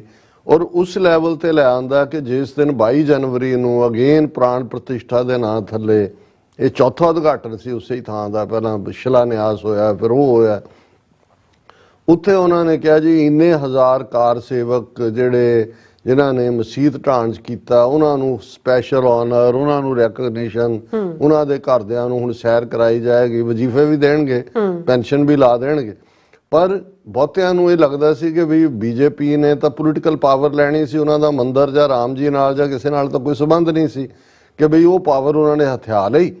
ਲੇਕਿਨ ਤੁਸੀਂ ਦੇਖੋ ਕਿ ਵੀ ਇਹ ਈਵਨ ਮੰਦਰ ਪ੍ਰਾਣ ਪ੍ਰਤਿਸ਼ਠਾ ਤੱਕ ਪਹੁੰਚਣ ਤੋਂ ਪਹਿਲਾਂ ਕਿਵੇਂ ਇਹਨਾਂ ਨੇ ਗਿਆਨ ਵਿਆਪੀ ਮਥੁਰਾ ਕਾਂਸ਼ੀ ਬਾਕੀ ਹੈ, ਬਨਾਰਸ ਦਾ ਪੁਰਾਣਾ ਨਾਂ ਕਾਂਸ਼ੀ ਹੈ ਔਰ ਹੁਣ ਦਾ ਨਾਂ ਵਾਰਾਣਸੀ ਹੈ। ਸੋ ਜਦੋਂ ਅਸੀਂ ਇਹ ਤਿੰਨੋਂ ਹੀ ਲਫ਼ਜ਼ ਬਨਾਰਸ ਜਾਂ ਕਾਸ਼ੀ ਜਾਂ ਵਾਰਾਣਸੀ ਕਹੀਏ ਤੇ ਇਹਦਾ ਮਤਲਬ ਇੱਕੋ ਹੀ ਸ਼ਹਿਰ ਹੈ ਔਰ ਇਹਦੀ ਹਿਸਟਰੀ ਇਹ ਸ਼ਿਵ ਜੀ ਨਾਲ ਜੋੜਦੇ ਨੇ ਕਿ ਸ਼ਿਵ ਜੀ ਦਾ ਵਸਾਇਆ ਹੋਇਆ ਇਹ ਸ਼ਹਿਰ ਹੈ ਬਨਾਰਸ, ਔਰ ਬਾਅਦ ਦੇ ਵਿੱਚ ਗਣੇਸ਼ ਦੇ ਨਾਲ ਜੋੜ ਦਿੱਤਾ ਜਾਂਦਾ ਹੈ। ਔਰ ਇਹ ਹੈ ਵੀ ਜਿਹੜਾ ਬਨਾਰਸ ਦੇ ਵਿੱਚ ਮਰਦਾ ਹੈ ਉਹ ਸਿੱਧਾ ਸਵਰਗਾਂ ਨੂੰ ਜਾਂਦਾ ਹੈ। ਇਹ ਔਰ ਇਹੀ ਇਹਦੇ ਨਾਲ ਜੁੜਿਆ ਹੋਇਆ ਸਾਰਾ ਪਾਰਟ ਹੈ। ਔਰ ਜ਼ਾਹਰ ਹੈ ਬ੍ਰਾਹਮਣਾਂ ਦਾ ਹੈੱਡਕੁਆਰਟਰ, ਸੈਂਟਰ ਆਫ ਲਰਨਿੰਗ, ਹਰ ਜੋ ਘੁਮਾਉਂਦੇ ਨੇ ਬਨਾਰਸ ਦੇ ਬ੍ਰਾਹਮਣ। ਹਾਲਾਂ ਗੁਰਮਤਿ ਨੇ ਤਾਂ ਉਹਨਾਂ ਨੂੰ ਬਨਾਰਸ ਕੇ ਠੱਗ ਕਿਹਾ ਕਿ ਵੀ ਇਹ ਸਾਰੇ ਠੱਗ ਬੈਠੇ ਹੋਏ ਨੇ ਉੱਥੇ। ਲੇਕਿਨ ਇਹਦੇ 'ਚ ਵੀ ਕੋਈ ਸ਼ੱਕ ਨਹੀਂ ਕਿ ਬੁੱਧ ਨੇ ਵੀ 2500 ਸਾਲ ਪਹਿਲਾਂ ਲਗਭਗ ਜਦੋਂ ਗਿਆਨ ਹਾਸਲ ਕੀਤਾ ਸਾਰਨਾਥ, ਜਿੱਥੇ ਬੁੱਧ ਨੇ ਆਪਣਾ ਮੈਸੇਜ ਦਿੱਤਾ, ਬਨਾਰਸ 'ਚ ਉੱਥੇ ਹੀ ਖਲੋ ਕੇ ਉਹਨਾਂ ਨੇ ਕਿਹਾ ਵੀ ਮੈਂ ਬ੍ਰਾਹਮਣ ਕੋ ਨਹੀਂ ਮਾਨਤਾ। ਲੇਕਿਨ ਇਹਨਾਂ ਨੇ ਉਹ ਗਰਾਊਂਡ ਤਿਆਰ ਕਰ ਲਈ ਸੀ ਜਿਹੜੀ ਉੱਥੇ ਮਸੀਤ ਹੈ, ਇੱਕ ਵੱਡੀ ਮਸੀਤ ਜਿਹਦਾ ਨਾਂ ਗਿਆਨ ਵਿਆਪੀ ਮਸੀਤ ਹੈ। ਪਰ ਇਹਨਾਂ ਨੇ ਇਹ ਪ੍ਰਚਾਰਿਆ ਹੋਇਆ ਆਪਣੇ ਜਿਵੇਂ ਗਲਤ ਪ੍ਰਚਾਰ ਦੇ ਥੱਲੇ ਬਾਬਰੀ ਮਸੀਤ ਵਾਲੀ ਥਾਂ ਨੂੰ ਰਾਮ ਜੀ ਦਾ ਜਨਮ ਸਥਾਨ ਸਿੱਧ ਕਰਨ ਦੀ ਲਾਈਨ ਸੀ। ਹਾਲਾਂ ਅਸੀਂ ਕੱਲ ਵੀ ਜ਼ਿਕਰ ਕੀਤਾ ਸੀ ਕਿ ਸੁਪਰੀਮ ਕੋਰਟ ਦਾ ਜਿਹੜਾ ਲਗਭਗ 1100 ਸਫ਼ੇ ਦਾ ਡਿਸੀਜਨ ਆਇਆ ਉਹਦੇ 'ਚ ਉਹਨਾਂ ਨੇ ਕਿਹਾ ਜੀ ਇਹਦਾ ਕੋਈ ਸਬੂਤ ਨਹੀਂ ਹੈ ਕਿ ਇੱਥੇ ਕਦੇ ਮੰਦਿਰ ਹੁੰਦਾ ਸੀ, ਪਰ ਆਸਥਾ ਦੇ ਉੱਤੇ ਜਿਹੜਾ ਅਸੀਂ ਇਹ ਹਿੰਦੂਆਂ ਨੂੰ ਦੇ ਰਹੇ ਹਾਂ ਵੀ ਮੰਦਿਰ ਬਣਾ ਲੈਣ। ਹੁਣ ਉਹਨਾਂ ਨੂੰ ਉਸ ਦੇ ਲਈ ਤਾਂ ਕੋਈ ਸਬੂਤ ਹੈ ਹੀ ਨਹੀਂ, ਦੇ ਵੀ ਨਹੀਂ ਸਕੇ। ਔਰ ਵੈਸੇ ਜੇ ਓਨੈਸਟਲੀ ਭਾਰਤ ਦੇ ਜਿੰਨੇ ਪ੍ਰਾਚੀਨ ਮੰਦਿਰ ਨੇ ਔਰ ਖਾਸ ਤੌਰ ਤੇ 8ਵੀਂ ਸਦੀ ਤੱਕ ਦੇ, ਕਿਉਂਕਿ 8ਵੀਂ ਸਦੀ 'ਚ ਸ਼ੰਕਰਾ ਆਇਆ ਔਰ ਬੋਧੀਆਂ ਦਾ ਜਿਹੜਾ ਫਾਈਨਲ ਸਫਾਇਆ ਕੀਤਾ ਸ਼ੰਕਰਾ ਨੇ ਕੀਤਾ। ਹਾਲਾਂ ਜੀਸਸ ਤੋਂ 200-250 ਸਾਲ ਪਹਿਲਾਂ ਜਦੋਂ ਅਸ਼ੋਕ ਦੇ ਪੋਤੇ ਦਾ ਮਰਡਰ ਉਸ ਦੇ ਬ੍ਰਾਹਮਣ ਫੌਜੀ ਚੀਫ ਨੇ ਕੀਤਾ ਔਰ ਉਹਨਾਂ ਦੀਆਂ ਕਿਲਿੰਗਸ ਕੀਤੀਆਂ, ਉਦੋਂ ਤੋਂ ਜਿਹੜੇ ਬੌਧ ਮੱਠ ਸੀ ਉਹਨਾਂ ਨੂੰ ਢਾਹ ਕੇ ਜਿਹੜਾ ਉਹਨਾਂ ਦੀ ਥਾਂ ਮੰਦਿਰ ਬਣਾਏ ਗਏ, ਜਾਂ ਉਹਨਾਂ ਚੋਂ ਹੀ ਬੁੱਧ ਦੀਆਂ ਮੂਰਤੀਆਂ ਦੂਜੇ ਬਾਹਰ ਸੁੱਟ ਕੇ ਉੱਥੇ ਸ਼ਿਵਲਿੰਗ ਰੱਖੇ ਗਏ। ਸੋ ਇਹ ਸਾਡਾ ਦਾਅਵਾ ਹੈ ਕਿ ਜੇ ਕੋਈ ਇੰਟਰਨੈਸ਼ਨਲ ਸਰਵੇ ਵਾਲੇ ਜਿਹੜੇ ਇਸ ਪੁਰਾਤਤਵ ਵਿਭਾਗ ਨਾਲ ਨੇ ਉਹ ਭਾਰਤ ਦੇ ਪ੍ਰਾਚੀਨ ਸੋ ਕਾਲਡ ਮੰਦਿਰਾਂ ਦੇ ਥੱਲੇ ਦੀ ਜ਼ਮੀਨ 'ਚ ਦੇਖਣਗੇ ਤਾਂ ਉਹਨਾਂ ਨੂੰ ਬੁੱਧ ਮੋਨੈਸਟਰੀਜ਼ ਨਜ਼ਰ ਆਉਣਗੀਆਂ। ਲੇਕਿਨ ਇਹਨਾਂ ਨੇ ਉਹ ਸਾਰਾ ਜਿਹੜਾ ਪਾਇਆ ਬਹੁਤਾ ਇਸਲਾਮ ਦੇ ਖਾਤੇ 'ਚ ਹੈ। ਹੁਣ ਆਲਰੇਡੀ ਉਹਨਾਂ ਨੇ ਇਸ ਦੇ ਲਈ ਮਾਹੌਲ ਤਿਆਰ ਕਰ ਲਿਆ ਸੀ ਕਿ ਜੀ ਜਿਹੜੀ ਗਿਆਨ ਵਿਆਪੀ ਮਸੀਤ ਹੈ ਇਹ ਮੰਦਿਰ ਦੇ ਉੱਤੇ ਬਣਾਈ ਗਈ ਤੇ ਉਹਦਾ ਦੇਖੋ ਜਿੱਥੇ ਵਜ਼ੂ ਕੀਤਾ ਜਾਂਦਾ ਹੈ ਉੱਥੋਂ ਫਲਾਣਾ ਸਟਰਕਚਰ ਜਿਹੜਾ ਜਿਹਦੀ ਸ਼ਕਲ ਸ਼ਿਵ ਜੀ ਵਾਂਗ। ਤੁਸੀਂ ਕਿਤੇ ਪਹਾੜਾਂ 'ਚ ਇੱਥੇ ਨਾਲਿਆਂ 'ਚ ਚਲਾ ਜਾਓ ਤੁਹਾਨੂੰ ਹਰ ਪੱਥਰ ਜਿੱਦਾਂ ਦੀਆਂ ਮੂਰਤੀਆਂ ਨੇ, ਮੂਰਤੀਆਂ ਪੱਥਰ ਹੀ ਨੇ। ਤੋ ਇੱਕ ਪਿਆ ਹੋਏਗਾ ਤੁਹਾਨੂੰ ਲੱਗੇਗਾ ਇਹ ਤਾਂ ਸ਼ਿਵ ਜੀ ਬੈਠਾ ਲੱਗਦਾ ਨਹੀਂ। ਇੱਕ ਦੇ ਬਰਫ਼ ਕਿਤੇ ਪੈ ਜਾਏ ਬਰਫ਼ ਦਾ ਤਾਂ ਦੂਜਾ ਤੇ ਅੱਧੇ ਕਹਿਣ ਲੱਗ ਜਾਣਗੇ ਇਹ ਤਾਂ ਜੀ ਜਿਵੇਂ ਉੱਥੇ ਅਮਰਨਾਥ ਦੀ ਗੁਫਾ 'ਚ ਕਹਿੰਦੇ ਸ਼ਿਵਲਿੰਗ ਬਣ ਗਿਆ, ਉਹ ਤਾਂ ਸ਼ਿਵਲਿੰਗ ਬਣਿਆ ਹੋਇਆ, ਇੱਥੇ ਵੀ ਸ਼ਿਵ ਜੀ ਆਏ ਨੇ। ਸੋ ਮਤਲਬ ਪੱਥਰਾਂ ਦੀਆਂ ਸ਼ੇਪਸ ਤਾਂ ਕਿਉਂ ਜਿਹੀਆਂ ਨੇ, ਉਹ ਤਾਂ ਕੋਈ ਨਾ ਕੋਈ ਦੇਵਤਾ ਹੈ ਹੀ ਆ ਉਸ ਸ਼ਕਲ ਦਾ। ਹੁਣ ਤੁਸੀਂ ਉਹ ਕਹਿ ਦਿਓ ਕਿ ਜੀ ਇਹ ਫਲਾਣੇ ਨੇ, ਲੇਕਿਨ ਇਹਨਾਂ ਨੇ ਆਪਣੇ ਕਾਡਰ ਨੂੰ ਕੰਮ ਦੇ ਦਿੱਤਾ ਕਿ ਭਾਈ ਉਹ ਜਿਹੜੀ ਗੱਲ ਕਹੀ ਸੀ ਕਿ ਮਥੁਰਾ ਕਾਂਸ਼ੀ ਬਾਕੀ ਹੈ, ਉਹ ਉਹਨਾਂ ਨੇ ਹੁਣ ਮਥੁਰਾ ਨੂੰ ਜਿਹੜਾ ਉਹ ਤਾਂ ਉਧਰ ਵੀ ਮੁਕੱਦਮਾ ਕੀਤਾ ਹੋਇਆ, ਪਰ ਕਾਂਸ਼ੀ ਦੀ ਇਸ ਗਿਆਨ ਵਾਪੀ ਮਸੀਤ ਨੂੰ ਇਸ ਤੇ ਮੰਦਿਰ ਬਣਾਉਣ ਦੇ ਲਈ ਜਿਹਦੇ ਬਾਰੇ ਸੁਬਰਾਮਨੀਅਮ ਸਵਾਮੀ ਦੂਜਾ ਜੀ ਇਹ ਤਾਂ ਪਹਿਲਾਂ 3 ਸਾਡੇ ਹਵਾਲੇ ਕਰੋ, ਬਾਕੀ ਜਿਹੜੀਆਂ 200 ਤੇ ਤੁਸੀਂ ਹੋਰ ਹੈ ਉਹਦਾ ਸਾਨੂੰ ਮੁਆਵਜ਼ਾ ਦੇ ਦਿਓ, ਉੱਥੇ ਰਹਿਣ ਦਿਓ ਮਸੀਤਾਂ, ਸਾਨੂੰ ਉਹਦਾ ਮੁਆਵਜ਼ਾ ਦਿਓ। ਲੇਕਿਨ ਮੈਂ ਦੇਖਦਾ ਵੀ ਜਦੋਂ ਕਿ ਅਜੇ ਪਾਰਟ ਚੱਲ ਰਿਹਾ ਹੈ, ਜਿਹੜੀ ਸ਼ੂਦਰ ਪ੍ਰੈਜ਼ੀਡੈਂਟ ਬਣਾਈ ਹੋਈ ਹੈ ਜਿਹਨੂੰ ਉੱਥੇ ਸੱਦਿਆ ਵੀ ਨਹੀਂ ਗਿਆ ਰਾਮ ਮੰਦਿਰ, ਉਹਨੇ ਕਿਉਂਕਿ 26 ਜਨਵਰੀ ਨੂੰ ਜਿਹੜਾ ਰਾਸ਼ਟਰ ਦੇ ਨਾਂ ਮੁਲਕ ਦੇ ਨਾਂ ਸੁਨੇਹਾ ਹੁੰਦਾ ਹੈ ਉਹ ਉਹਦਾ ਪ੍ਰੈਜ਼ੀਡੈਂਟ ਦਾ ਹੁੰਦਾ, ਰਾਸ਼ਟਰਪਤੀ ਦਾ।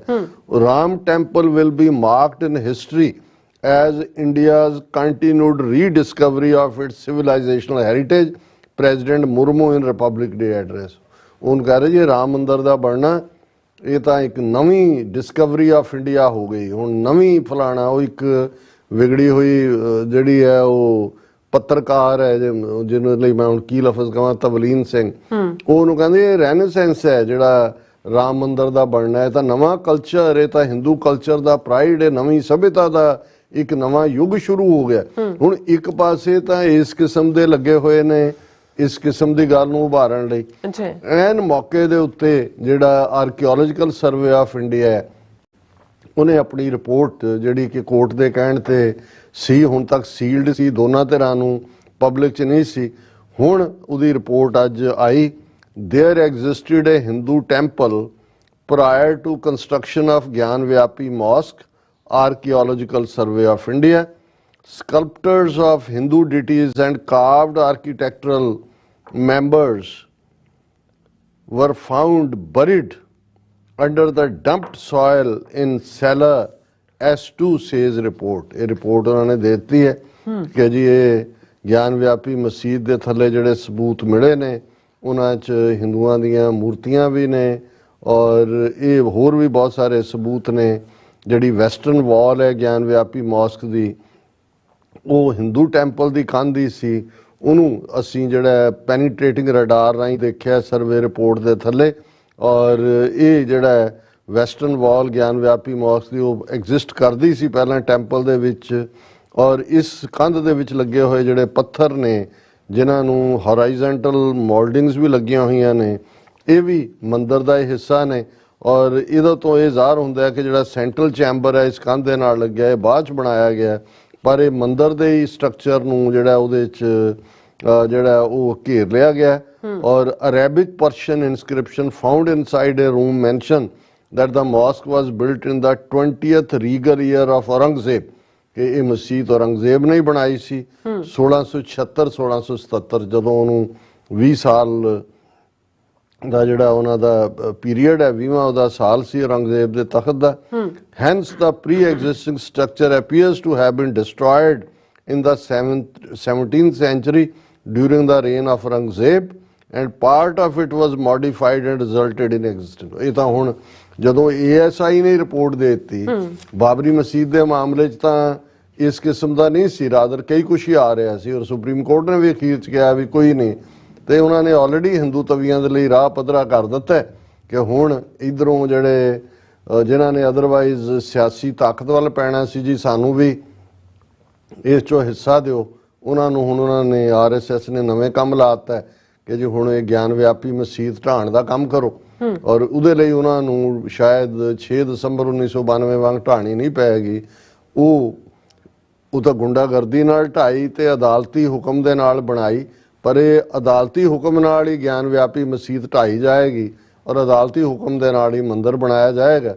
ਤੇ ਜਿਵੇਂ 20 ਕਰੋੜ ਮੁਸਲਮਾਨ ਔਰ ਉਹਨਾਂ ਦੇ 57 ਇਸਲਾਮਿਕ ਮੁਲਕ OIC ਦੇ ਉਹਨਾਂ ਨੇ ਚੁੱਪ ਵੱਟੀ ਹੋਈ ਹੈ, ਹਾਲਾਂਕਿ ਸਿੰਬੋਲਿਕ ਜਿਹੀ ਸਟੇਟਮੈਂਟ OIC ਦੀ ਆਈ ਜਿਹਦਾ ਕੋਈ ਮਤਲਬ ਨਹੀਂ ਹੈ, ਉਹ ਵੀ ਡੇਟ ਗੁਜ਼ਰਨ ਤੋਂ ਬਾਅਦ। ਇਸ ਦਾ ਮਤਲਬ ਹੈ ਵੀ ਉਹਨਾਂ ਨੇ ਵੀ ਇਹ ਦੇਖ ਲਿਆ ਕਿ ਨਾ ਵਿਦਨ ਕੰਟਰੀ ਮੁਸਲਮਾਨਾਂ ਦੀ ਵਿਲ ਬਚੀ ਹੈ ਕਿਸੇ ਵੀ ਗੈਰ ਕਾਨੂੰਨੀ ਗੱਲ ਨੂੰ ਰਜਿਸਟ ਕਰਨ ਦੀ, ਤੇ ਨਾ ਹੀ ਇੰਟਰਨੈਸ਼ਨਲ ਪਲੇਟਫਾਰਮ ਦੇ ਉੱਤੇ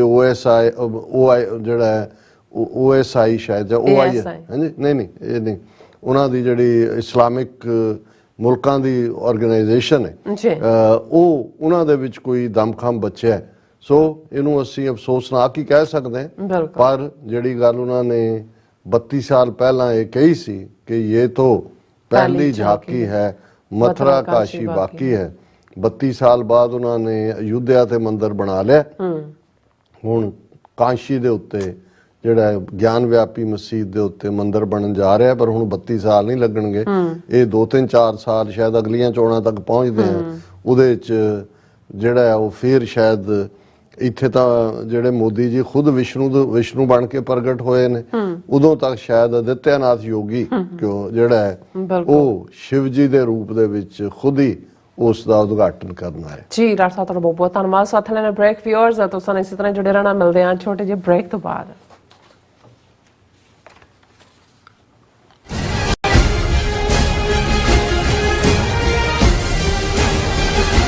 What do we want? Khalistan. What do we want? Khalistan. Indian state ਵੱਲੋਂ ਟਰਾਂਸਨੈਸ਼ਨਲ ਰਿਪਰੈਸ਼ਨ ਹੇਠ ਸਿੱਖਾਂ ਨੂੰ ਨਿਸ਼ਾਨਾ ਬਣਾਉਣ ਅਤੇ ਹਿੰਦੂਤਵੀ ਦਮਨਕਾਰੀ ਨੀਤੀਆਂ ਦੇ ਵਿਰੋਧ ਵਿੱਚ ਇੰਡੀਅਨ ਰਿਪਬਲਿਕ ਡੇ ਤੇ ਈਸਟ ਕੋਸਟ ਅਮਰੀਕਾ ਦੀਆਂ ਪੰਥਕ ਸਿੱਖ ਆਰਗੇਨਾਈਜੇਸ਼ਨਸ ਅਤੇ ਗੁਰਦੁਆਰਾ ਕਮੇਟੀਆਂ ਵੱਲੋਂ ਭਾਰੀ ਰੋਸ ਵਿਖਾਵੇ ਦਾ ਐਲਾਨ। Who murdered my ਭਾਈ ਅਵਤਾਰ ਸਿੰਘ ਖਾਂਡਾ 26 ਜਨਵਰੀ 2024 ਦਿਨ ਸ਼ੁੱਕਰਵਾਰ ਨੂੰ ਸਵੇਰੇ 10:30 ਵਜੇ ਵਾਸ਼ਿੰਗਟਨ ਡੀਸੀ ਵਿੱਚ ਸਥਿਤ ਭਾਰਤੀ ਅੰਬੈਸੀ ਮੂਹਰੇ ਵੱਡਾ ਪ੍ਰੋਟੈਸਟ ਕੀਤਾ ਜਾ ਰਿਹਾ ਹੈ।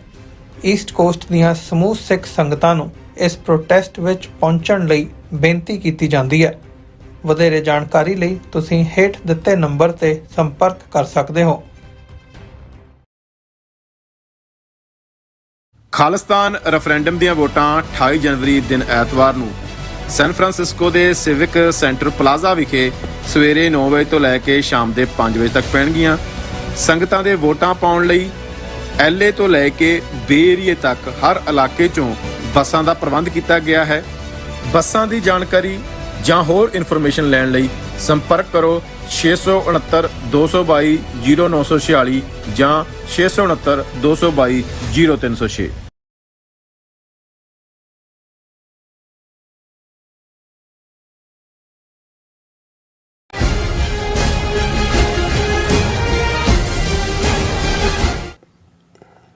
Viewers welcome back on programme. So viewers ਗੱਲਬਾਤ ਕਰਨ ਜਾ ਰਹੇ ਹਾਂ ਕਿ 28 ਜਨਵਰੀ ਐਤਵਾਰ ਨੂੰ ਕੈਲੀਫੋਰਨੀਆ ਦੇ ਸ਼ਹਿਰ ਸੈਨ ਫਰਾਂਸਿਸਕੋ ਵਿੱਚ ਖਾਲਸਾ ਰੈਫਰੈਂਡਮ ਦੀਆਂ ਵੋਟਾਂ ਜਿਹੜੀਆਂ ਨੇ ਉਹ ਪੈਣ ਜਾ ਰਹੀਆਂ ਨੇ ਔਰ ਅਮਰੀਕਾ ਦੀ ਪ੍ਰਸਿੱਧ ਅਖਬਾਰ ਸੈਕਰਾਮੈਂਟੋ ਬੀ ਨੇ ਇਸ ਦੇ ਉੱਪਰ ਬੜੀ ਪੋਜ਼ਿਟਿਵ ਜਿਹੜੀ ਹੈ ਸਟੋਰੀ ਕੀਤੀ ਹੈ। ਸੋ ਇਸ ਬਾਰੇ ਆਪਾਂ ਗੱਲਬਾਤ ਕਰਨ ਜਾ ਰਹੇ ਹਾਂ। ਸੋ ਅਸੀਂ ਚਾਹਾਂਗੇ ਕਿ ਤੁਸੀਂ ਇਸੇ ਤਰ੍ਹਾਂ ਬਣੇ ਰਹਿਣਾ, ਦੇਖਣ ਸੁਣ ਲਿਆ, ਲਿਖਣ ਲਈ ਤੁਹਾਡਾ ਸਭ ਦਾ ਬਹੁਤ ਬਹੁਤ ਸ਼ੁਕਰੀਆ ਜੀ। ਡਾਕਟਰ ਸਾਹਿਬ ਕੀ ਵਿਚਾਰਾਂ ਨੇ ਸਟੋਰੀ ਬਾਰੇ? ਦੇਖੋ, ਅਸੀਂ ਪ੍ਰੋਗਰਾਮ ਦੇ ਸ਼ੁਰੂ 'ਚ ਵੀ ਮੈਂਸ਼ਨ ਕੀਤਾ ਹੈ ਕਿ FBI ਵੱਲੋਂ ਪੰਜਾਬੀ ਜ਼ਬਾਨ ਦੇ ਵਿੱਚ ਇੱਕ ਜਿਹੜੀ ਹੈ ਅਨਾਉਂਸਮੈਂਟ ਖਾਸ ਤੌਰ ਤੇ ਸਿੱਖ ਹਲਕਿਆਂ ਲਈ ਅਮਰੀਕਾ ਦੇ ਵਿੱਚ ਜਾਰੀ ਕੀਤੀ ਗਈ ਹੈ, ਜਿਹੜੀ ਸਾਡੇ TV 84 ਦੇ ਬ੍ਰੇਕ ਟਾਈਮ ਤੇ ਵੀ ਚੱਲਿਆ ਹੈ ਕਿ ਭਾਈ ਕਿਸੇ ਨੂੰ ਵੀ ਜੇ ਇੱਥੇ ਥ੍ਰੈਟ ਹੈ, ਧਮਕੀ ਹੈ ਇੰਡੀਅਨ ਸਿਸਟਮ ਔਰ ਈਵਨ ਪਿੱਛੇ ਪੰਜਾਬ 'ਚ ਰਿਸ਼ਤੇਦਾਰਾਂ ਕਿਸੇ ਦੀ ਪ੍ਰਾਪਰਟੀ ਨਾਲ ਰਿਲੇਟਡ ਉਹਨਾਂ ਦੇ ਸਿਆਸੀ ਵਿਚਾਰਾਂ ਕਰਕੇ ਸੋ ਉਹਨਾਂ ਨੇ ਆਪਣਾ ਨੰਬਰ ਦਿੱਤਾ ਹੈ। ਉਹਦੇ 'ਚ ਈਵਨ ਜਿਹਨੂੰ ਤੁਸੀਂ ਕਾਲ ਕਰੋ ਪੰਜਾਬੀ 'ਚ ਵੀ ਗੱਲ ਕਰ ਸਕਦੇ ਹੋ। ਸੋ ਅਸੀਂ ਸਮਝਦੇ ਹਾਂ ਵੀ ਇਹ ਆਪਣੇ ਆਪ ਦੇ ਵਿੱਚ ਜਿੱਥੇ ਲਗਭਗ 1 ਮਿਲੀਅਨ ਸਿੱਖਾਂ ਦੇ ਹੱਕਾਂ ਦੀ ਰੈਕਗਨੀਸ਼ਨ ਹੈ ਅਮਰੀਕਾ 'ਚ, ਔਰ ਜਿਵੇਂ FBI ਨੇ ਬੜੀ ਮੁਸਤੈਦੀ ਦੇ ਨਾਲ ਔਰ ਜਸਟਿਸ ਡਿਪਾਰਟਮੈਂਟ ਨੇ ਫਿਰ ਪ੍ਰੋਪਰਲੀ ਜਿਹੜੀ ਇੰਡਾਇਟਮੈਂਟ ਨਿਖਿਲ ਗੁਪਤਾ ਦੇ ਖਿਲਾਫ ਫਾਈਲ ਕੀਤੀ ਔਰ ਉਹਨਾਂ ਦੇ ਕੋਲ ਹੋ ਸਕਦਾ ਹੋਰ ਵੀ ਜਿਹੜੀ ਹੈ ਡੀਟੇਲਡ ਜਾਣਕਾਰੀ ਹੋਏਗੀ। ਕੱਲਾ ਸ਼ਾਇਦ ਇੱਕ ਕੇਸ ਤੱਕ ਇਹ ਗੱਲ ਮਹਿਦੂਦ ਨਾ ਹੋਏ ਕਿ ਭਾਈ ਇੱਥੇ ਕਿਵੇਂ ਇਹਨਾਂ ਦਾ ਗੈਂਗਸਟਰ ਕਲਚਰ ਲਾਰੈਂਸ ਬਿਸ਼ਨੋਈ ਦਾ ਇੰਡੀਅਨ ਸਟੇਟ ਉਹਨਾਂ ਦੇ ਰਾਅ ਦੇ ਜਿਹੜੇ ਸਟੇਸ਼ਨ ਹੈਡ ਜਿਨ੍ਹਾਂ ਨੂੰ ਇੱਥੋਂ ਦੁਬਾਰਾ ਉਹਦੇ ਕ੍ਰੈਡੈਂਸ਼ੀਅਲਸ ਨਹੀਂ ਲਏ ਗਏ, ਅਮਰੀਕਾ 'ਚ ਕੈਨੇਡਾ 'ਚੋਂ ਤਾਂ ਬਾਹਰ ਕੱਢਿਆ ਗਿਆ, UK 'ਚ ਵੀ ਜਿਹੜਾ ਉਹਨਾਂ ਦਾ ਨੰਬਰ 2 ਬੰਦਿਆਂ ਨੂੰ ਚੱਲਦਾ ਕੀਤਾ ਗਿਆ। ਸੋ ਇਹ ਪਹਿਲੀ ਵਾਰ ਹੋਇਆ ਜਦੋਂ ਦੀ ਰਾਹ ਹੋਣ ਚਾਹੀ ਹੈ ਕਿ ਇਸ ਲੈਵਲ ਦੇ ਫੈਸਲੇ ਲਏ ਗਏ ਨੇ।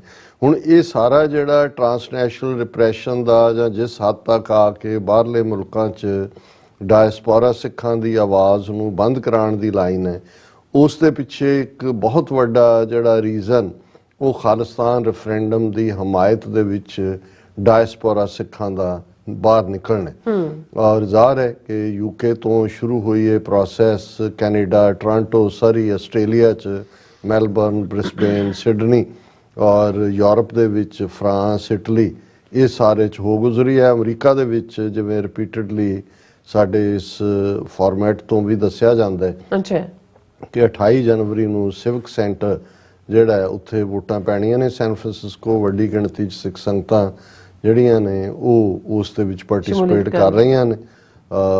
LA ਤੋਂ ਲੈ ਕੇ ਔਰ ਬੇ ਏਰੀਏ ਤੱਕ ਗੁਰਦੁਆਰਿਆਂ 'ਚੋਂ ਬੱਸਾਂ ਦਾ ਪ੍ਰਬੰਧ ਹੈ ਔਰ ਬਹੁਤ ਸਾਰੇ ਜਿਹੜੇ ਵੀਰ ਭੈਣਾਂ ਨੇ ਆਪਣੇ ਤੌਰ ਦੇ ਉੱਤੇ ਵੀ ਇੰਡੀਪੈਂਡੈਂਟਲੀ ਜਾ ਰਹੇ ਨੇ। ਔਰ ਇਸ ਸਾਰੇ ਦੇ ਚੱਲਦੇ ਆ ਕਿਉਂਕਿ ਇਸ ਵੇਲੇ ਸਾਰਾ ਕੈਲੀਫੋਰਨੀਆ ਖਾਲਿਸਤਾਨ ਦੇ ਰੰਗ 'ਚ ਰੰਗਿਆ ਹੋਇਆ ਹੈ। ਬੜੇ ਬੜੇ ਬਿਲ ਬੋਰਡ ਲੱਗੇ ਹੋਏ ਨੇ ਹਾਈਵੇਜ਼ ਦੇ ਉੱਤੇ, ਬੜੇ ਬੜੇ ਨਿਸ਼ਾਨ ਸਾਹਿਬ ਔਰ ਕਾਰ ਰੈਲੀਆਂ ਔਰ ਦੂਸਰਾ ਇਹ ਤਾਂ ਚੱਲ ਹੀ ਰਿਹਾ। ਔਰ ਜਿਵੇਂ ਅਸੀਂ ਇਹ ਗੱਲ ਪਹਿਲਾਂ ਵੀ ਹੈ ਕਿ 26 ਜਨਵਰੀ ਕੱਲ ਦਾ ਦਿਨ ਹੈ, ਕੱਲ ਵੀ ਸੈਨ ਫਰਾਂਸਿਸਕੋ 'ਚ ਇੱਕ ਵੱਡੀ ਰੈਲੀ ਹੋਣ ਜਾ ਰਹੀ ਹੈ ਇੰਡੀਅਨ ਕੌਂਸੂਲੇਟ ਦੇ ਬਾਹਰ। ਇੱਥੇ ਵੀ ਵਾਸ਼ਿੰਗਟਨ DC ਜਿਹਦੇ ਲਈ ਨਿਊਯਾਰਕ, ਨਿਊ ਜਰਸੀ ਤੋਂ ਅੱਡ-ਅੱਡ ਬੱਸਾਂ ਦਾ ਵੀ ਪ੍ਰਬੰਧ ਹੈ ਔਰ ਅਸੀਂ ਅਪੀਲ ਵੀ ਕਰਾਂਗੇ ਜਿਹੜੇ ਕਿ ਭਾਈ ਪਾਰਟਿਸਿਪੇਟ ਇਹਦੇ 'ਚ ਕੀਤਾ ਜਾਏ। ਲੇਕਿਨ ਮੈਂ ਇਹ ਵੀ ਦੇਖਣਾ ਚਾਹੁੰਦਾ ਸੀ ਕਿ ਵੀ ਇਹ ਸਾਰਾ ਜਦੋਂ ਚੱਲ ਰਿਹਾ ਹੈ ਤੇ ਅਮਰੀਕਨ ਮੀਡੀਆ ਦਾ ਕੀ ਰੁਖ ਹੈ, ਕਿਉਂਕਿ ਇਸ ਦੇ ਉੱਤੇ ਜਦੋਂ ਦਾ ਅਮਰੀਕਾ 'ਚ ਰੈਫਰੈਂਡਮ ਅਨਾਉਂਸ ਹੋਇਆ ਅਜੇ ਤੱਕ ਕੋਈ ਮੁੱਖ ਧਾਰਾ ਨਿਊਯਾਰਕ ਟਾਈਮ ਜਾਂ ਵਾਸ਼ਿੰਗਟਨ ਪੋਸਟ ਜਾਂ ਦੂਸਰਿਆਂ ਦੀ ਕੋਈ ਸਟੋਰੀ ਨਹੀਂ ਸੀ, ਅੱਛਾ ਕਿਉਂਕਿ ਇਹਦੇ 'ਚ ਵੀ ਕੋਈ ਸ਼ੱਕ ਨਹੀਂ ਹੈ ਕਿ ਬਹੁਤ ਸਾਰਾ ਧਿਆਨ ਵੈਸਟ ਬੈਂਕ ਔਰ ਗਜ਼ਾ ਦੇ ਵਿੱਚ ਜਿਹੜਾ ਜੋ ਚੱਲ ਰਿਹਾ ਹੈ ਜਾਂ ਯੂਕਰੇਨ ਇਹਨੇ ਮੱਲਿਆ ਹੋਇਆ। ਪਰ ਅੱਜ ਮੇਰੀ ਨਜ਼ਰਾਂ 'ਚੋਂ ਗੁਜ਼ਰੀ ਸੈਕਰਾਮੈਂਟੋ ਬੀ ਦਾ ਸੈਕਰਾਮੈਂਟੋ ਕੈਪੀਟਲ ਹੈ ਕੈਲੀਫੋਰਨੀਆ ਦੀ, ਔਰ ਦਾ ਸੈਕਰਾਮੈਂਟੋ ਵੀ ਪ੍ਰੋਮੀਨੈਂਟ ਨਿਊਜ਼ਪੇਪਰ ਹੈ। ਉਹਨਾਂ ਦੇ ਮਿਸਟਰ ਜੋ ਰੂਬਨ ਨੇ ਬੜੀ ਡੀਟੇਲ ਸਟੋਰੀ 12-13 ਸਫ਼ਿਆਂ ਦੀ ਹੈ ਕੀਤੀ ਹੈ, ਲੇਕਿਨ ਕਾਫੀ ਪੋਜ਼ਿਟਿਵ ਰੰਗ ਦੇ ਵਿੱਚ। ਔਰ ਉਹਦੇ 'ਚ ਉਹਨੇ ਜਿੱਥੇ ਕੁਝ ਸਿੱਖ ਐਕਟਿਵਿਸਟ ਦੇ ਨਾਲ ਵੀ ਗੱਲਬਾਤ ਕੀਤੀ, ਉੱਥੇ ਉਹਨਾਂ ਨੇ ਪੋਲੀਟੀਕਲ ਪ੍ਰੋਫੈਸਰ ਐਕਸਪਰਟ ਨੂੰ ਵੀ ਲਿਆ, ਔਰ ਖ਼ਾਸ ਤੌਰ 'ਤੇ ਜਿਹੜਾ ਰੈਫਰੈਂਡਮ ਕਮਿਸ਼ਨਰ ਹੈ ਜਿਨ੍ਹਾਂ ਦਾ ਕੰਮ ਹੀ ਵੋਟਾਂ ਪਵਾਉਣਾ, ਉਹਨੇ ਕਿਹਾ ਜੀ ਮੇਰਾ ਕੋਈ ਲਾਗਾ ਦੇਗਾ ਨਹੀਂ, ਬਣੇ ਖਾਲਿਸਤਾਨ ਨਾ ਬਣੇ, ਮੈਂ ਤਾਂ ਇੱਕ ਫੇਅਰ ਪ੍ਰੋਸੈਸ ਦੇ ਵਿੱਚ ਜ਼ਾਹਰ ਹੈ ਕਿ ਇਹ ਔਰ ਉਹ ਰਿਪਬਲਿਕਨ ਰਿਹਾ ਪ੍ਰੋਮੀਨੈਂਟ। ਔਰ ਇਹਦਾ ਈਵਨ ਹੈਡਲਾਈਨ ਹੀ ਜਿਹੜਾ ਇਸ ਸਟੋਰੀ ਦਾ ਹੈ ਉਹ ਆਪਣੇ ਆਪ 'ਚ ਕਾਫੀ ਅਹਿਮ ਹੈ। ਉਹਨੇ ਕਿਹਾ California 6 vote Sunday on whether to split India, ਕਿ ਵੀ ਉਹ ਵੋਟ ਕਰਨਗੇ ਵੀ ਤੋੜਨਾ ਇੰਡੀਆ ਨੂੰ ਕਿ ਨਹੀਂ। ਸਟਰਿੰਗ ਪੈਸ਼ਨ ਐਂਡ ਥ੍ਰੈਟਸ, ਕਿ ਇੱਕ ਪਾਸੇ ਜ਼ੁੰਬਸ਼ ਹੈ, ਜਨੂਨ ਹੈ, ਪੈਸ਼ਨ ਹੈ ਕਿ ਬਈ ਸਿੱਖ ਜਿਸ ਚਾਅ ਨਾਲ ਆ ਰਹੇ ਨੇ, ਔਰ ਦੂਸਰੇ ਪਾਸੇ ਕਿਵੇਂ ਇਹਨਾਂ ਦੇ ਸਿਸਟਮ ਨੇ ਥ੍ਰੈਟਸ ਦੇ ਥੱਲੇ ਵੀ ਰੱਖਿਆ ਹੋਇਆ ਹੈ ਇੰਡੀਅਨ ਸਿਸਟਮ ਨੇ, ਔਰ ਉਸ ਦੇ ਵਿੱਚ ਵੀ ਕਿ ਭਾਈ ਇਹ ਕਿੱਥੋਂ ਤੱਕ ਜਾ ਰਹੇ ਨੇ। ਔਰ ਉਹਦੇ 'ਚ ਉਹਨਾਂ ਨੇ ਪਿਕਚਰਸ ਵੀ ਇਸਤੇਮਾਲ ਕੀਤੀਆਂ, ਜਿਵੇਂ ਯੂਬਾ ਸਿਟੀ ਦੇ ਨਗਰ ਕੀਰਤਨ ਦੀ ਪਿਕਚਰ ਹੈ ਕਿ ਕਿਵੇਂ ਜਿਹੜਾ ਖਾਲਿਸਤਾਨ ਦੇ ਬੰਦੀ ਸਿੰਘ ਰਿਹਾ ਕਰੋ ਔਰ ਖਾਲਿਸਤਾਨ ਜ਼ਿੰਦਾਬਾਦ ਪੋਸਟਰ ਚੁੱਕੇ ਹੋਏ ਨੇ। ਅੱਛਾ, ਔਰ ਉਹਦੇ 'ਚ ਉਹਨੇ ਸ਼ੁਰੂਆਤ ਹੀ ਇੱਥੋਂ ਕੀਤੀ ਹੈ ਕਿ in a practical sense the non binding referendum vote that will take place Sunday in San Francisco might best be described as wishful thinking। कुछ कहेंगे जी wishful thinking है, वो नॉन बाइंडिंग है ना कि भाई, लेकिन विश तो है ना कि भाई साडा मुल्क बने। But to many of the estimated 250,000 Sikhs in California, this exercise in democracy could not be more meaningful। ਇਹ ਬਹੁਤਿਆਂ ਨੂੰ ਲੱਗਿਆ ਜੀ ਵਿਸ਼ਵਲ ਥਿੰਕਿੰਗ ਹੈ, ਉਹਦੇ ਨਾਲ ਕਿਹੜਾ ਖਾਲਿਸਤਾਨ ਬਣ ਜਾਣਾ, ਪਰ ਜਿਹੜੇ ਕੈਲੀਫੋਰਨੀਆ ਦੇ 2.5 ਲੱਖ ਸਿੱਖ ਨੇ ਉਹਨਾਂ ਦੇ ਲਈ ਇਹ ਸਿਰਫ ਮਹਿਜ਼ ਵਿਸ਼ਵਲ ਥਿੰਕਿੰਗ ਨਹੀਂ ਹੈ, ਇਟ ਮੀਨਸ ਕਿ ਉਹ ਇਹਨੂੰ ਵਾਈ ਆਪ ਹੀ ਉਹਨੇ ਪੁੱਛਿਆ ਕਿਉਂ, because at it's course the issue on belt is freedom. ਇਸ ਲਈ ਕਿਉਂਕਿ ਜਿਹੜਾ ਇਸ਼ੂ ਹੈ ਬੈਲਟ ਦੇ ਉੱਤੇ ਉਹ ਹੈ ਆਜ਼ਾਦੀ।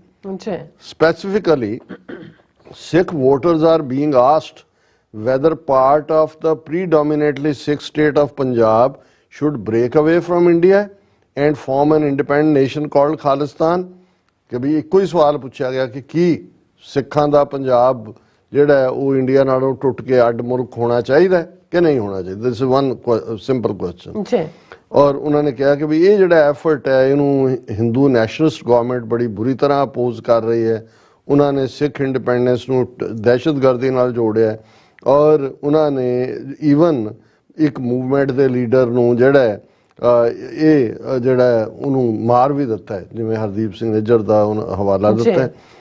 Still among Sikhs in Central Valley, the moment is stirring defiance and passion.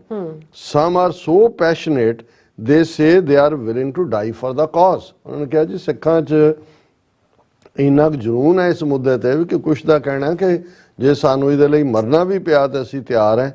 With each cast vote, a Sikh martyr will be liberated and finally be at peace, exonerated from their spiritual obligation not to rest until the eternal home for Sikhs is built, said Gursharanjit Singh, a West Sacramento resident and school administrator who plans to caravan with around 45 family and friends from Sacramento to San Francisco। उन्होंने coat किया है, उन्हें कहा जी असी कर्ज है साडे सिर ते शहीदां दा और साडी एक एक वोट जिहड़ी है सानू उस कर्जे तो मुक्त करेगी। उन्हें कहा मैं 45 के करीब अपने फैमिली मैंबर्स और दोस्तों के नाल जा रहे हैं। और उन्हें Gurdeep Singh 53-year-old Fresno truck driver who is active with the organization Sikhs for Justice said he expects around 5,000 Sikhs from Fresno area alone to make the 7-hour round trip। उन्होंने कहा जी फ्रेजनो इलाके चों ही क्योंकि 3-3.5 घंटे एक पासे दे लगते हैं कि राउंड ट्रिप 7 घंटे की जिहड़ी है 5,000 सिख कल्ले इस बेल्ट चों ही जाणगे we want freedom Singh explained we want our kingdom back ਅਸੀਂ ਆਪਣਾ ਰਾਜ ਚਾਹੁੰਦੇ ਹਾਂ। ਅੱਛਾ ਔਰ ਫਿਰ ਉਹਨੇ ਬੈਕਗ੍ਰਾਉਂਡ ਦਿੱਤੀ ਹੈ ਕਿ ਆਲ ਆਫ ਅ ਸਡਨ ਵੋਟਾਂ ਨਹੀਂ ਹੋ ਰਹੀਆਂ 2021 ਤੋਂ ਸ਼ੁਰੂ ਹੋਈਆਂ ਇੰਗਲੈਂਡ ਆਸਟ੍ਰੇਲੀਆ ਕੈਨੇਡਾ 'ਚ ਹੋ ਚੁੱਕੀਆਂ ਨੇ ਔਰ ਇਸ ਨੂੰ ਵੋਟਾਂ ਫ੍ਰੀ ਹੋਣ ਔਰ ਪੂਰੀਆਂ ਜਿਹੜੀਆਂ ਟੈਬੂਲੇਟਡ ਐਕੂਰੇਟਲੀ ਹੋਣ ਇਸ ਦੇ ਲਈ ਪੰਜਾਬ ਰੈਫਰੈਂਡਮ ਕਮਿਸ਼ਨ ਜਿਹੜਾ ਇੱਕ ਪੈਨਲ ਹੈ ਜਿਹੜਾ ਵੋਟਾਂ ਪਵਾਉਂਦਾ ਹੈ ਉਸ ਦੇ ਹੈਡ ਨੇ ਮਿਸਟਰ ਡੇਨ ਵਾਟਰਸ ਗੋਰਾ ਇਹ farmer official in President George W. Bush administration and a veteran Republican strategist.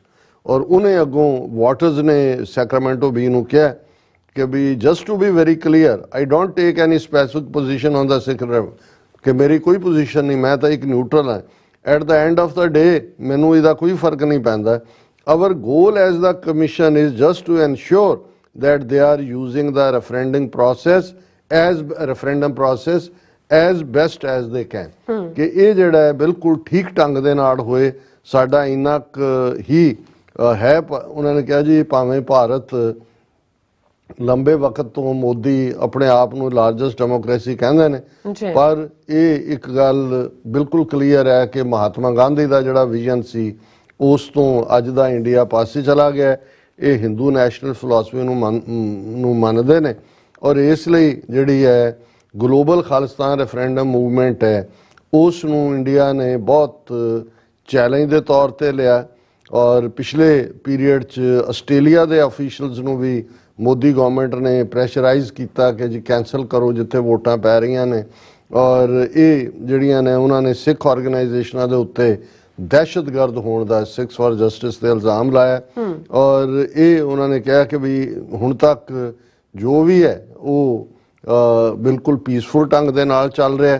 ਔਰ ਫਿਰ ਉਹਨੇ ਜਸਟਿਨ ਟਰੂਡੋ ਦੀ ਗੱਲ ਕੀਤੀ ਵੀ ਕਿਵੇਂ ਉਹਨਾਂ ਨੇ ਪਾਰਲੀਮੈਂਟ ਦੇ ਵਿੱਚ ਕਿਹਾ ਕਿ ਇੰਡੀਆ ਨੇ ਟਰਾਂਸਨੈਸ਼ਨਲ ਰਿਪਰੈਸ਼ਨ ਕੀਤਾ ਔਰ ਫਿਰ ਅਮਰੀਕਾ ਦੇ ਹਵਾਲੇ ਨਾਲ ਉਹਨਾਂ ਨੇ ਕਿਹਾ ਵੀ ਗੁਰਪਤਵੰਤ ਸਿੰਘ ਪੰਨੂ ਨੂੰ ਮਾਰਨ ਦੇ ਲਈ ਜਿਹੜਾ $1 ਲੱਖ ਦੀ ਆਫਰ ਜਿਹੜਾ ਕਿ ਅਲਟੀਮੇਟਲੀ ਕਵਰ ਏਜੰਟ ਸੀ ਉਸ ਕਰਕੇ ਉਹ ਨਹੀਂ ਜਿਹੜਾ ਉਹਨਾਂ ਦਾ ਸਿਰੇ ਚੜਿਆ ਔਰ ਫਿਰ ਉਹਨਾਂ ਨੇ ਪੰਨੂ ਨੂੰ ਕੋਟ ਕੀਤਾ ਕਿ ਭਾਈ ਉਹਨੇ ਕਿਹਾ ਕਿ ਵੀ ਮੈਂ ਜਿਹੜਾ he takes threats to his life seriously still he said that nothing could stop him from coming to San Francisco for the referendum ਕਿ ਮੈਨੂੰ ਕੋਈ ਰੋਕ ਨਹੀਂ ਸਕਦਾ ਇਹ ਜਿਹੜੀ ਆਣਾ ਜਾਣਾ ਇਹ ਰੱਬ ਨੇ ਲਿਖਿਆ ਹੁੰਦਾ ਮੈਂ ਸਿੱਖ ਹਾਂ ਇਹ ਪੰਨੂ ਨੇ ਕਿਹਾ ਜੋ ਗੁਰੂ ਨੇ ਜਦੋਂ ਭੇਜਣਾ ਦੁਨੀਆ 'ਚ ਅਸੀਂ ਆ ਗਏ ਜਦੋਂ ਉਹਨੇ ਸੱਦਣਾ ਅਸੀਂ ਚਲੇ ਜਾਣਾ ਔਰ in Sikh teachings he added which I follow very dearly the day we are born the date of our death is written and nobody can change that ਕਿ ਉਹਨੂੰ ਕੋਈ ਬਦਲ ਨਹੀਂ ਸਕਦਾ ਸੋ ਮੈਂ ਰੈਫਰੈਂਡਮ ਦੇ ਲਈ ਤਾਂ ਇੱਕ ਗੋਲੀ ਆਪਣੇ ਤੇ ਖਾਣ ਨੂੰ ਤਿਆਰ ਹਾਂ ਵੀ ਆਰ ਗੋਇੰਗ ਟੂ ਡਿਫਾਈ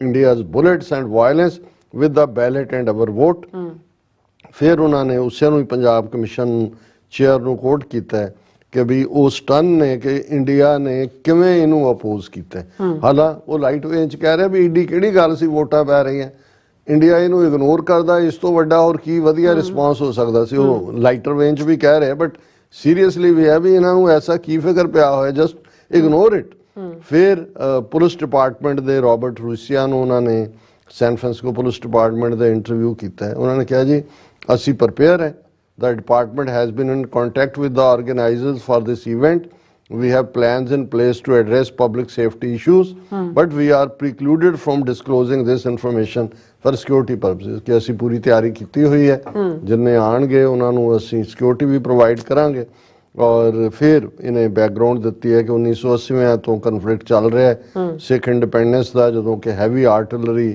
ਔਰ ਦੂਸਰੇ ਦੇ ਨਾਲ ਫੌਜ ਨੇ ਹਮਲਾ ਕੀਤਾ ਸੀ ਔਰ ਫਿਰ ਪ੍ਰਾਈਮ ਮਿਨਿਸਟਰ ਇੰਦਰਾ ਗਾਂਧੀ ਦੀ ਅਸੈਸੀਨੇਸ਼ਨ ਹੋਈ ਔਰ ਜਿਸ 'ਚ 8 ਤੋਂ 17,000 ਤੱਕ ਸਿੱਖ ਮਾਰੇ ਗਏ ਕੈਲੀਫੋਰਨੀਆ ਲੈਜਿਸਲੇਚਰ ਨੇ ਉਸ ਨੂੰ ਜੈਨੋਸਾਈਡ ਡਿਕਲੇਅਰ ਕੀਤਾ ਫਿਰ 에ਅਰ ਇੰਡੀਆ ਦੀ ਗੱਲ ਕੀਤੀ 1985 ਦੀ ਔਰ ਲੇਕਿਨ ਉਹਨੇ ਕਿਹਾ ਜੀ ਪ੍ਰੋ ਖਾਲਿਸਤਾਨ ਐਕਟਿਵਿਸਟ ਕਹਿੰਦੇ ਨੇ ਵੀ ਅਸੀਂ ਤਾਂ ਨਾਨ ਵਾਇਲੈਂਸ ਨੂੰ ਕਮਿਟਡ ਹੈ ਔਰ ਫਿਰ ਉਹਨਾਂ ਨੇ ਲੋਕਲੀ ਸੈਕਰਾਮੈਂਟੋ ਦੇ ਵਿੱਚ ਸਿੱਖ ਐਕਟਿਵਿਸਟ ਨੇ ਬੌਬੀ ਸਿੰਘ ਉਹਨਾਂ ਨੂੰ ਵੀ FBI ਨੇ ਦੱਸਿਆ ਸੀ ਭਾਈ ਤੇਰੀ ਲਾਈਫ ਨੂੰ ਥ੍ਰੈਟ ਹੈ ਉਹਨਾਂ ਨੇ ਕਿਹਾ ਉਹਨਾਂ ਨੇ ਕਿਹਾ ਕਿ ਵੀ ਮੈਂ ਜਿਹੜਾ FBI ਨੇ ਮੈਨੂੰ ਵਾਰਨ ਵੀ ਕੀਤਾ ਹੋਇਆ ਪਰ ਮੈਨੂੰ ਕੋਈ ਪਰਵਾਹ ਨਹੀਂ ਹੈ ਔਰ ਇਹ ਸਾਰੇ ਦੇ ਚੱਲਦੇ ਆ ਇੰਡੀਆਨਾ ਯੂਨੀਵਰਸਿਟੀ ਦੇ ਪ੍ਰੋਫੈਸਰ ਸੁਮੀਤ ਗੰਗੁਲੀ ਹੈ ਪੋਲੀਟੀਕਲ ਸਾਇੰਸ ਪ੍ਰੋਫੈਸਰ ਉਹਨੂੰ ਕੋਟ ਕੀਤਾ ਗਿਆ ਉਹਨੇ ਕਿਹਾ ਕਿ ਜੀ I have talked to certain friends in the US State Department. ਇਹ ਮਿਸਟਰ ਗੈਂਗਲੀ ਕਹਿ ਰਹੇ ਕਿ ਵੀ ਮੈਂ ਗੱਲ ਕੀ they tell me that the evidence that India has presented that these pro-Khalistani activists are terrorists is thin gruel. ਕਿ ਇਹ ਜਿਹੜਾ ਚਾਰਜ ਲਾ ਰਹੇ ਨੇ, ਇਹ ਹੁਣ ਗੈਂਗਲੂ ਇੱਕ ਹਿੰਦੂ ਪ੍ਰੋਫੈਸਰ ਹੈ, ਉਹਨੇ ਕਿਹਾ ਜੀ ਕਿ ਮੈਂ ਸਟੇਟ ਡਿਪਾਰਟਮੈਂਟ ਔਰ ਇਨਸਾਈਡ ਵੀ ਗੱਲ ਕੀਤੀ ਹੈ ਵੀ ਇਹਨਾਂ ਦੇ ਕਿਸੇ ਵੀ ਇਸ ਆਰਗੂਮੈਂਟ 'ਚ ਦਮ ਨਹੀਂ ਹੈ ਕਿ ਇਹ ਦਹਿਸ਼ਤਗਰਦ ਨੇ। ਉਹਨੇ ਕਿਹਾ ਕਿ ਵੀ ਇਹ ਜਿਹੜਾ ਇਹ ਮੋਦੀ ਦੇ ਲਈ ਸਿੱਖਾਂ ਨੂੰ ਟਾਰਗੇਟ ਕਰਨਾ, ਕਿਉਂਕਿ ਉਹ ਰਾਈਟ ਵਿੰਗ ਦਾ ਔਰ ਉਹ ਇਹਦੇ ਨਾਂ ਦੇ ਥੱਲੇ ਵੋਟਾਂ ਬਟੋਰਨਾ ਚਾਹੁੰਦੇ ਨੇ। ਔਰ ਇਹੀ ਜਿਹੜਾ ਉਹਨੇ ਕਿਹਾ ਜੀ US ਦੇ ਅਫੀਸ਼ੀਅਲ ਔਰ ਬਾਈਡਨ ਐਡਮਿਨਿਸਟ੍ਰੇਸ਼ਨ ਦੇ ਲਈ ਇਹ ਬੜਾ ਇੱਕ ਟਿਕਲਿਸ਼ ਜਿਹਾ ਸਵਾਲ ਹੈ। ਇੱਕ ਪਾਸੇ ਸਿਵਲ ਰਾਈਟਸ ਦੀ ਗੱਲ ਹੈ ਔਰ ਸਿੱਖਾਂ ਨਾਲ ਸੰਬੰਧਿਤ ਹੈ ਕਿ ਸਿੱਖਾਂ ਦੀ ਚਾਹਨਾ ਇੰਡੀਪੈਂਡੈਂਟ ਹੋਣ ਦੀ, ਤੇ ਦੂਸਰੇ ਪਾਸੇ ਇੰਪੋਰਟੈਂਟ ਸਟ੍ਰੈਟਜਿਕ ਅਲਾਇੰਸ ਹੈ ਇੰਡੀਆ ਦੇ ਨਾਲ। ਔਰ ਬੌਬੀ ਸਿੰਘ ਜਿਨ੍ਹਾਂ ਦਾ ਜ਼ਿਕਰ ਪਹਿਲਾਂ ਵੀ ਕੀਤਾ ਹੈ, ਉਹਨਾਂ ਨੇ ਕਿਹਾ ਕਿ ਭਾਈ ਮੈਂ ਹਰਦੀਪ ਸਿੰਘ ਨਿੱਜਰ ਜਿਹਦਾ ਮਰਡਰ ਹੋਇਆ ਉਹੀ ਮੇਰਾ ਮੈਂਟਰ ਹੈ ਔਰ ਮੈਂਟਰ ਸੀ, ਉਸ ਦਾ ਮਰਡਰ ਕੀਤਾ ਗਿਆ। ਪਰ ਉਹਨੇ ਕਿਹਾ ਮੈਂ ਪਿੱਛੇ ਨਹੀਂ ਹਟਿਆ ਔਰ ਮੈਂ ਜਿਹੜਾ Singh said he is helping organize around 60 buses that will bring people from Gurdwara in Los Angeles, Fresno, Turlock, Modesto, Yuba City.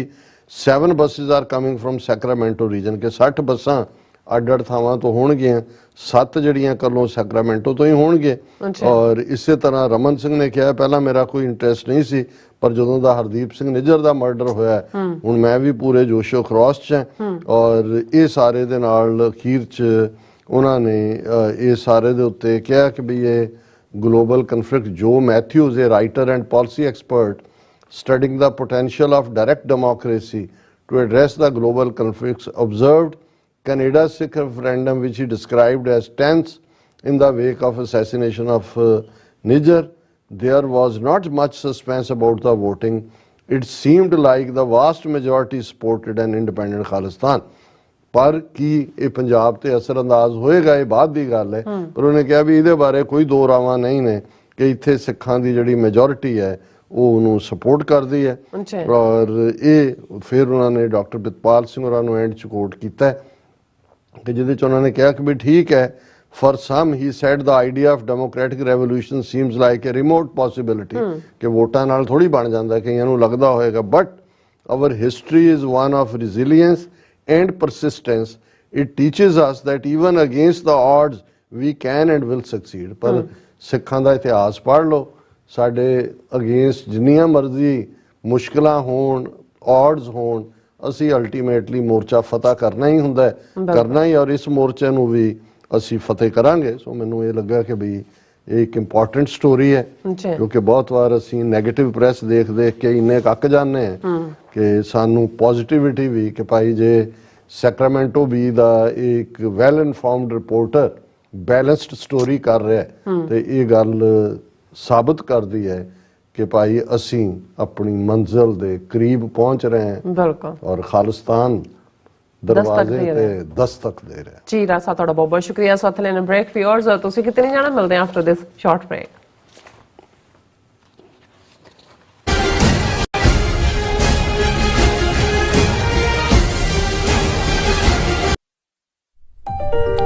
FBI ਤੋਂ ਮੈਂ ਹਾਂ ਸੁਖਵੀਰ ਕੌਰ ਤੇ ਹੁਣ ਸੁਣੋ FBI ਵੱਲੋਂ ਜ਼ਰੂਰੀ ਜਾਣਕਾਰੀ। ਸਾਡੇ ਦੇਸ਼ ਅਮਰੀਕਾ ਵਿੱਚ ਬਾਹਰਲੇ ਦੇਸ਼ਾਂ ਦੀਆਂ ਸਰਕਾਰਾਂ ਵੱਲੋਂ ਅੰਤਰਰਾਸ਼ਟਰੀ ਦਬਾਅ ਪਾਇਆ ਜਾ ਰਿਹਾ ਹੈ। ਇਸ ਨੂੰ ਰੋਕਣ ਲਈ FBI ਨੂੰ ਤੁਹਾਡੇ ਸਹਿਯੋਗ ਦੀ ਲੋੜ ਹੈ। ਵਿਦੇਸ਼ੀ ਸਰਕਾਰਾਂ ਜਾਂ ਉਹਨਾਂ ਦੇ ਮੁਲਾਜ਼ਮਾਂ ਜਾਂ ਮੁਖਬਰਾਂ ਵੱਲੋਂ ਅਮਰੀਕਾ ਵਿੱਚ ਵਸਦੇ ਕਿਸੇ ਵੀ ਇਨਸਾਨ ਨਾਲ ਕੀਤੇ ਜਾ ਰਹੇ ਅੰਤਰਰਾਸ਼ਟਰੀ ਦਬਾਅ ਦੀਆਂ ਕੁਝ ਕਿਸਮਾਂ ਇਹ ਨੇ: ਨਿਗਰਾਨੀ ਰੱਖਣੀ, ਪਿੱਛਾ ਕਰਨਾ, ਤੰਗ ਪਰੇਸ਼ਾਨ ਕਰਨਾ, ਅਗਵਾ ਕਰਨ ਦੀ ਕੋਸ਼ਿਸ਼ ਜਾਂ ਉਸ ਤੇ ਸਰੀਰਕ ਹਮਲਾ ਕਰਨਾ, ਅਤੇ ਧਮਕੀਆਂ ਤੇ ਡਰਾਵੇ ਰਾਹੀਂ ਜ਼ਬਰਦਸਤੀ ਕਿਸੇ ਭਾਈਚਾਰੇ ਜਾਂ ਵਿਅਕਤੀਆਂ ਬਾਰੇ ਜਾਣਕਾਰੀ ਇਕੱਠੀ ਕਰਨ ਦੀ ਕੋਸ਼ਿਸ਼ ਕਰਨੀ, ਕਿਸੇ ਨੂੰ ਉਸ ਦੇ ਮੂਲ ਦੇਸ਼ ਨੂੰ ਮੁੜਨ ਲਈ ਮਜਬੂਰ ਕਰਨਾ ਜਾਂ ਮੂਲ ਦੇਸ਼ ਵਿੱਚ ਵਸਦੇ ਉਸ ਦੇ ਰਿਸ਼ਤੇਦਾਰਾਂ ਨੂੰ ਡਰਾਉਣਾ ਜਾਂ ਹਿਰਾਸਤ ਵਿੱਚ ਲੈਣਾ, ਕਿਸੇ ਦੇ ਕੰਪਿਊਟਰ ਜਾਂ ਫੋਨ ਨੂੰ ਹੈਕ ਕਰਕੇ ਉਸ ਦੀ ਨਿੱਜਤਾ ਤੇ ਹਮਲਾ ਕਰਨਾ ਜਾਂ ਉਸ ਬਾਰੇ ਇੰਟਰਨੈਟ ਤੇ ਕੂੜ ਪ੍ਰਚਾਰ ਕਰਨਾ, ਕਿਸੇ ਦੀਆਂ ਵਿੱਤੀ ਜਾਇਦਾਦਾਂ ਨੂੰ ਜ਼ਬਤ ਕਰਨਾ। ਜੇ ਤੁਹਾਨੂੰ ਲੱਗਦਾ ਹੈ ਕਿ ਤੁਸੀਂ ਅੰਤਰਰਾਸ਼ਟਰੀ ਦਬਾਅ ਦੇ ਸ਼ਿਕਾਰ ਹੋ ਤਾਂ FBI ਨੂੰ ਹੁਣੇ ਕਾਲ ਕਰੋ 1-800-CALL-FBI FBI ਜਾਂ 1-800 225 5324 ਤੇ ਸੰਪਰਕ ਕਰੋ। ਤੇ ਜੇ ਤੁਹਾਡੇ ਲਈ ਅੰਗਰੇਜ਼ੀ ਵਿੱਚ ਗੱਲ ਕਰਨਾ ਮੁਸ਼ਕਲ ਹੈ ਤਾਂ ਤੁਸੀਂ ਪੰਜਾਬੀ ਵਿੱਚ ਗੱਲ ਕਰਨ ਲਈ ਕਹਿ ਸਕਦੇ ਹੋ ਜਾਂ FBI ਦੀ ਵੈਬਸਾਈਟ tips.fbi.gov ਤੇ ਆਪਣੀ ਸ਼ਿਕਾਇਤ ਦਰਜ ਕਰਾਓ। ਹੋਰ ਜਾਣਕਾਰੀ ਲਈ ਦੇਖੋ fbi.gov/TNR। ਜੇਕਰ ਤੁਸੀਂ ਤੁਰੰਤ ਸਰੀਰਕ ਖਤਰੇ ਵਿੱਚ ਹੋ ਤਾਂ 911 ਤੇ ਕਾਲ ਕਰੋ। FBI ਵੱਲੋਂ ਤੁਹਾਡੀ ਰਿਪੋਰਟ ਕਦੀ ਵੀ ਕਿਸੇ ਵਿਦੇਸ਼ੀ ਸਰਕਾਰ ਨਾਲ ਸਾਂਝੀ ਨਹੀਂ ਕੀਤੀ ਜਾਵੇਗੀ। FBI ਦਾ ਮਨੋਰਥ ਅਮਰੀਕਾ ਵਿੱਚ ਵਸਦੇ ਲੋਕਾਂ ਦੀ ਰੱਖਿਆ ਕਰਨਾ ਅਤੇ ਯੂਨਾਈਟਿਡ ਸਟੇਟਸ ਦੇ ਸੰਵਿਧਾਨ ਨੂੰ ਕਾਇਮ ਰੱਖਣਾ ਹੈ।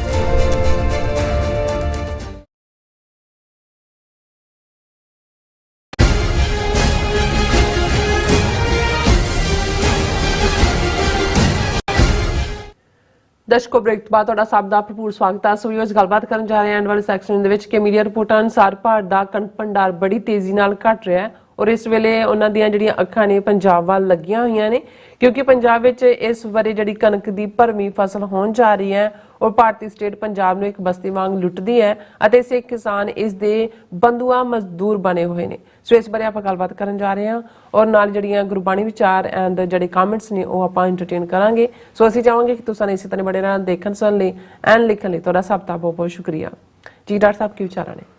ਦੇਖੋ, ਬਸਤੀ ਜਾਂ ਕਾਲੋਨੀ ਸ਼ਬਦ 18ਵੀਂ ਸਦੀ 19ਵੀਂ ਸਦੀ 'ਚ ਜਦੋਂ ਕਿ ਯੂਰਪੀਅਨ ਪਾਵਰਸ ਨੇ ਦੁਨੀਆ ਦੇ ਅੱਡ-ਅੱਡ ਹਿੱਸਿਆਂ 'ਚ ਜਾ ਕੇ ਕਬਜ਼ੇ ਕਰਕੇ ਜਿਹੜਾ ਹੈ ਉਹਨਾਂ ਲੋਕਾਂ ਨੂੰ ਜਿਹੜਾ ਹੈ ਉਹ ਐਨਸਲੇਵ ਕੀਤਾ।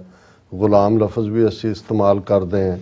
ਬੰਦੂਆ ਮਜ਼ਦੂਰ ਜਦੋਂ ਉਹਨਾਂ ਨੂੰ ਕਿਹਾ ਜਾਂਦਾ ਹੈ ਜਿਨ੍ਹਾਂ ਨੂੰ ਤੁਸੀਂ ਬੌਂਡਡ ਲੇਬਰ ਉਹਨਾਂ ਨੂੰ ਤੁਸੀਂ ਬੰਨ ਲੈਂਦੇ ਸੀ ਕਿ ਉੱਥੋਂ ਹਿੱਲ ਹੀ ਨਹੀਂ ਸਕਦੇ। ਅੱਛਾ। ਔਰ ਉਸ ਦਾ ਨਤੀਜਾ ਇਹ ਹੁਣ ਅੰਗਰੇਜ਼ ਤਾਂ ਕਿਸੇ ਵੇਲੇ ਵੀ ਭਾਰਤ 'ਚ 33 ਕਰੋੜ ਦੀ ਆਬਾਦੀ ਵੇਲੇ ਉਹਨਾਂ ਮੁਲਕ ਛੱਡਿਆ ਉਹ 20-25 ਹਜ਼ਾਰ ਤੋਂ ਜ਼ਿਆਦਾ ਨਹੀਂ ਸੀਗੇ ਤੇ ਉੱਥੇ ਉਹਨਾਂ ਦਾ ਕੋਈ ਇੰਟਰਸਟ ਕੋਈ ਰੋਜ਼ਾਨਾ ਸ਼ਾਦੀਆਂ ਵਿਆਹ ਮੁੰਡੇ ਜੰਮਣ ਜਾਂ ਦੂਜਿਆਂ 'ਚ ਤਾਂ ਉਹ ਕੋਈ ਇੰਟਰਫੀਅਰ ਨਹੀਂ ਸੀ ਕਰਦੇ। ਸਾਰੇ ਸਮਾਜ ਤੋਂ ਉਵੇਂ ਹੀ ਚੱਲ ਰਿਹਾ ਸੀ।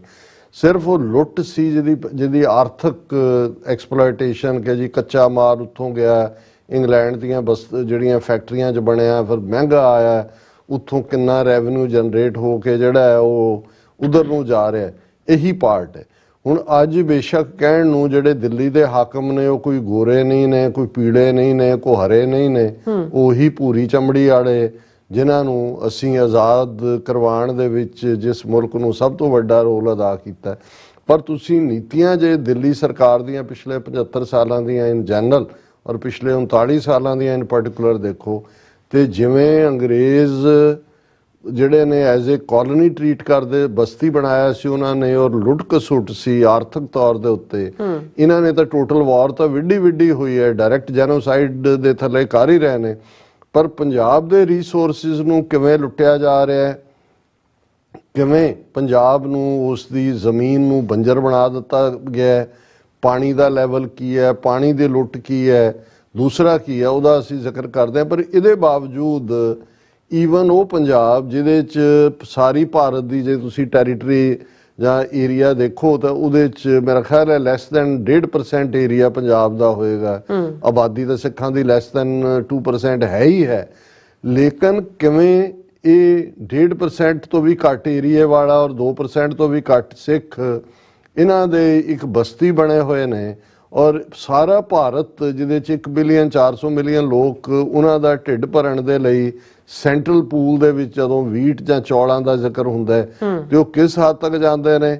ਔਰ ਇਹਦੇ ਬਾਵਜੂਦ ਕਿ ਭਾਰਤ ਦੇ ਵਿੱਚ ਬਾਕੀ ਵੀ ਕਿਸਾਨੀ ਪਾਣੀ ਦਾ यूपी मध्य प्रदेश गुजरात किन्ने डैम बन गए ने पानी की तो कोई कमी नहीं है। उन्होंने स्टेटां च भी जिथे जिथे सिख किसान बैठा है, जे उत्तराखंड का उधम सिंह नगर जिला है उत्थे बंपर क्रॉप होएगी, हरियाणे दे विच सिरसा कुरुक्षेत्र लाडवा ये सारी बेल्ट इत्थे तुहानूं बंपर नज़र आएगा। इसी तरह यूपी दे विच बाजपुर और दूसरा सारा एरिया नानक मता और वो जिहड़े सारे जिले ने उत्थे ही आएगा। हुण बाकियां दे हथ नहीं चलदे जां उन्हां दे कोल कोई अकल दी कमी है जां क्योंकि सिखां नूं ही गुरु ने ये जिहड़ा किरत दा भी और ये दूसरा भी दिता है, लेकिन तुसी सानू एक बंधुआ मजदूर वांग इस्तेमाल करो लेकिन रिटर्न कुछ नहीं है। रिटर्न तो तुहाडी नस्ल कुशी होनी है। और ये खबर मेरी नज़रां च दो खबरां साइमल्टेनियसली ये ट्रिब्यून दियां ही सी। as nation's wheat stock dips, all eyes on Punjab for bumper crop. ਔਰ ਕਿ ਭਾਈ ਇਹ ਜਦੋਂ ਉਹਨਾਂ ਨੇ ਕਿਹਾ ਜੀ ਵੀ ਇਸ ਸਾਲ beginning of the month wheat stock in the country was 163.50 lakh ton ਸੀ ਇਸ ਬਿਗਨਿੰਗ ਦੇ, ਪਰ ਹੁਣ ਇਸ ਵੇਲੇ ਸਭ ਤੋਂ ਘਟ ਗਿਆ, 2017 ਤੋਂ ਵੀ ਘੱਟ ਹੈ, ਇਸ ਵੇਲੇ 1,37,000 ਲੱਖ ਟਨ ਹੈ। ਔਰ ਲੇਕਿਨ ਦੂਸਰੇ ਪਾਸੇ ਜਿਹੜਾ ਇਹ ਇੰਨਾ ਘਟਿਆ ਪਾਰਟ ਹੈ ਉਹਦੇ ਭਰਪਾਈ ਦੇ ਲਈ ਪੰਜਾਬ ਵੱਲ ਦੇਖਿਆ ਜਾ ਰਿਹਾ ਹੈ ਕਿ ਵੀ ਇਹ ਮੁਲਕ ਦੇ ਵਿੱਚ ਤਾਂ ਘਟ ਗਿਆ, ਵੀਟ ਸਟਾਕ ਦੇ ਵਿੱਚ ਨਹੀਂ ਹੈ, ਲੇਕਿਨ ਇਹ ਜਿਹੜਾ ਹੈ in spite of the paddy harvest ਜਿਹੜੀ ਪੰਜਾਬ ਦੇ ਵਿੱਚ ਥੋੜੀ ਹੁੰਦੀ ਹੈ, ਪਰ ਇਹਦੇ ਬਾਵਜੂਦ ਜਿਹੜਾ ਹੁਣ ਇਹ ਪੰਜਾਬ ਦੇ ਵਿੱਚ ਇੰਨੀ ਕੁ ਬੰਪਰ ਕ੍ਰੌਪ ਹੋਣ ਦੀਆਂ ਸੰਭਾਵਨਾਵਾਂ ਨੇ। ਭਾਵੇਂ ਇਸ ਵਾਰ ਏਰੀਆ ਪੰਜਾਬ 'ਚ ਦੇ ਥੱਲੇ ਘੱਟ ਹੈ, ਲੇਕਿਨ ਇਨ ਪੰਜਾਬ ਦਾ FCI is holding stock of 23 lakh tons. The area under wheat has surpassed its target of 32 lakh hectare. ਕਿ ਬਈ ਇਸ ਵਾਰ 32 ਲੱਖ ਹੈਕਟੇਅਰ ਦੇ ਵਿੱਚ ਜਿਹੜਾ ਉਹ ਵੀਟ ਜਿਹੜੀ ਹੈ ਕਣਕ ਬੀਜੀ ਗਈ ਹੈ।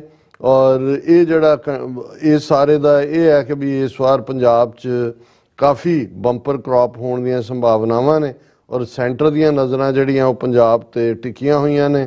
ਔਰ ਅਸੀਂ ਇਹ ਸਮਝਦੇ ਹਾਂ ਕਿ ਭਾਈ ਇਹ though we will be able to exactly assess the wheat production by the end of this month, several international food agencies ਔਰ ਉਹ ਵੀ ਮੋਨੀਟਰ ਕਰ ਰਹੀਆਂ ਨੇ ਵੀਟ ਪ੍ਰੋਡਕਸ਼ਨ। ਔਰ ਇਹ ਸਾਰੇ ਦੇ ਚੱਲਦੇ ਆ ਪੰਜਾਬ ਹੀ ਹੋਪ ਹੈ ਕਿ ਉਹ ਉਹਨਾਂ ਦਾ ਡੈਪਲੀਟਡ ਜਿਹੜਾ ਸਟਾਕ ਹੈ ਉਹਨੂੰ ਪੂਰਾ ਕਰ ਸਕਦਾ ਹੈ। ਤੇ ਨਾਲ ਦੀ ਨਾਲ ਖਬਰ ਹੈ 1088 farmers died by suicide in Maharashtra's Marathwada in 2023 report. The figure has gone up by 65 as compared to that of 2022. ਕਿ ਭਾਈ 1088 ਕਿਸਾਨ ਮਹਾਰਾਸ਼ਟਰ ਜਿੱਥੇ ਸਾਰੇ ਰਿਸੋਰਸੇ ਤੁੰਨਦੇ ਨੇ, ਬੀਜੇਪੀ ਦੀ ਸਰਕਾਰ ਹੈ, ਉੱਥੇ ਜਿਹੜਾ ਹੈ 1088 ਕਿਸਾਨਾਂ ਨੇ ਆਤਮਘਾਤ ਕੀਤਾ।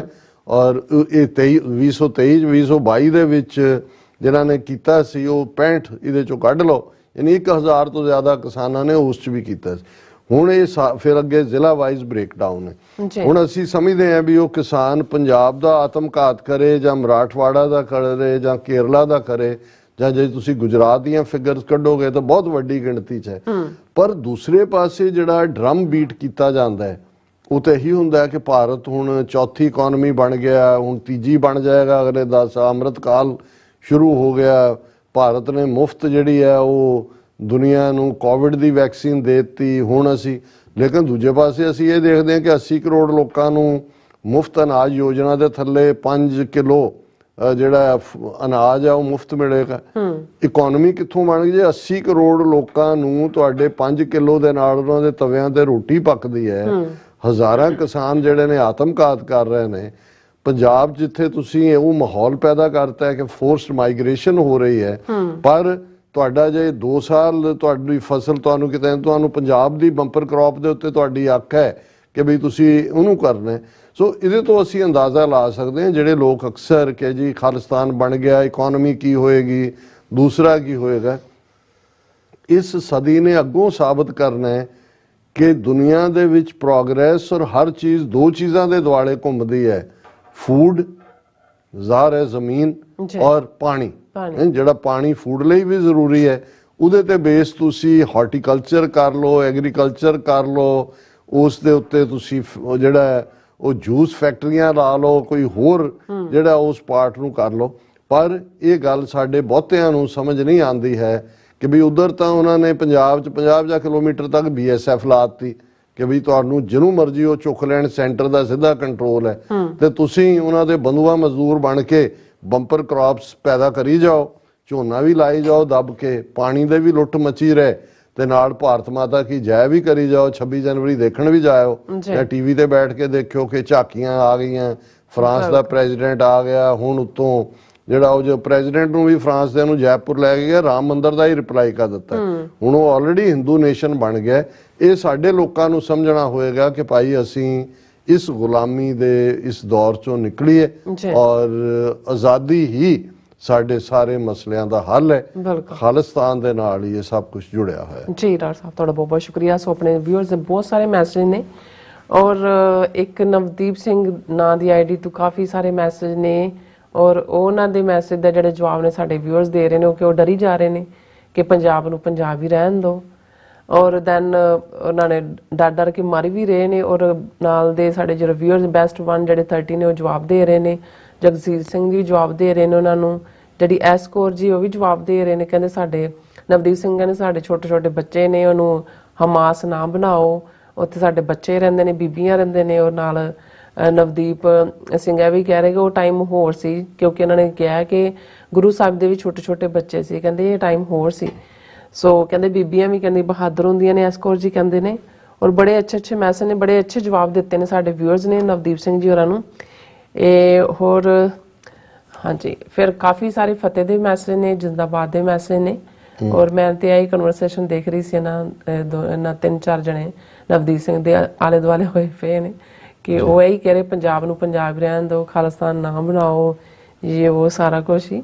ਔਰ ਚਲੋ ਤੁਸੀਂ ਪੰਜਾਬ ਹੀ ਆਜ਼ਾਦ ਕਰਾ ਲਓ, ਉਹੀ ਆਜ਼ਾਦ ਕਰਾ ਲਓ। ਤੁਸੀਂ ਤੁਹਾਡੀ ਸਟੈਂਪ ਦੇ ਉੱਤੇ ਪੰਜਾਬ ਹੀ ਲਿਖ ਦਿਆਂਗੇ, ਤੁਸੀਂ ਪੰਜਾਬ ਹੀ ਆਜ਼ਾਦ ਕਰਾ ਲਓ। ਗੱਲ ਤਾਂ ਅਸੀਂ ਇਹੀ ਕਹਿ ਕੇ ਹਟੇ ਹਾਂ ਕਿ ਜੇ ਸਾਡੇ ਸਾਧਨ ਜੇ ਬੱਚਿਆਂ ਦਾ ਵੀ ਫਿਕਰ ਹੈ, ਬਿਲਕੁਲ ਅਸੀਂ ਚਾਹੁੰਦੇ ਹਾਂ ਪੰਜਾਬ ਦੇ ਬੱਚੇ ਬੱਚੀਆਂ ਭਾਵੇਂ ਹਿੰਦੂ ਸਿੱਖ ਮੁਸਲਮਾਨ ਈਸਾਈ ਨਾਸਤਕ ਕੋਈ ਵੀ ਹੋਣ ਉਹ ਢਿੱਡ ਭਰ ਕੇ ਉਹਨਾਂ ਦੇ ਖਾਣ ਲਈ ਹੋਏ, ਉਹਨਾਂ ਦੇ ਲਈ ਸਾਧਨ ਹੋਣ। ਲੇਕਿਨ ਜਦੋਂ ਤੱਕ ਤੁਸੀਂ ਇੱਕ ਕਾਲੋਨੀ ਹੋ ਬਸਤੀ ਹੋ ਤੁਹਾਡੇ ਕਿਸੇ ਮਸਲੇ ਦਾ ਕੋਈ ਹੱਲ ਨਹੀਂ, ਜੇ ਤੁਹਾਡੇ ਕੋਲ ਕੋਈ ਜਾਦੂ ਦੀ ਛੜੀ ਹੈ ਕਿ ਜਿਹਦੇ ਨਾਲ ਤੁਸੀਂ ਇਹ ਮਸਲੇ ਹੱਲ ਕਰ ਸਕਦੇ ਹੋ ਬਿਨਾਂ ਆਜ਼ਾਦੀ ਤੋਂ, ਮੋਸਟ ਵੈਲਕਮ। ਮੇਰਾ ਖਿਆਲ ਹੈ ਮੈਂ ਫੇਸਬੁੱਕ ਤੇ ਆ ਜਾਣੇ। ਪ੍ਰਭਜੀਤ ਸਿੰਘ ਮੌਂਟਰੀਆਲ ਉਹਨਾਂ ਨੇ ਜ਼ਿੰਦਾਬਾਦ ਕੀਤਾ ਹੈ। ਕਮਲ ਸਿੰਘ ਉਹ ਲਿਖਦੇ ਨੇ, ਕਹਿੰਦੇ ਹਨ ਕਿ ਮੋਦੀ ਹੋਰੀ ਅਫਗਾਨੀ ਰਾਜਦੂਤ ਨੂੰ ਸੱਦਾ ਦਿੱਤਾ ਹੈ। ਮੈਂ ਕਹਿੰਦਾ ਚੰਗਾ ਹੋਵੇ ਜੇ ਆਪਣੇ ਸੁਪਨੇ ਮੁਤਾਬਕ ਪੂਰੀ ਤਰ੍ਹਾਂ ਅਫਗਾਨੀਆਂ ਨਾਲ ਰਲ ਕੇ ਇਹ ਪਾਕਿਸਤਾਨ ਨੂੰ ਅਸਥਿਰ ਕਰਨ ਦੀ ਕੋਸ਼ਿਸ਼ ਕਰਨ, ਕਿਉਂਕਿ ਇੰਨਾ ਸੌਖਾ ਨਹੀਂ ਹੋਏਗਾ, ਪਰ ਇਸ ਨਾਲ ਇੱਕ ਭੂੰਡਾਂ ਦਾ ਖੱਖਰ ਜ਼ਰੂਰ ਛੇੜ ਲੈਣਗੇ ਕਿਉਂਕਿ ਅਫਗਾਨਿਸਤਾਨ ਤੇ ਪਾਕਿਸਤਾਨ ਵਿੱਚ ਇਹੋ ਜਿਹੇ ਬਹੁਤ ਸੰਗਠਨ ਹਨ ਜੋ ਬਾਹਮਣਾਂ ਦੇ ਵੀ ਖਿਲਾਫ ਹਨ ਤੇ ਕਸ਼ਮੀਰੀ ਤੇ ਭਾਰਤੀ ਮੁਸਲਮਾਨਾਂ ਨਾਲ ਵੀ ਹਮਦਰਦੀ ਰੱਖਦੇ ਹਨ ਤੇ ਤਾਲਿਬਾਨੀ ਵੀ ਹਥਿਆਰਾਂ ਸਮੇਤ ਜਿੱਤ ਦੀ ਧਾਰ ਨਾਲ ਹੀ ਰਲ ਜਾਂਦੇ ਹੁੰਦੇ ਹਨ। ਅਮਰੀਕਾ ਦੀ ਤਾਂ ਸਥਿਤੀ ਵੱਖਰੀ ਹੈ, ਪਰ ਭਾਰਤ ਦੀ ਸਾਰੀ ਸਥਿਤੀ ਤੇ ਰਾਜ ਪ੍ਰਬੰਧ ਪੁਰਾਣੇ ਰੂਸ ਵਰਗਾ ਹੈ। ਇਸ ਲਈ ਫਿਰ ਇਸ ਖਿੱਤੇ ਦੀ ਨਵੀਂ ਨਕਸ਼ਾ ਤਰਾਸ਼ੀ ਜ਼ਰੂਰ ਹੋਵੇਗੀ। ਨਾਲੇ ਲੱਗਦਾ ਹੈ ਕਿ ਰਾਜ ਦੇ ਨਸ਼ੇ ਵਿੱਚ ਜੋ ਇਹਨਾਂ ਨੇ ਹੁਣੇ ਨਵਾਂ ਬਣਾਇਆ ਉਹ ਮੁਹੰਮਦ ਗੌਰੀ ਨੂੰ ਫੇਰ ਲਿਆ ਕੇ ਢੋਣਾ। ਇੱਕ ਹੋਰ ਖਬਰ ਸੀ ਕਿ ਸਿੱਧੂ ਮੂਸੇਵਾਲਾ ਦੇ ਕਾਤਲਾਂ ਨੂੰ ਜੋ ਸਾਰੇ ਸਿੱਖ ਨੌਜਵਾਨ ਸਨ ਦਾ ਐਨਕਾਊਂਟਰ ਝੂਠਾ ਪੁਲਿਸ ਮੁਕਾਬਲਾ ਕਰਨ ਵਾਲੇ 4 ਪੁਲਸੀਆਂ ਦਾ 26 ਜਨਵਰੀ ਨੂੰ ਸਨਮਾਨ ਕੀਤਾ ਜਾਏਗਾ। ਇਹਨਾਂ ਵਿੱਚੋਂ ਇੱਕ ਦਾ ਤਾਂ ਚੌਥੀ ਵਾਰ ਹੋਏਗਾ। ਇਹਨਾਂ ਦੇ ਨਿਆਣੇ ਜਾਂ ਆਪ ਜਦੋਂ ਬਾਹਰਲੇ ਦੇਸ਼ਾਂ ਚ ਆਉਂਦੇ ਹਨ ਤਾਂ ਸਿੱਖਾਂ ਨੂੰ ਇਹਨਾਂ ਦੀ ਸੇਵਾ ਸੰਭਾਲ ਪੰਥਕ ਰਹੁ ਰੀਤਾਂ ਮੁਤਾਬਕ ਕਰਨੀ ਚਾਹੀਦੀ ਹੈ। ਔਰ ਅਜੇ ਤੱਕ ਉਹ ਵਿਚਾਰੇ ਉਹਦੇ ਫਾਦਰ ਮਦਰ ਸਿੱਧੂ ਮੂਸੇਵਾਲਾ ਦੇ ਉਹ ਇਨਸਾਫ ਲੱਭ ਰਹੇ ਨੇ ਤੇ ਇਹਨਾਂ ਨੇ ਉਹ ਪੁਲਸੀਏ ਕੱਢ ਕੇ ਜੀ ਉਹਨਾਂ ਨੂੰ ਅਸੀਂ ਆਲਾ ਗੈਲੈਂਟਰੀ ਅਵਾਰਡ ਦੇ ਰਹੇ ਹਾਂ ਕਿਉਂਕਿ ਉਹਨਾਂ ਨੇ ਸਿੱਧੂ ਮੂਸੇਵਾਲਾ ਦੇ ਕਾਤਲਾਂ ਦਾ ਮੁਕਾਬਲਾ ਕੀਤਾ। ਇਹ ਬਿਲਕੁਲ ਝੂਠ। ਔਰ ਬੌਬ ਸਿੰਘ ਉਹਨਾਂ ਨੇ ਸਮੁੱਚੀ TV 84 ਦੀ ਟੀਮ ਨੂੰ ਫਤਿਹ ਬੁਲਾਈ ਹੈ ਔਰ ਖਾਲਸਾ ਰਾਜ ਕਰੇਗਾ। ਉਹਨਾਂ ਨੇ ਕਿਹਾ ਕਿ ਜੀ ਈਰਾਨ ਉੱਤੇ ਹਮਲੇ ਤੋਂ ਬਾਅਦ ਹੁਣ ਮੂਤ ਪੀਣੇ ਕਦੇ ਨਹੀਂ ਕਹਿਣਗੇ ਕਿ ਘੁਸਕਰ ਮਾਰੇਂਗੇ। ਮੁਹੰਮਦ ਅਨਵਰ ਰਾਜਵਿੰਦਰ ਸਿੰਘ ਓਪੈਕ ਉਹਨਾਂ ਨੇ ਜ਼ਿਕਰ ਕੀਤਾ ਹੈ ਕਿ ਵੀ ਜਿਹੜਾ ਅਸੀਂ ਮੁਸਲਮਾਨ ਆਰਗੇਨਾਈਜੇਸ਼ਨਾਂ ਦਾ ਜ਼ਿਕਰ ਕਰ ਰਹੇ ਸੀ ਇਸਲਾਮਿਕ। ਜਸਬੀਰ ਸਿੰਘ ਦੀਪ ਸਿੰਘ ਕਹਿੰਦੇ ਨੇ ਸਿਰਫ ਰਾਵਣ ਕੋਲ ਉਡਣ ਖਟੋਲਾ ਸੀ ਜਿਸ ਵਿੱਚ ਸੀਤਾ ਨੂੰ ਉਡਾ ਕੇ ਲੈ ਗਿਆ, ਇਹ ਕਰੀ ਜਾਣ ਰਾਤੀ ਯਾਤਰਾ। ਕਿਰਪਾਲ ਸਿੰਘ ਚੀਮਾ ਅੱਜ ਕੁਝ ਦਿਨਾਂ ਬਾਅਦ ਆਏ ਨੇ, ਪਿਛਲੇ ਦਿਨਾਂ 'ਚ ਸ਼ਾਇਦ ਗੈਰ ਹਾਜ਼ਰ ਹੈ। ਉਹਨਾਂ ਨੇ ਆਜ਼ਾਦੀ ਜਾਂ ਗੁਲਾਮੀ, ਅਗਰ 500 ਸਾਲ ਪੁਰਾਣਾ ਮੰਦਿਰ ਦੁਬਾਰਾ ਸਥਾਪਿਤ ਹੋ ਸਕਦਾ ਹੈ ਫਿਰ 150 ਸਾਲ ਪਹਿਲਾਂ ਚਲਾਕੀ ਤੇ ਮਕਾਰੀ ਨਾਲ ਖੋਇਆ ਖਾਲਸਾ ਰਾਜ ਦੁਬਾਰਾ ਕਿਉਂ ਨਹੀਂ ਸਥਾਪਿਤ ਹੋ ਸਕਦਾ। ਅਗਰ ਅਤੀਤ ਤੇ ਨਫ਼ਰਤ ਦੀ ਬੰਦੂਕ ਤੇ ਅਨਿਆਏ ਦੀ ਕਲਮ ਨਾਲ ਜ਼ੁਲਮ ਦੀ ਫਸਲ ਬੀਜੋਗੇ ਫਿਰ ਭਵਿੱਖ ਵਿੱਚ ਬਦਲੇ ਦੀ ਤੋਪ ਨਾਲ ਬੀਜੀ ਫਸਲ ਦੇ ਨਾਸ਼ ਦੀ ਜ਼ਿੰਮੇਵਾਰ ਵੀ ਹੋਣਾ ਪਵੇਗਾ। ਪੰਜਾਬ ਪੁਲਿਸ ਨੂੰ ਫਿਰ ਤੋਂ ਮੈਡਲ ਦੇਣ ਦੀ ਸ਼ੁਰੂਆਤ ਦਾ ਮਤਲਬ ਭਵਿੱਖ ਵਿੱਚ ਸਿੱਖ ਨੌਜਵਾਨੀ ਦਾ ਖਾਲਿਸਤਾਨ ਦੇ ਨਾਮ ਤੇ ਕਾਣ ਕਰਕੇ ਹਿੰਦੂ ਵੋਟ ਦਾ ਰੁਖ ਦਿੱਲੀ ਵੱਲ ਕਰਨ ਦੀ ਸਕੀਮ ਬਣਾਈ ਜਾ ਰਹੀ ਹੈ। ਆਉਣ ਵਾਲੀਆਂ ਆਖਰੀ ਚੋਣਾਂ ਖੁੱਲ੍ਹ ਕੇ ਹਿੰਦੂ ਰਾਸ਼ਟਰ ਦੇ ਨਾਮ ਤੇ ਲੜੀਆਂ ਜਾਣਗੀਆਂ। ਆਖਰ ਵਿੱਚ ਅਗਰ ਭਾਰਤ ਰਾਸ਼ਟਰ ਬਣ ਜਾਂਦਾ ਹੈ ਤਾਂ ਫਿਰ ਪੰਜਾਬ ਪੰਥ ਕਿਉਂ ਨਹੀਂ ਬਣ ਸਕਦਾ। ਸੋਚੋ ਵਿਚਾਰੋ ਤੇ ਜਾਗੋ ਭਾਈ, ਆਜ਼ਾਦੀ ਜਾਂ ਗੁਲਾਮੀ। ਬਹੁਤ ਸ਼ੁਕਰੀਆ ਸੋਹਣ ਸਿੰਘ ਮਾਇਰ, ਮੁਹੰਮਦ ਅਨਵਰ, ਰਾਜਵਿੰਦਰ ਸਿੰਘ, ਦੀਪ ਸਿੰਘ, ਉਹਨਾਂ ਸਾਰਿਆਂ ਦੀ ਵੀਰਾਂ ਦੀ ਫਤਿਹ ਹੈ। ਤੁਹਾਡਾ ਸਭ ਦਾ ਬਹੁਤ ਬਹੁਤ ਧੰਨਵਾਦ।